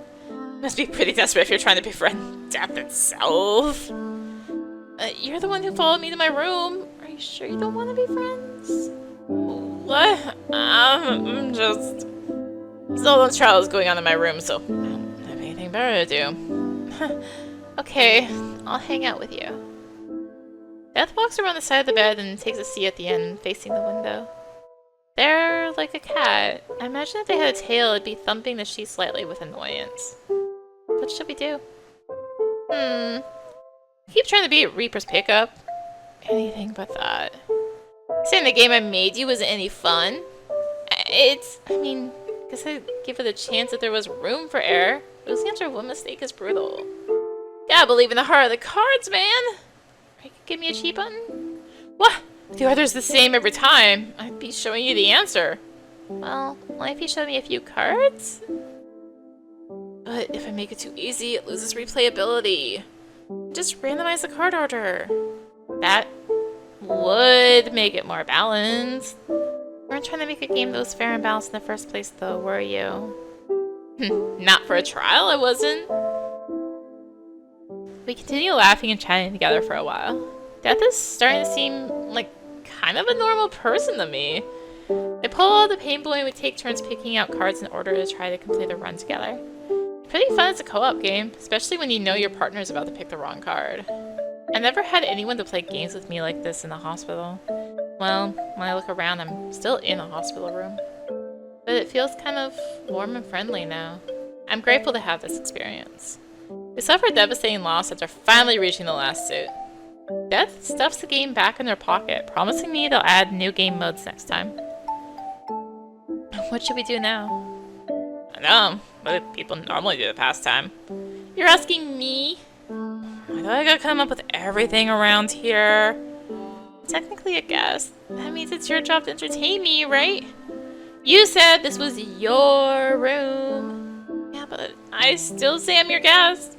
Fine, I'll entertain you. Wanna hear a ghost story? Sure. Death waves her hand and the shade comes down over one of the windows. The room dims, but not by much. They shine a light on the shade and wave their hand in front of it. Shadow puppets? Shh! It's starting! Long ago, a kid named Mauve ended up here in the afterlife. He was small, one of the smallest to ever come here. His parents didn't love him, see. Aw. In the real world, he had it rough. Starved, kicked, and neglected. He was a little tripper. All the traumatic shit he went through just made him strong. Made him smarter than any of the other pampered kids his age. He didn't trust adults, so he ran away from all the other souls in the afterlife. One by one, those souls started disappearing. They figured out the secret to revival, the secret to leaving this place. But Mom wasn't interested in leaving. His life was shit, and being a kid, he had no power to change it. So we stayed, and everyone left him behind. Yep, they never even knew he was there, and he preferred it that way. Over the years, other souls started making their home in the afterlife like him. Mauve got older, braver, all the childhood trauma. He thought he was over that. He showed himself for the first time to his fellow souls who rejected the real world, just like him. Having been there the longest, he thought he could become their leader, show them how to live. But those assholes ended up treating him the same as the adults from back then. Oh no. Yeah, pretty heartbreaking stuff. Oh, what a betrayal! He didn't let it get him down. They all disappeared after that. You mean they revived? Heh. He'd been rejected ever since he was born. He knew no one would ever save him. So instead, he punished all the souls who had something to go back to, turning them all to ash. Some say Mauve's spirit still haunts these very halls. Boo! Ah! Don't scare me. You look so serious. I couldn't resist. You just got to the interesting part. Why did poor Mauve have to become a villain? That's because in reality, no one's nice like you. Huh? You think I'm nice? Just an example, he wouldn't have become a vengeful ghost if he hadn't been treated like shit his whole life. Tale of rejection, huh? But setting is here. Story is, you made it up, right? Depends on if you believe in ghosts. Am I technically a ghost? This is the afterlife. Do you believe in yourself? Not at all. Damn it, Ash. I've been able to make Death laugh a lot today. It's almost like they like me or something. Anyway, I shouldn't leave Donnie and Scarlet alone for much longer. Oh, right, the trial. This is supposed to be the officiator, but they came to hang out with me. Not that there's much reason to watch. Might still be a while before he calls it. I'll come with you. A stalker. You're one to talk.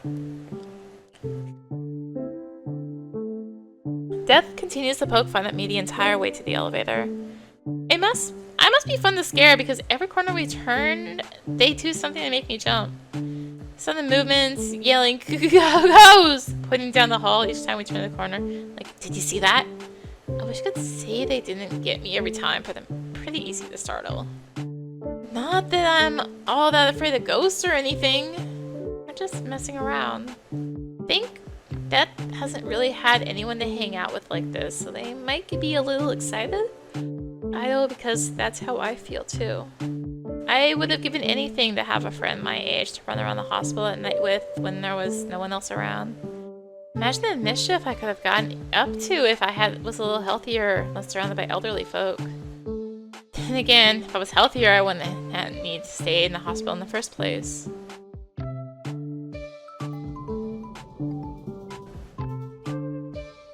When we get into the elevator, Death presses every single button. Gotta check every floor for paranormal activity, they claim. Just to ease my fears. I think they're stalling. Why bother checking in on Celadon in the first place? We wanted to end the trial... Wouldn't he come crying to death on his own? But I guess it's their one job in all giving people trials. They probably have to be somewhat responsible. I wonder who they answer to anyway. God? I'll try to remember to ask them later. Assuming we ever make it out of this elevator.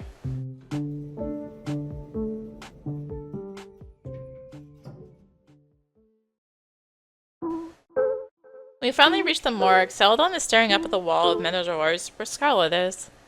How you feeling, Donnie? Your conscience isn't eating away at you yet. Miss Scarlet hasn't said anything. Thought she must have fallen asleep, but that would be odd, wouldn't it? I can't sleep here. There's no way she would have just... Scarlet! Death mounts her scythe, rising up to the drawer they locked her in. Scarlet! You still in there? No response. It hasn't been that long. I've been talking to her this whole time. Death throws back down to our level, then lands beside me. Should we open it? She could be faking it. If we open it, she might attack us. Yeah, knowing Scarlet. I don't doubt that she'd planned something like this, no matter how much it might worry us. We didn't worry over her when she got tossed in there to begin with. Do you think she's okay? Celadon's words might express concern, but his expression is hollow. Well, it's not like she got out. She's either ignoring us or Johnny killed her. It's like Schrodinger's cat. To open the box, she's both alive and dead at the same time. It's one or the other. Technically, she was already dead and alive, being in this afterlife. But she can't be dead. Her hourglass wasn't anywhere close to running out. Celadon's right. It hasn't been not long at all, really. And even if her hourglass did run out, Death said her soul would stick around. She just wouldn't be able to revive anymore. Scarlet must be desperate to get out, so she's holding her breath, waiting for us to open the door so she can escape. That must be it, right, Scarlet? Well, only one way to find out. Death flies over our heads once more, then knocks on the metal door. Hey, Scarlet, I'll pause the trial, let you out for a minute, just to stretch your legs and all. All you have to do is say the words, speak now, or forever rest in peace. I don't think that's how the saying goes. Excuse me, Ash. I'm trying to get Scarlet to correct me. Silence. Scarlet, are you there? Celadon and I exchanged looks. If she's not responding even to me, then could it really mean? Okay, I'm opening it.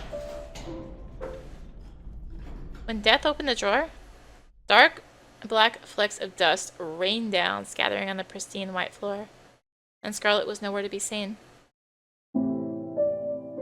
The drawer was empty. There was only ash. Ash, where Scarlet once was. Her soul turned to ash, just like in Death's story. Mob, the spirit that haunts these halls, who punished the souls who had something to go back to. he'd gotten Scarlet. Just like that, she was gone.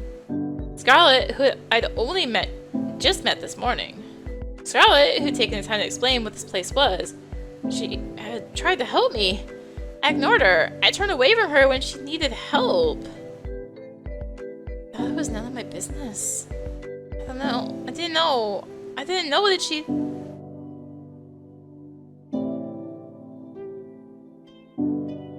Words failed me. Said I was gripped by guilt and fear. Scarlet? That was the one she was in, wasn't it? Where is she? It wasn't a different door, was it? Panic questions spill out of him as I stare at the scattered remains of our friend.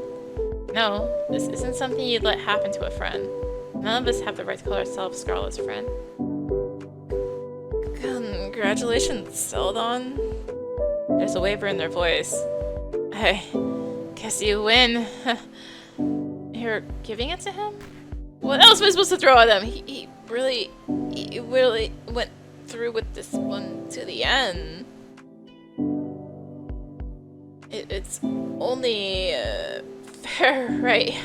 Yeah, fair is fair. You win, Celadon. Why does Death sound so shaken? They must not have expected this either. I won? Celadon's expression is just as distant and hollow as before. I won my trial. I did it, Ash. For so many years. I can finally revive. I can't manage a response. He's looking right through me. Death leads us out of the morgue and down the hallway. No one's ever won a trial before. You're the first, Donnie. Really? I guess all my perseverance finally paid off.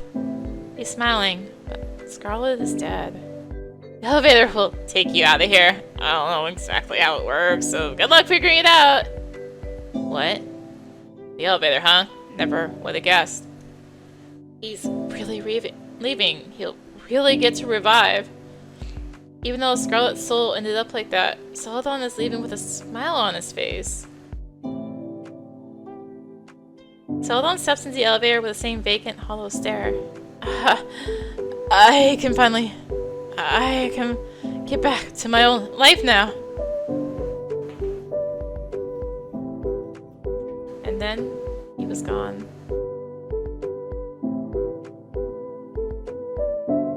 Death.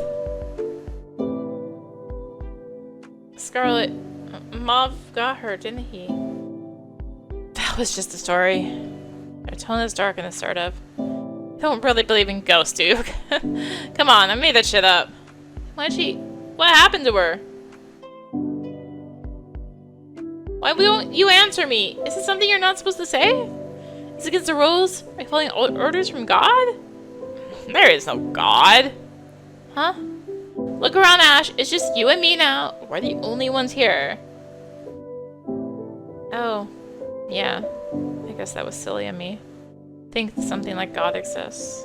No matter how much I prayed when I was younger, I never got better. When did I stop praying anyway? Maybe when it became too painful to kneel at my bedside? Always found believing in a higher power to be a little comforting. It was a nice idea, thinking someone would save me if only I had pledged my allegiance and asked. But that never happened. How silly. Scarlet didn't have anyone to save her either. She died so that Celadon could leave this place. Her soul is gone now. She's really just gone. Is the elevator really the way out? Yeah. Why? You sick of me? No! What's gonna happen to me? What'll happen if I don't revive? You worry about turning into ash. I nod weakly. Heh. Well, you're already ash. I'm serious. Sorry. Beth flips her mask up and looks at me. Alright, I'll ask you this. Do you want to go back to the real world or stay here?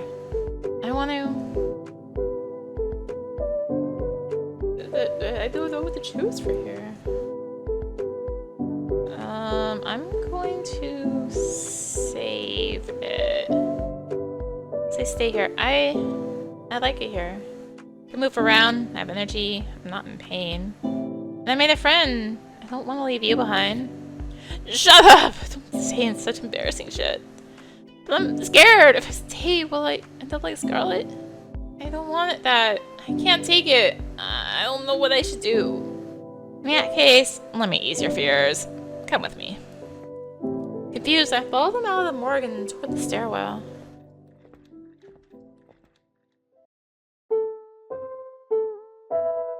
I'm gonna let you in on a secret. Death talks to me over their shoulder as we climb up the steps. There are 3 ways to have your soul released from this place. The first is the elevator. Like I said, I don't know how it works, but I know it's the only path to revival. Is Celadon gonna be able to get it to work? Should we try to help him? Nah, it's something you gotta do on your own. They won't be able to solve it for him. We reach the first door. Death pushes the door open, holding it for me. What's the second way out? The front entrance? Yeah, that'd be Oblivion. I already warned you about that one. Don't know what exactly happens out there either, but it can't be good. I bet you lose your mind. There's a lot of things Death doesn't seem to know, more than expected. A third is despair. Is that what happened to Scarlet? Yeah. The pile of ashes we saw flashes in my mind. My steps slow to a stop as I try to process the image. Her soul was reduced to ash. Death takes me by the hand and leads me to the front desk. That's not supposed to happen if your hourglass is still going. When you still have hope of reviving, my guess is if you die in the real world, your soul can't remain in this afterlife. So Scarlet's disappearing act must mean, well, maybe her body unexpectedly shut down in real life, like by suicide or something. Don't say that. Sorry, just an example. They bring me around the desk to the computer. They press the button to turn it on, holding a few keys down on the keyboard as they do so. I'm showing you this, but you can't tell another soul got it. There isn't another soul to tell. In the future, I mean. Promise? Yeah, I promise. I turn the monitor toward me. Lines of text slowly scroll out on the otherwise blank white screen. Welcome to the afterlife. Please do not despair. This time your death is merely a social one. It is likely the world has not been kind to you. This space was created as a place of relaxation and recovery for lost souls. May it serve as respite until you are ready to move on. Beware the front exit, for it leads to Oblivion. This is the path for those who choose to abandon society and commit to isolation. To return to your life, you need only enter the elevator. Carry the hope to connect to others in your heart, and the exit will reveal itself to you. Without love, it cannot be seen. We are praying for your peaceful revival. It's what you're supposed to see when you first got here. Truth of this place, I have to keep it under wraps or else everyone starts getting ideas. But since I freaked you out with my ghost story, I figured I owe you an explanation. What is this supposed to explain? I feel more confused than ever. I don't know where to start. Okay, well, answer whatever question you have if it helps. Ask me anything. Who wrote that message? That message. Who wrote it? Was it you? Nah, it came from before my time. Before their time? Is there more than one death? Who wrote it? Who is this we? Don't know. Doesn't say. That screen though makes this place sound kind of welcoming, doesn't it? I nod slowly. Whoever wrote it didn't think about the reality of the souls they collected here with a phase. They created a type of hell, whether they planned to or not. Hell? Do they mean things were even more difficult when everyone knew this truth? What about the trials? That message doesn't say anything about the trials. That's because I made them up. That's true. Did Scarlet die for nothing? I don't want to believe that. It says all you need is hope to connect to others. Right, I've never seen the supposed way out, so I don't know what it's supposed to look like. So it doesn't matter that Celadon won his trial. Hey, he earned his hint at least. I can't solve the elevator shit for him. They broke him, and then Scarlet died. Isn't that murder? She didn't just die, she was killed. Why keep it a secret? I asked the question I've been wondering about as soon as they showed me the secret. Death, why why did you hide all this from everyone? Ugh, here we go. What do you think happens when all these social rejects end up in such a cozy place free from the stress of their shitty lives? It's my job to make it miserable enough that they actually want to leave. It's because of what happened to Mauve. I told you I made that up. Learn to separate fiction from reality, dumbass. Important. I need to know if you're doing it to try to help people get back to their lives sooner or to hurt them. I don't know anymore. I give them trials and they can choose between Oblivion or figuring out the elevator on their own. I'd say most people who've come through here do actually make it out the elevator. Yeah, I guess you warned me about going outside for a reason. Exactly. You promise I won't die? You promise if I stay here, I won't die? Yeah, you won't die. That's not supposed to happen anyway. This place is meant to heal lost souls, rehabilitate them so they can prepare to go back to the real world and have a social life again. It's supposed to heal us, then what about Scarlet? She's dead?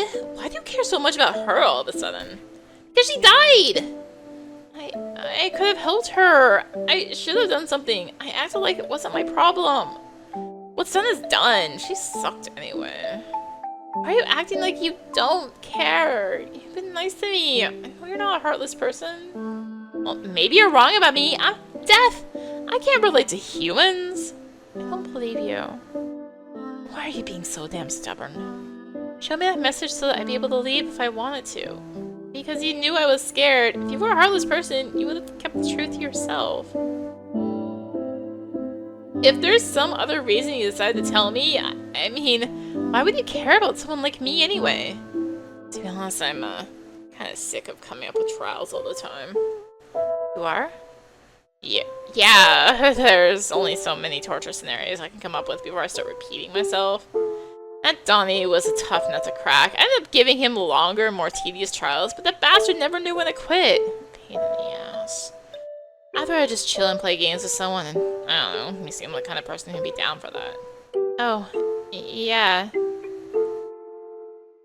That's the way I am, huh? I avoid other people. I avoid them, and then I have the nerve to act all sad when they're gone. It's not like Scarlet really cared about me either. We were strangers. That didn't mean to cause her to... They didn't expect that to happen. There was really no way around this. Yeah, I'll just pretend none of that stuff happened. We can go back to playing video games. It's either that or revive and wake up in my painful reality. I couldn't bear that. Not alone. We agree to head back up to my room for now. Death will have to clean up theirs up later, but we don't have to worry about that right now. We can go back to having fun, playing more Reaper's Pickup or something. Maybe Death will tell me another ghost story. Maybe he'll teach me how to do shadow puppets. There's so many fun things we can do here. Things that are only possible here. The elevator arrives back at the lobby with a ding. But when the doors open...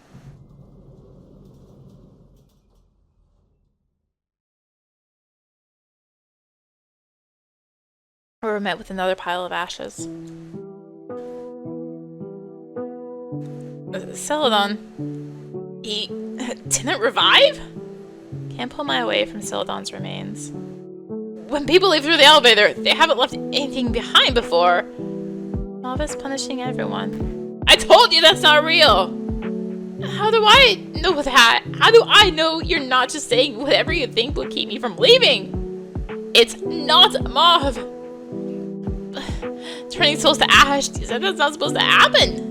You said if they still have time left in their hourglasses, they're supposed to be safe. The message you showed me, it said this was a place of respite. It didn't say anything about this. So why did this happen to Celadon too? I must be next, right? I'm the only human left, so I'm the next target, aren't I? No, you're not. How can you know for sure? How do you know that it isn't Mauve? Because I'm Mauve! Huh? The person standing in front of me changes form before my eyes, losing the mask, the hood, the scythe, until they become nothing more than a scared teenager. I'm sorry, I kept telling you it was fake, but the story was about me, the boy who showed up here when he was a kid. And that was me. But you're not an evil ghost. I might as well be! What happened because of me? Death is really mauve? Which means they were never a Grim Reaper at all. It poses one, handing out trials for rewriting the rules of this place. The mask and those cheap-looking gloves, even the scythe, all part of their facade. I had started thinking they seemed like a normal person, and I was right. Mauve is just another soul who ended up here. A soul who's been here longer than anyone else. That's why there's so much they don't know. They've just been making things up as they've gone along. I stared down at the pile of ashes on the floor. It's all my fault. I'm sorry. The reason they turn to ashes is because that's what happens to people who have no connections left. With nothing tethering them to this world, their soul crumbles to dust. Is it really because you want revenge? No, I mean, I don't like these people, but it's not like I want them to die like that. Meaning, they're not a heartless person. They're just in pain, like I thought. This place is meant to unite people who are forgotten by society. As if we can't all get along just because we can relate over that bullshit. I've seen groups come and go, people getting disillusioned, hurting each other. I thought, if I'll never get to revive, why should any of these assholes? I hate everyone so much. So he made it to trials. Yeah, being death and all gave him a distraction, so that they get the hell out of here and leave me alone. But watching someone's soul crumble like that, even when I thought they deserved it, scared the shit out of me. When I stand at where Celadon once was, we did this to him. I'm sorry, alright? It's my fault.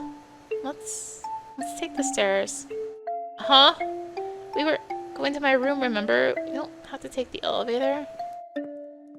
Mauve gives a hesitant nod and walks with me in the direction of the stairwell.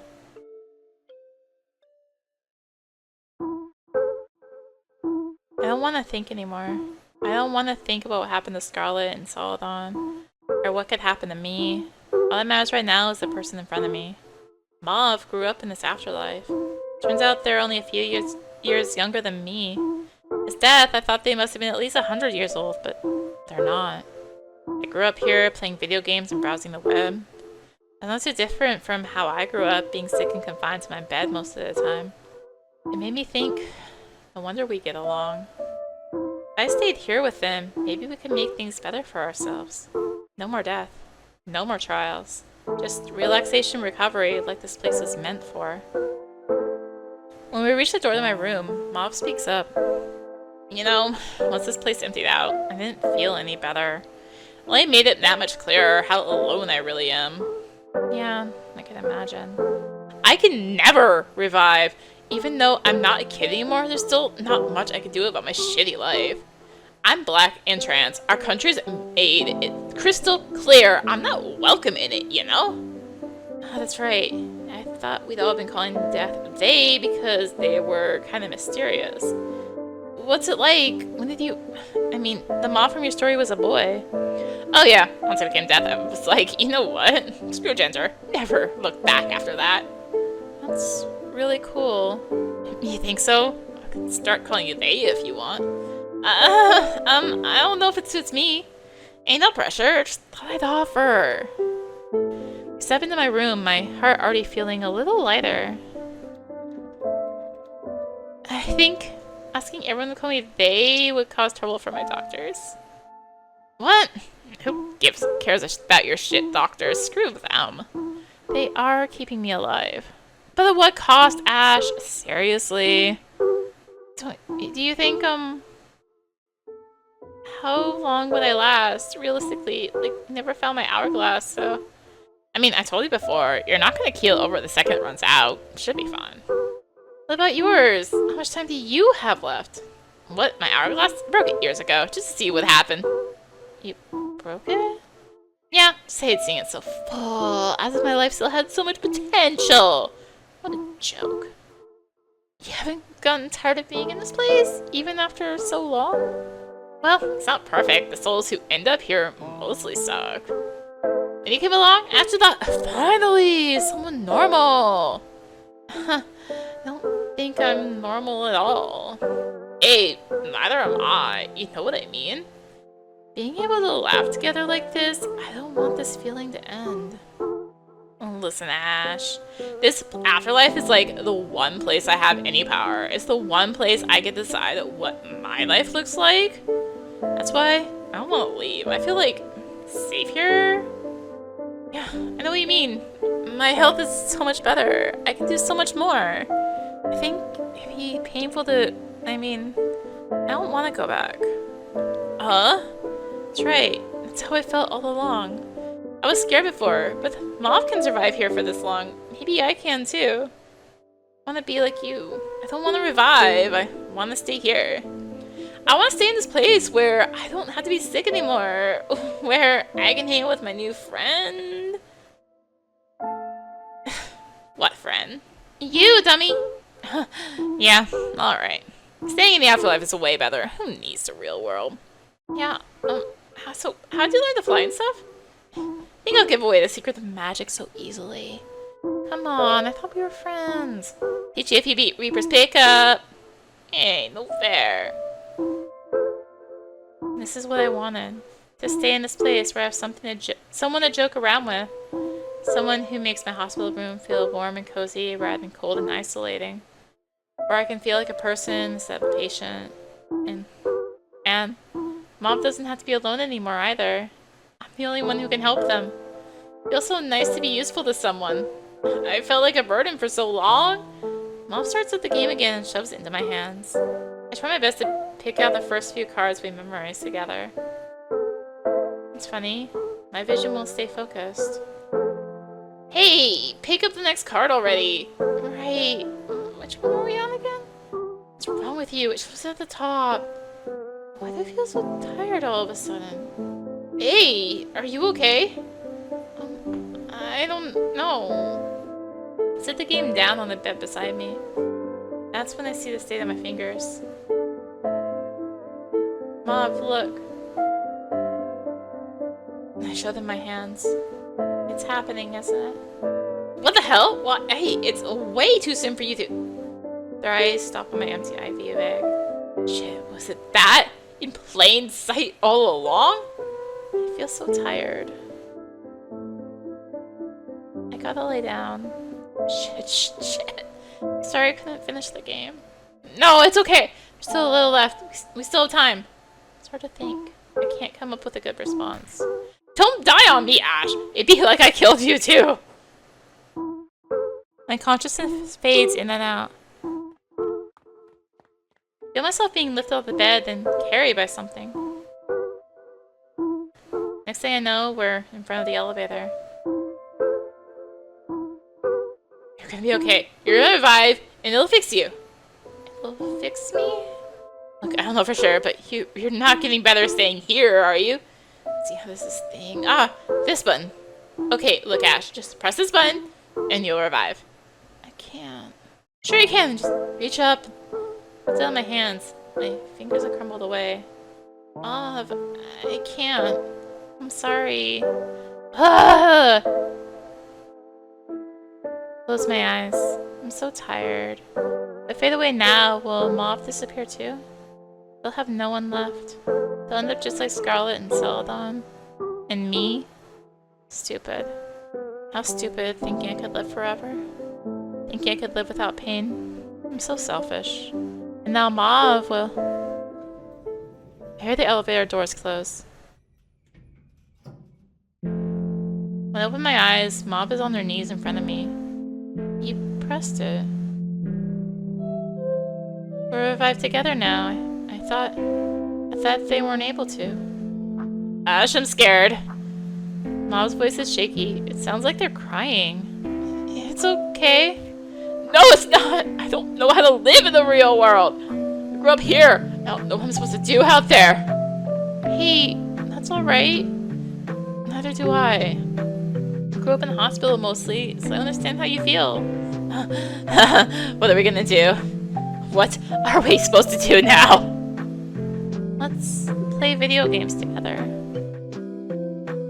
Mauve turns to look back at me. I'm sure we can figure things out, as long as we have each other. The floors of the elevator become soft yet prickly. Dandelions sway in front of my eyes, making it hard to see Mauve's face. Same Fellows Hospital, right? You remembered. Just make sure you don't die before I get there. Huh. I'll try. We sit together in silence, waiting for this dream to end. Well, mostly silence. Moth keeps sniffling. Will we really be able to do it? Survive in the real world together, I mean. It's a nice thought, but I can't do very much to help them there, can I? I'll be sick again. Well, sick, but still alive. Sure? I'm sure they'll work out somehow. I mean, we might as well give it a try. See you on the other side, friend.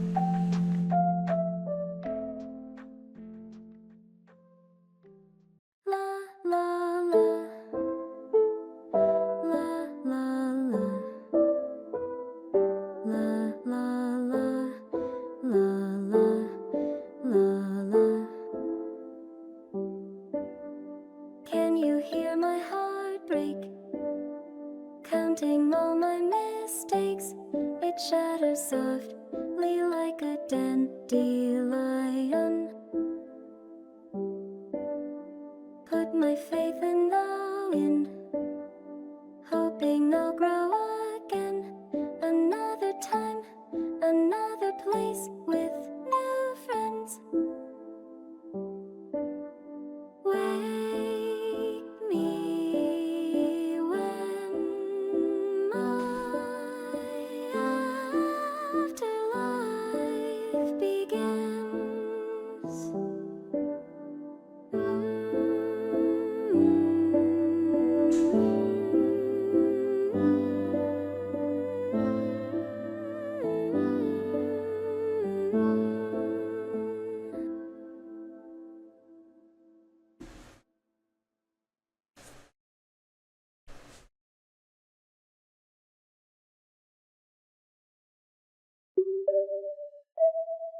Hey, we're all here now. Yay. I wanna check something.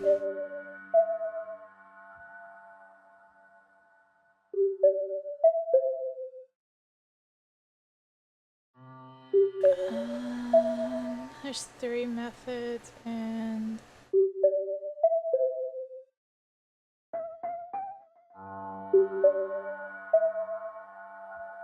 Okay.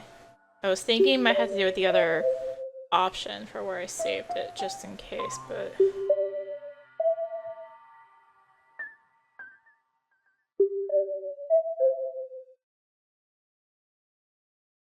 Anyway, we have... well, 3 endings left to get. 2 are bad ones, though, so... there's one more not bad ending to get. However, instead of starting from the beginning again, I'm gonna load this save I made at the start of Trial 2, just to kind of speed it up, because otherwise it takes like a while to get back there. So, and it's stuff we've already seen, so I don't see a point in going through all that again. So anyway, let's we are gonna play Death's Game. Click the on switch, it can't hurt to try. And I should have pulled up the right one first. So this is partly just a cleanup video, getting this ending and the 2 bad ones. So there are 3 ways to get this particular ending. I'm gonna do the one where I'm gonna pull up a cheat sheet. That's also gonna get me another achievement. So, to normally play this game, you have to, you know, flip everything in the right order, but it's always in the same order. So, helpful people on Steam have made guides on the right order. So, let's go ahead and see if I can read the writing here. I may screw up a few times. I can't fully read. So we need to do this in the right order. Looks like here. You know what? We're gonna use the other one. I feel like the writing on it is just confusing me. Okay, I'm looking.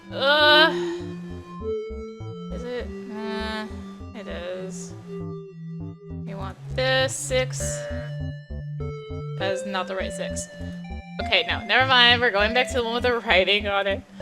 Because second I swapped, I screwed up. 1, 2, 3, 4. Oh, the one I clicked was the 31st, not the 5th. I can read suits, I promise. I just can't find the number 5. Should be this one? Yes, 5, 6, 7, 8, 9. Looking for the jack. Looking for 10.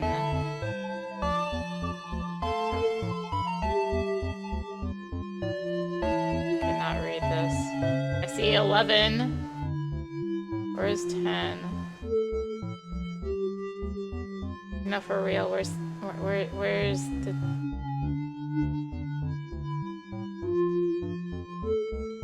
Oh, it's right there. 10, 11...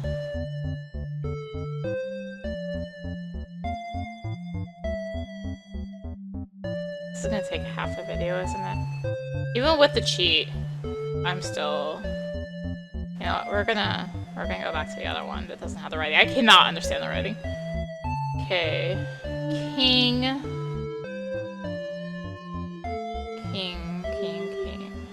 That... 12? I did it! Alright, Ace.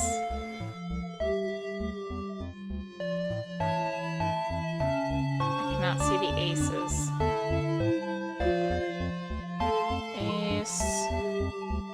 Ace. Alright, 2 of hearts.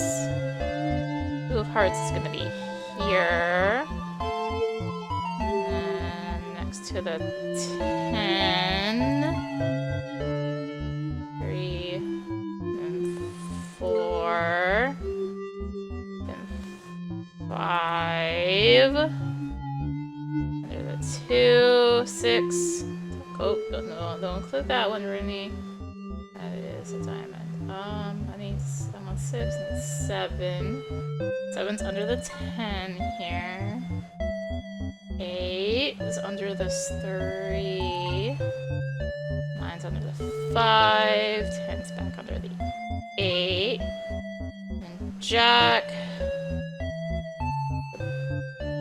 Between the 7, 8, 9. Jack.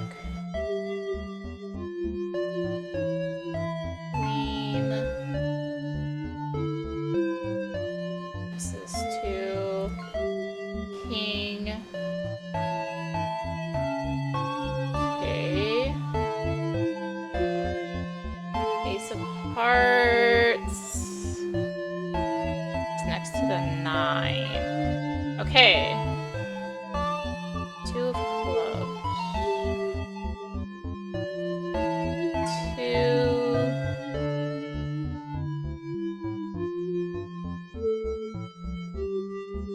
3, 4, 5. 6 is above, right here. 7.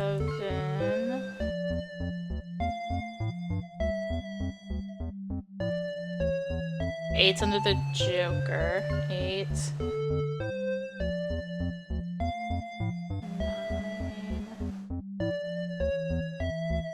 9 is next to the 5.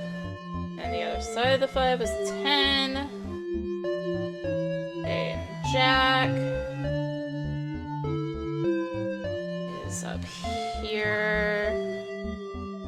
Queen. Hard for me to tell. I guess I could make it bigger. Maybe I can see these ones a little bit easier. King.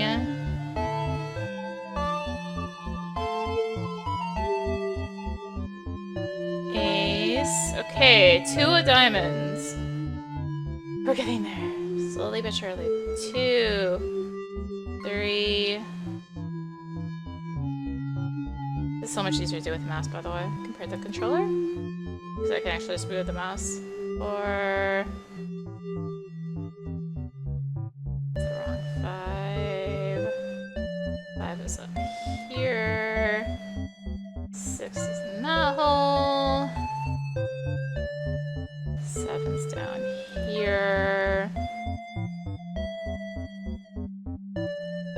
8 is in that hole. 9's just above. And 10. Jack. Queen. King. Ace. Joker! You win! Completion time 334 seconds. Huh? Question mark, question mark, question mark? Whoa. I've been so absorbed in the game, I hadn't noticed the scenery change around me. Scarlet and Celadon must have left a while ago. Well, whatever. Death's still here, so I speak up to share my accomplishment. Hey, I won! No way. Death grabs the Pain Boy on my hands to check the screen. What? No way! They pulled their mask up. We stared at each other in disbelief, albeit over different things. You did it! Even I haven't been able to clear this legitimately. There was a human under there after all. The sudden reveal makes me hesitate before responding. Really? It's just memorization. Yeah, but who actually takes the time to memorize all that? What a pain in the ass. They seem genuinely impressed. The huge grin on their face is definitely real. I had no idea that mask was hiding so much emotion behind it. I don't know. Guess I'm just stubborn? Yeah, oh shit. God damn, you actually beat it. This means I won my trial. I can leave this place now, can't I? So, what happens next? Huh? I get to revive now, right? Oh, the trial. No one's ever won before. You're the first. Really? Meaning, no one has ever revived before me? That doesn't sound right. Death slips her mask back down over the face, then steps towards the door. Follow me. Just like that, their intimidating aura returned. I find myself obeying their orders before I can even think about it.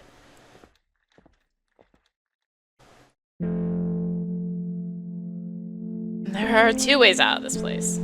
Death speaks matter-of-factly, in a tone that makes me wonder if I had only imagined seeing their burst of emotion a moment ago. Through the front door, or through the elevator? The elevator? I worry they're about to force me to climb up the elevator shaft. I never even managed to climb the rope in gym class. The elevator's the only place I can't see inside, so I don't know how people do it, but I've never seen them go in, and they don't come out, up or down. Doesn't matter. Up or down, like to heaven or hell? This conversation is only making me worry more. Death pulls her mask up, pulls up their mask again to look me in the eye. Once you're in there, I'm sure they'll figure it out. You're a true gamer, Ash. Okay. If I ever make it out of here myself, let's hang out again. GG. Mad respect. They give me a pat on the back, ushering me into the elevator alone. The doors close behind me.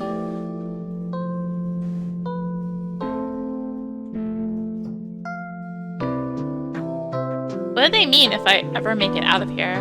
Was Death trapped here, just like the rest of us? I stared at the doors for a moment. Is it really right for me to leave the others behind? Scarlet, Celadon. I almost think Celadon, certainly. Celadon, I didn't even get to say goodbye to them, but I can wake up now. I get to wake up as long as I can find the way out from here. Seal myself and turn away from the door. The elevator, for all intents and purposes, looks completely normal. Same as it was every other time I've stepped in here. But if Death is serious about people going in and not coming out, there must be some sort of secret to it. Try inspecting the walls. They're flat and smooth, no hidden panels as far as I can tell. Can't even get my fingers into the cracks to check if they even move at all. The floor is the same. It's a vague carpeted texture. I can't pull it up, and when I stomp my foot in various places, it all gives the same thud. No trapdoors. Ceiling then? I can't even reach it. I started using my IV stand to prod the ceiling panels. That's when I finally noticed. My IV bag is nearly empty. It's running out, like an hourglass. If I didn't have one, am I overthinking things? What happens if I can't find the way out before the bag empties? I passed the trial, so I should get to revive, right? be okay, don't panic. Panicking won't help you solve this tiny escape room puzzle. That's right, it's like an escape room. The next steps will be hidden in plain sight. If this place can shift in appearance, I must have overlooked something obvious. When I check the panel next to the door, my suspicions are confirmed. A button I've never seen before stares me right in the face. It's a circle? Or a zero? Maybe the letter O? I'm not sure, but it feels like the way out. I have to press it. The elevator begins to move. It's rising. I'm going up. Up to heaven? Maybe the zero was a halo? I look back to the panel of buttons, but it's gone. As the elevator rises, I start to feel lighter.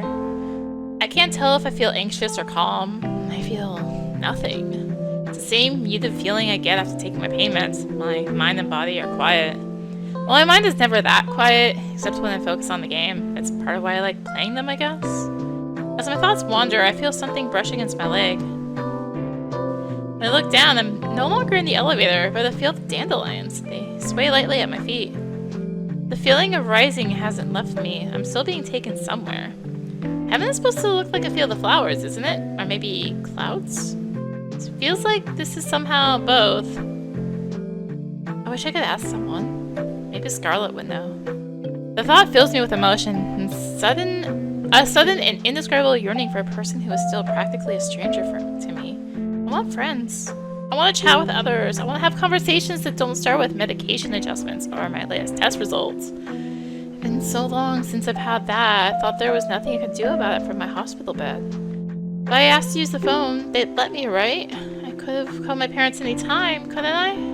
I can call them, and I'll tell them I managed to beat this impossibly difficult card game. That's stupid! Sounds impressive to me.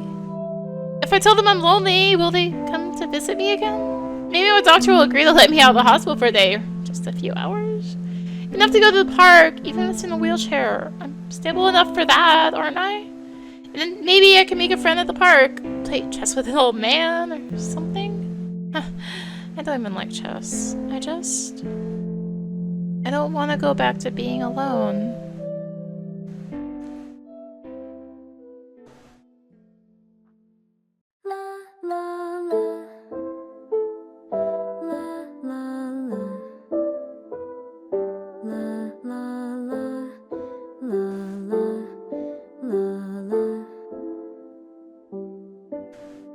Can you hear my heart break?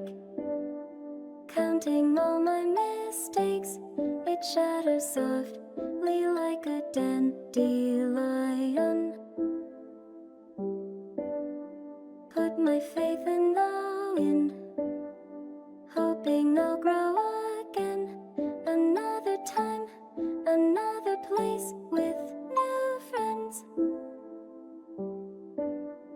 Wake me when my afterlife begins.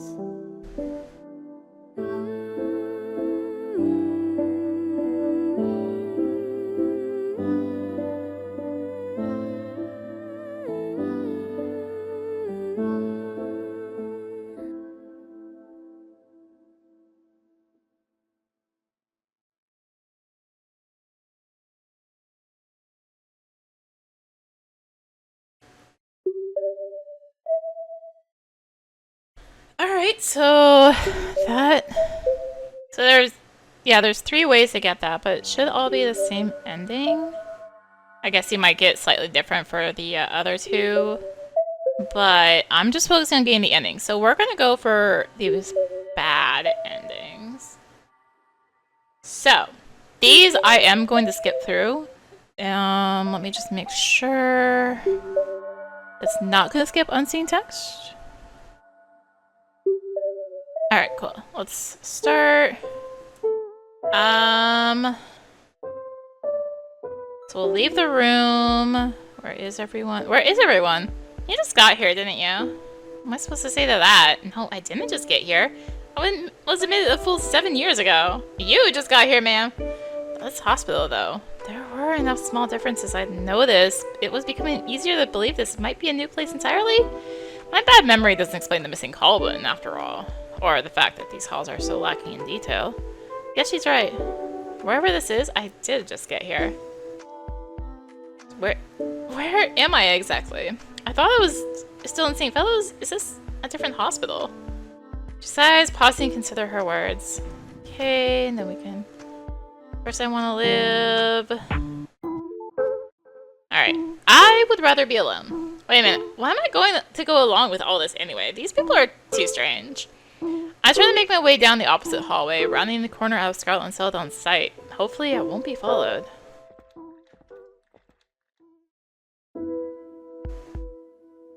Enter the stairwell and take a moment to myself. This isn't the real world anymore, it's the afterlife. It has its own rules, clearly. The question is, can I actually trust any of the people here? If I had gone to meet death, would I be stuck doing some ridiculous trial like Celadon? Scarlet seemed confident that talking to death would help me get out of this place.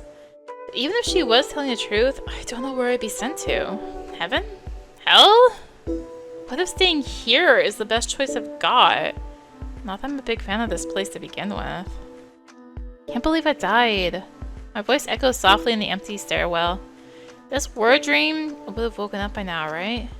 I can't sleep here. Will I ever dream again? Scarlet doesn't seem to be coming after me. I slump down against the wall and glance up the stairway. I could climb that, couldn't I? How long has it been since I climbed a set of stairs on my own? Lugging my AV up there would be a bit annoying, but I have the energy for it. I could do it. I stood up and approached the stairs. The IV stand is a little unwieldy, but not too much for my frail arms to lift. Begin my ascent. The elevator had taken us down to B2, which means there's only 2 flights of stairs separating me from the first floor. From there, I could walk out the front entrance. I couldn't see anything but bright white light from the windows. Was anything out there? Guess I'd have to see for myself. Make it up the first flight of stairs with no issue. B1. I look from the sign back to the stairs behind me. I did that. I pinched my cheek to make absolutely sure this isn't a dream. Oh, okay. Still able to feel pain. Good to know. Climb the next flight of stairs. Same as the first. My muscles are weak, but they're actually working. I haven't been able to move how I wanted to since I was a little kid. I bet I could climb all the way to the top floor if I tried. But I'd have to confirm that some other time. Finding out what was outside this hospital was a more pressing matter. I exit the stairwell to the sign that reads 1F. You would think I'd be used to the eerie atmosphere by now, but seeing the hospital lobby completely empty like this unsettles me. There's no sign of Scarlet here. The elevator is rising to the top floor, presumably with Celadon on it. I'm alone. Light floods in from the doors and windows. It really is just plain white out there, as if someone took an eraser to the outside world. I walk toward the entrance. I have the strength to walk anywhere on my own now. The sense of freedom that comes with that is intoxicating.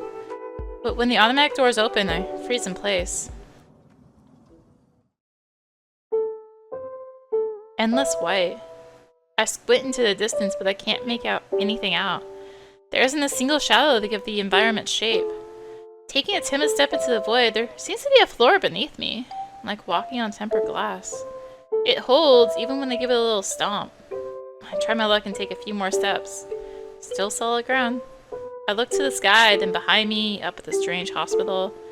If I had left this place, only to find nothing out there, would I be able to make my way back? It's not like I could leave a trail of breadcrumbs. My gaze returns to the blank horizon. Should I? I wouldn't if I were you. I turn back to see a figure in dark clothing standing in the entrance. I'm not sure what to say, so I just stare back in silence. The skull mask covers her face, and they're carrying a comically large scythe. This can't be. Are you the Grim Reaper? What's it look like? Yep, probably safe to assume this is Death, the same one Scarlet was talking about. You gonna introduce yourself? Shouldn't you already know? If you're really Death, shouldn't you already know my name? Don't want to tell me, then forget it. They're turning away. That's not good. I still need information from them. Wait, I'll tell you.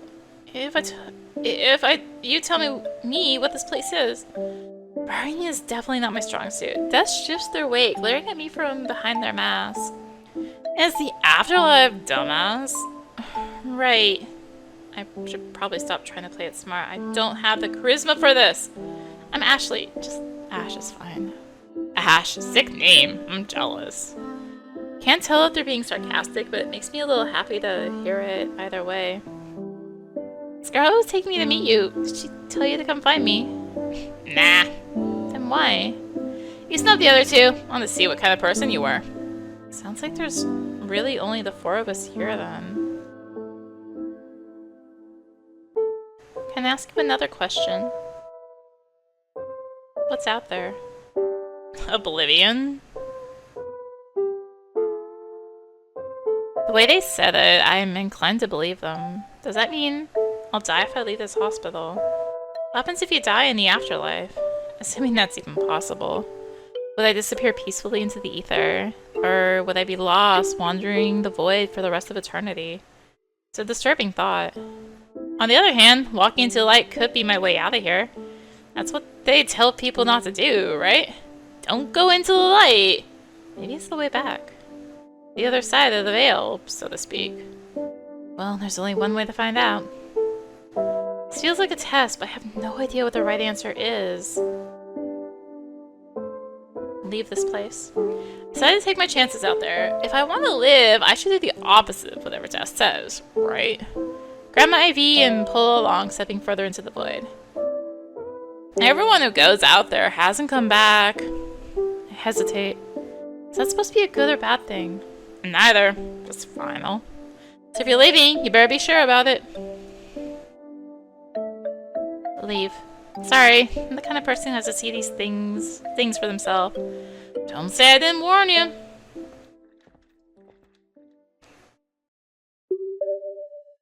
I leave death in the strange hospital behind.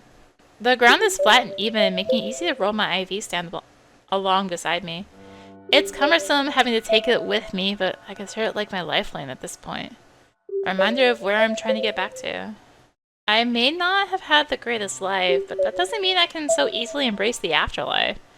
As long as you're still alive, things can change. There's still hope, even in a hopeless situation. Following the light must be the way out. I'm sure of it.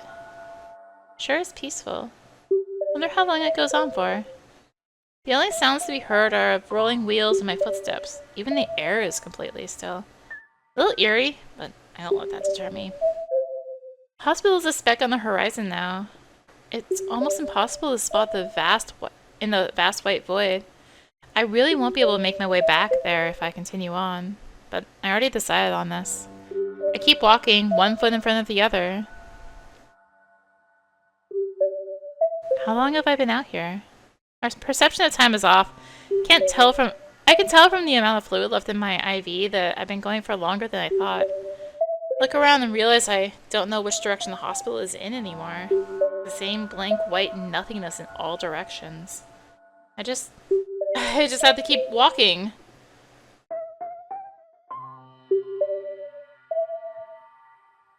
I think of my familiar hospital bed. Not the one I woke up in this morning. Was it this morning? Well, how long ago was that? How long have I been dead? This isn't real. There's no explanation for an endless white void like this. No one told me what I should do in this kind of situation. I want to see my parents again. It's been so long since they visited. Why aren't they out here looking for me? Will anyone look for me now that I'm gone? I realize I don't remember the last time I checked my IV. It's completely empty. I don't need it. I feel fine. Just have to keep walking. I pull the IV out. No use keeping it in there now. Blood drips from my arm and onto the pure white ground. Strangely enough, my first thought is how these drops could have worked as breadcrumbs. Huh. I would have run out of blood if I tried that. Leave the IV stand behind and continue on my way. This place is starting to get to me. I'm losing touch with my senses. All I can think of is how much I want to wake up in my hospital room. Isn't that pathetic? I always dreamed of being able to walk out of the hospital, and now I want nothing more than be back there. No, I'm here because I walked out of the hospital in the first place. Huh? Didn't I die? Nothing makes sense anymore. It hurts. I'm so lonely. Wait, it hurts? There's this burning sensation. Look down my arms. The skin is... Pieces of me are flaking off and dissolving into the light. What is this?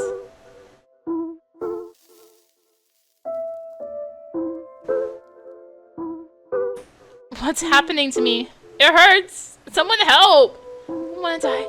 I don't want to die alone like this. Oblivion. That's right, they warned me. But who? Who was it that said that? Where are the nurses? Where's anyone? It's too bright. I can't see. Someone help me! I'm so alone. Please. My cries didn't reach anyone. Without knowing what it meant, I walked straight into oblivion. I felt my body disintegrate into the ether, piece by piece. Now only a pile of ashes remained.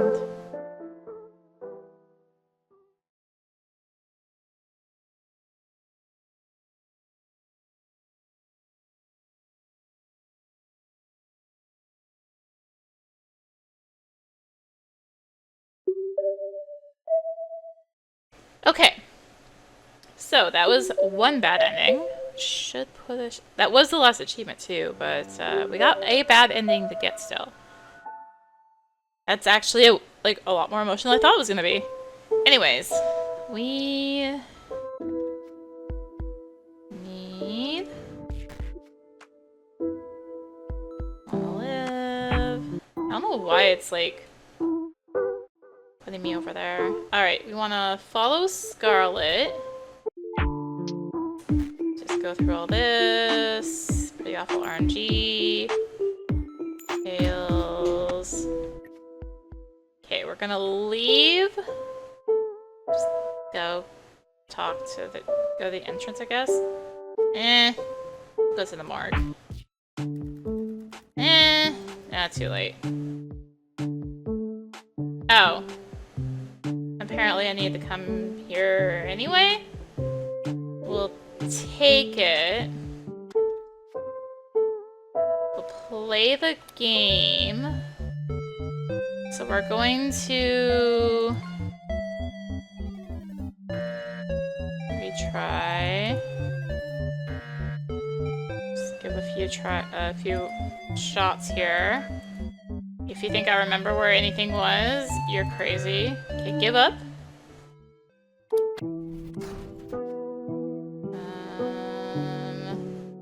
Help persuade Celadon. So this is Scarlet being in there. So either persuade Celadon or apologize. So Scarlet should work, but let's persuade Celadon. I think Scarlet's right. Celadon turns to me a little surprised, but receptive. You might as well cut your losses. The sooner you call it quits on this one, the sooner you can tackle the next trial. The next trial? Celadon's voice is low and drained of life. My advice may have backfired. Scarlet? Celadon's eyes are glazed over, like he's staring in from another world. His tone scares me a little. You like helping people, right? Why don't you help me? Screw you! Let me out of here! I've been here for so long, and I've done all sorts of trials. 10,000 push-ups, running laps around the building, humiliating myself in front of other lost souls. So many that I can't remember them all, but I've screwed up every single time. And now, I finally got a trial where I don't have to do anything to win. Aren't you happy for me? Wouldn't you do anything to help a poor guy like me? Scarlet isn't saying anything. Is Celadon really okay with leaving her in there? I'll stay with you, Scarlet. I'll make sure you won't get too lonely. So just put up with it for a little while, for me. Celadon sits by the wall beneath the drawer. He's keeping Scarlet locked in. Her time could run out while she's stuck in there. She'll never revive. Scarlet? I call out to her weakly. Ashley? Her voice is hollow and cold. It's hard to believe this is the same cheerful lady I met when I first woke up here. I don't know what to do. This isn't right. You're friends with Death, aren't you? I convince them. Celadon's a lost cause.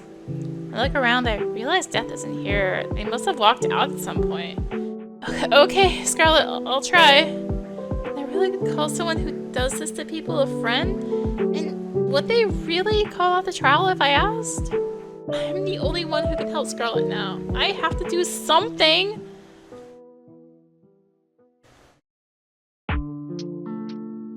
I leave the morgue and look around, searching for Death. I don't see them anywhere in the hall. Did they go upstairs? Maybe they're hiding, watching over us from somewhere. They told me before that they know where everyone is. I wonder if they have some kind of surveillance system they can view from their laptop? No, I'm thinking too literally. They can do magic. There's no limit on what they're capable of. Probably. Ugh, if they can turn invisible, I'll never be able to find them. Think Ash, what can I do to stop this trial? Now I'll take the elevator to the lobby.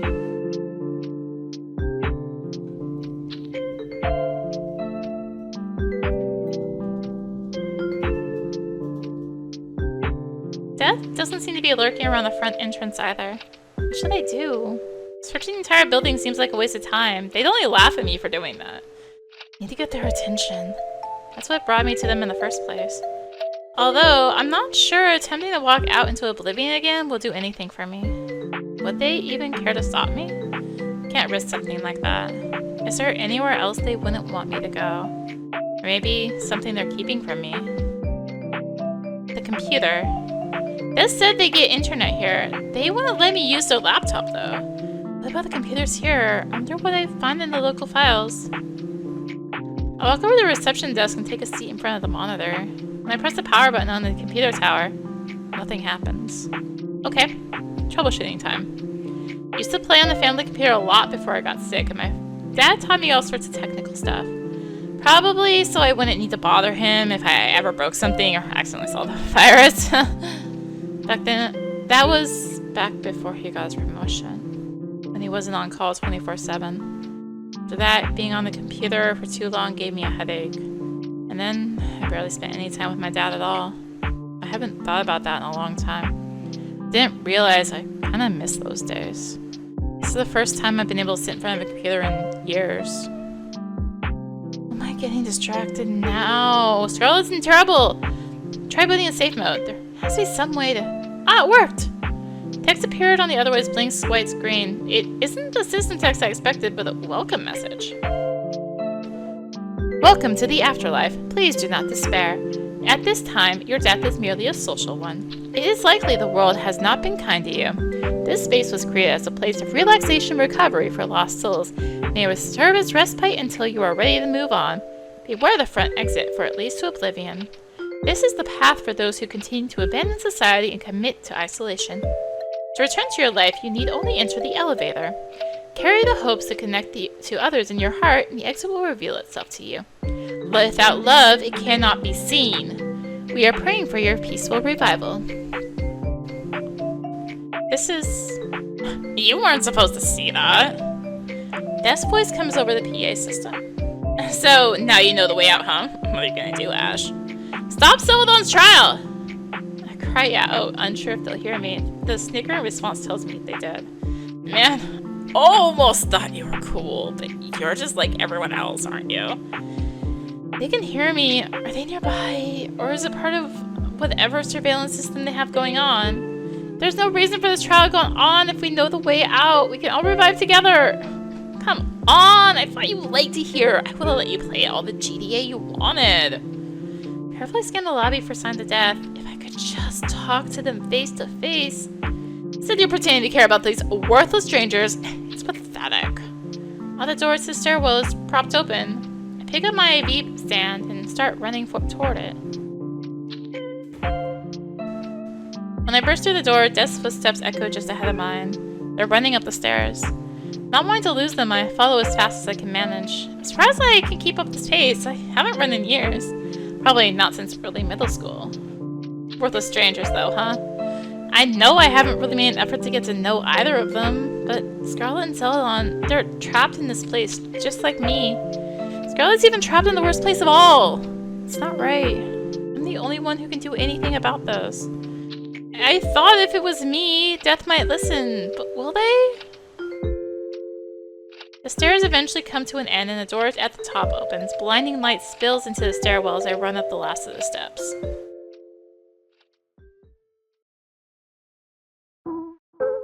The roof is bright and empty, save for a single dark figure a few meters from where I stand. Death drifts lightly just above the ground. They aren't flying away. Does that mean we can talk after all? You caught me. What was that message on the computer? Is it really true about the elevator being the way out? Why don't you find out for yourself? Death gestures behind us. The elevator's there. Always go all the way to the roof? No, that doesn't matter. They just want to keep me from interfering with their trial.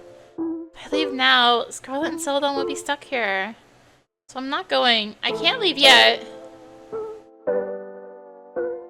When I turn around, Death has dropped back down to my level. Shouldn't you have gone to them then? Tell them the truth. See if they believe you. Scarlet asked me to convince you. And I thought we were kind of becoming friends. I don't understand why you do these cruel things. Dumbass, I've never had a friend in my life. I'm Death. There isn't a single human who isn't afraid of me, who doesn't resent me. It's true that I'm afraid of dying, but you're just like a normal person. The only one here who I can relate to even. That's why you acting like this, it hurts. So you had the wrong idea about me. Get over it. What are these trials really about anyway? They're not necessary for anyone to revive. You really just enjoy torturing people. Yes, you moron. It's my job to give these assholes 0 chances of reviving. Taken aback by Death's words, if that's true, then if you really mean that, then that makes us enemies. Pick up my IV stand again. What are you doing? This is the only weapon I have. I'll hold it up, my hands shaking under its weight. You want to fight me? That's the funniest thing to come out of your mouth all day. A glint of metal passes in front of my face and I instinctively jump back. You have to stop the trial! Or Elsa. What? You're gonna whack me? You trying to play the hero like this? It pisses me off more than anything. They swing again and I try to block it this time. To my surprise, I'm able to hold my ground. How could you do that to Scarlet? Why do you treat everyone so horribly? Because I hate them? I get off on torturing them, just like you said. If you hate them so much, why not just let them go? Because I can never leave. Why should they get to? They swing again. This time their scythe hooks on the metal stand and it goes flying out of my hands, or the side of the roof. And I'm tugged along with it. I hear the sound of Death's scythe throbbing as they run after me. Last thing I saw was the mix of horror and regret on their face as they reached a hand out to me. Their figure becoming smaller and smaller until...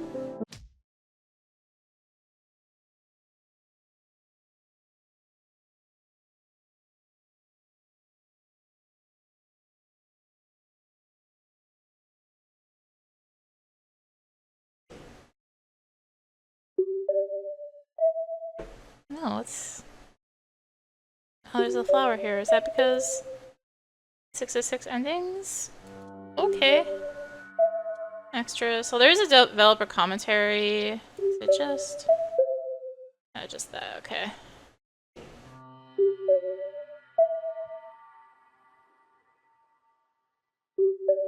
Thank you. You can read all the developer commentary if you go buy the game yourself. Good game, though. GG. Is that everything? That is all clear. I'll just go to this one. Well, that does wrap up Return to Ash. With, you know, just grabbing the Go Alone ending real quick and the 2 bad endings. So, thank you for watching the video and the series. And thank you, Serenity Forge, so much for the code. Go get the game on Steam. If it comes to consoles, go get the game on consoles. Yeah. Thank you so much for watching, though. If you enjoyed the video and the series, consider tossing a like, comment, subscribe. Maybe click the bell for notifications. Also, be sure to check out the description below. Various links, social media, Discord. Come hang out. Get notifications there as well. And until next time, this is rinimt signing out. Bye!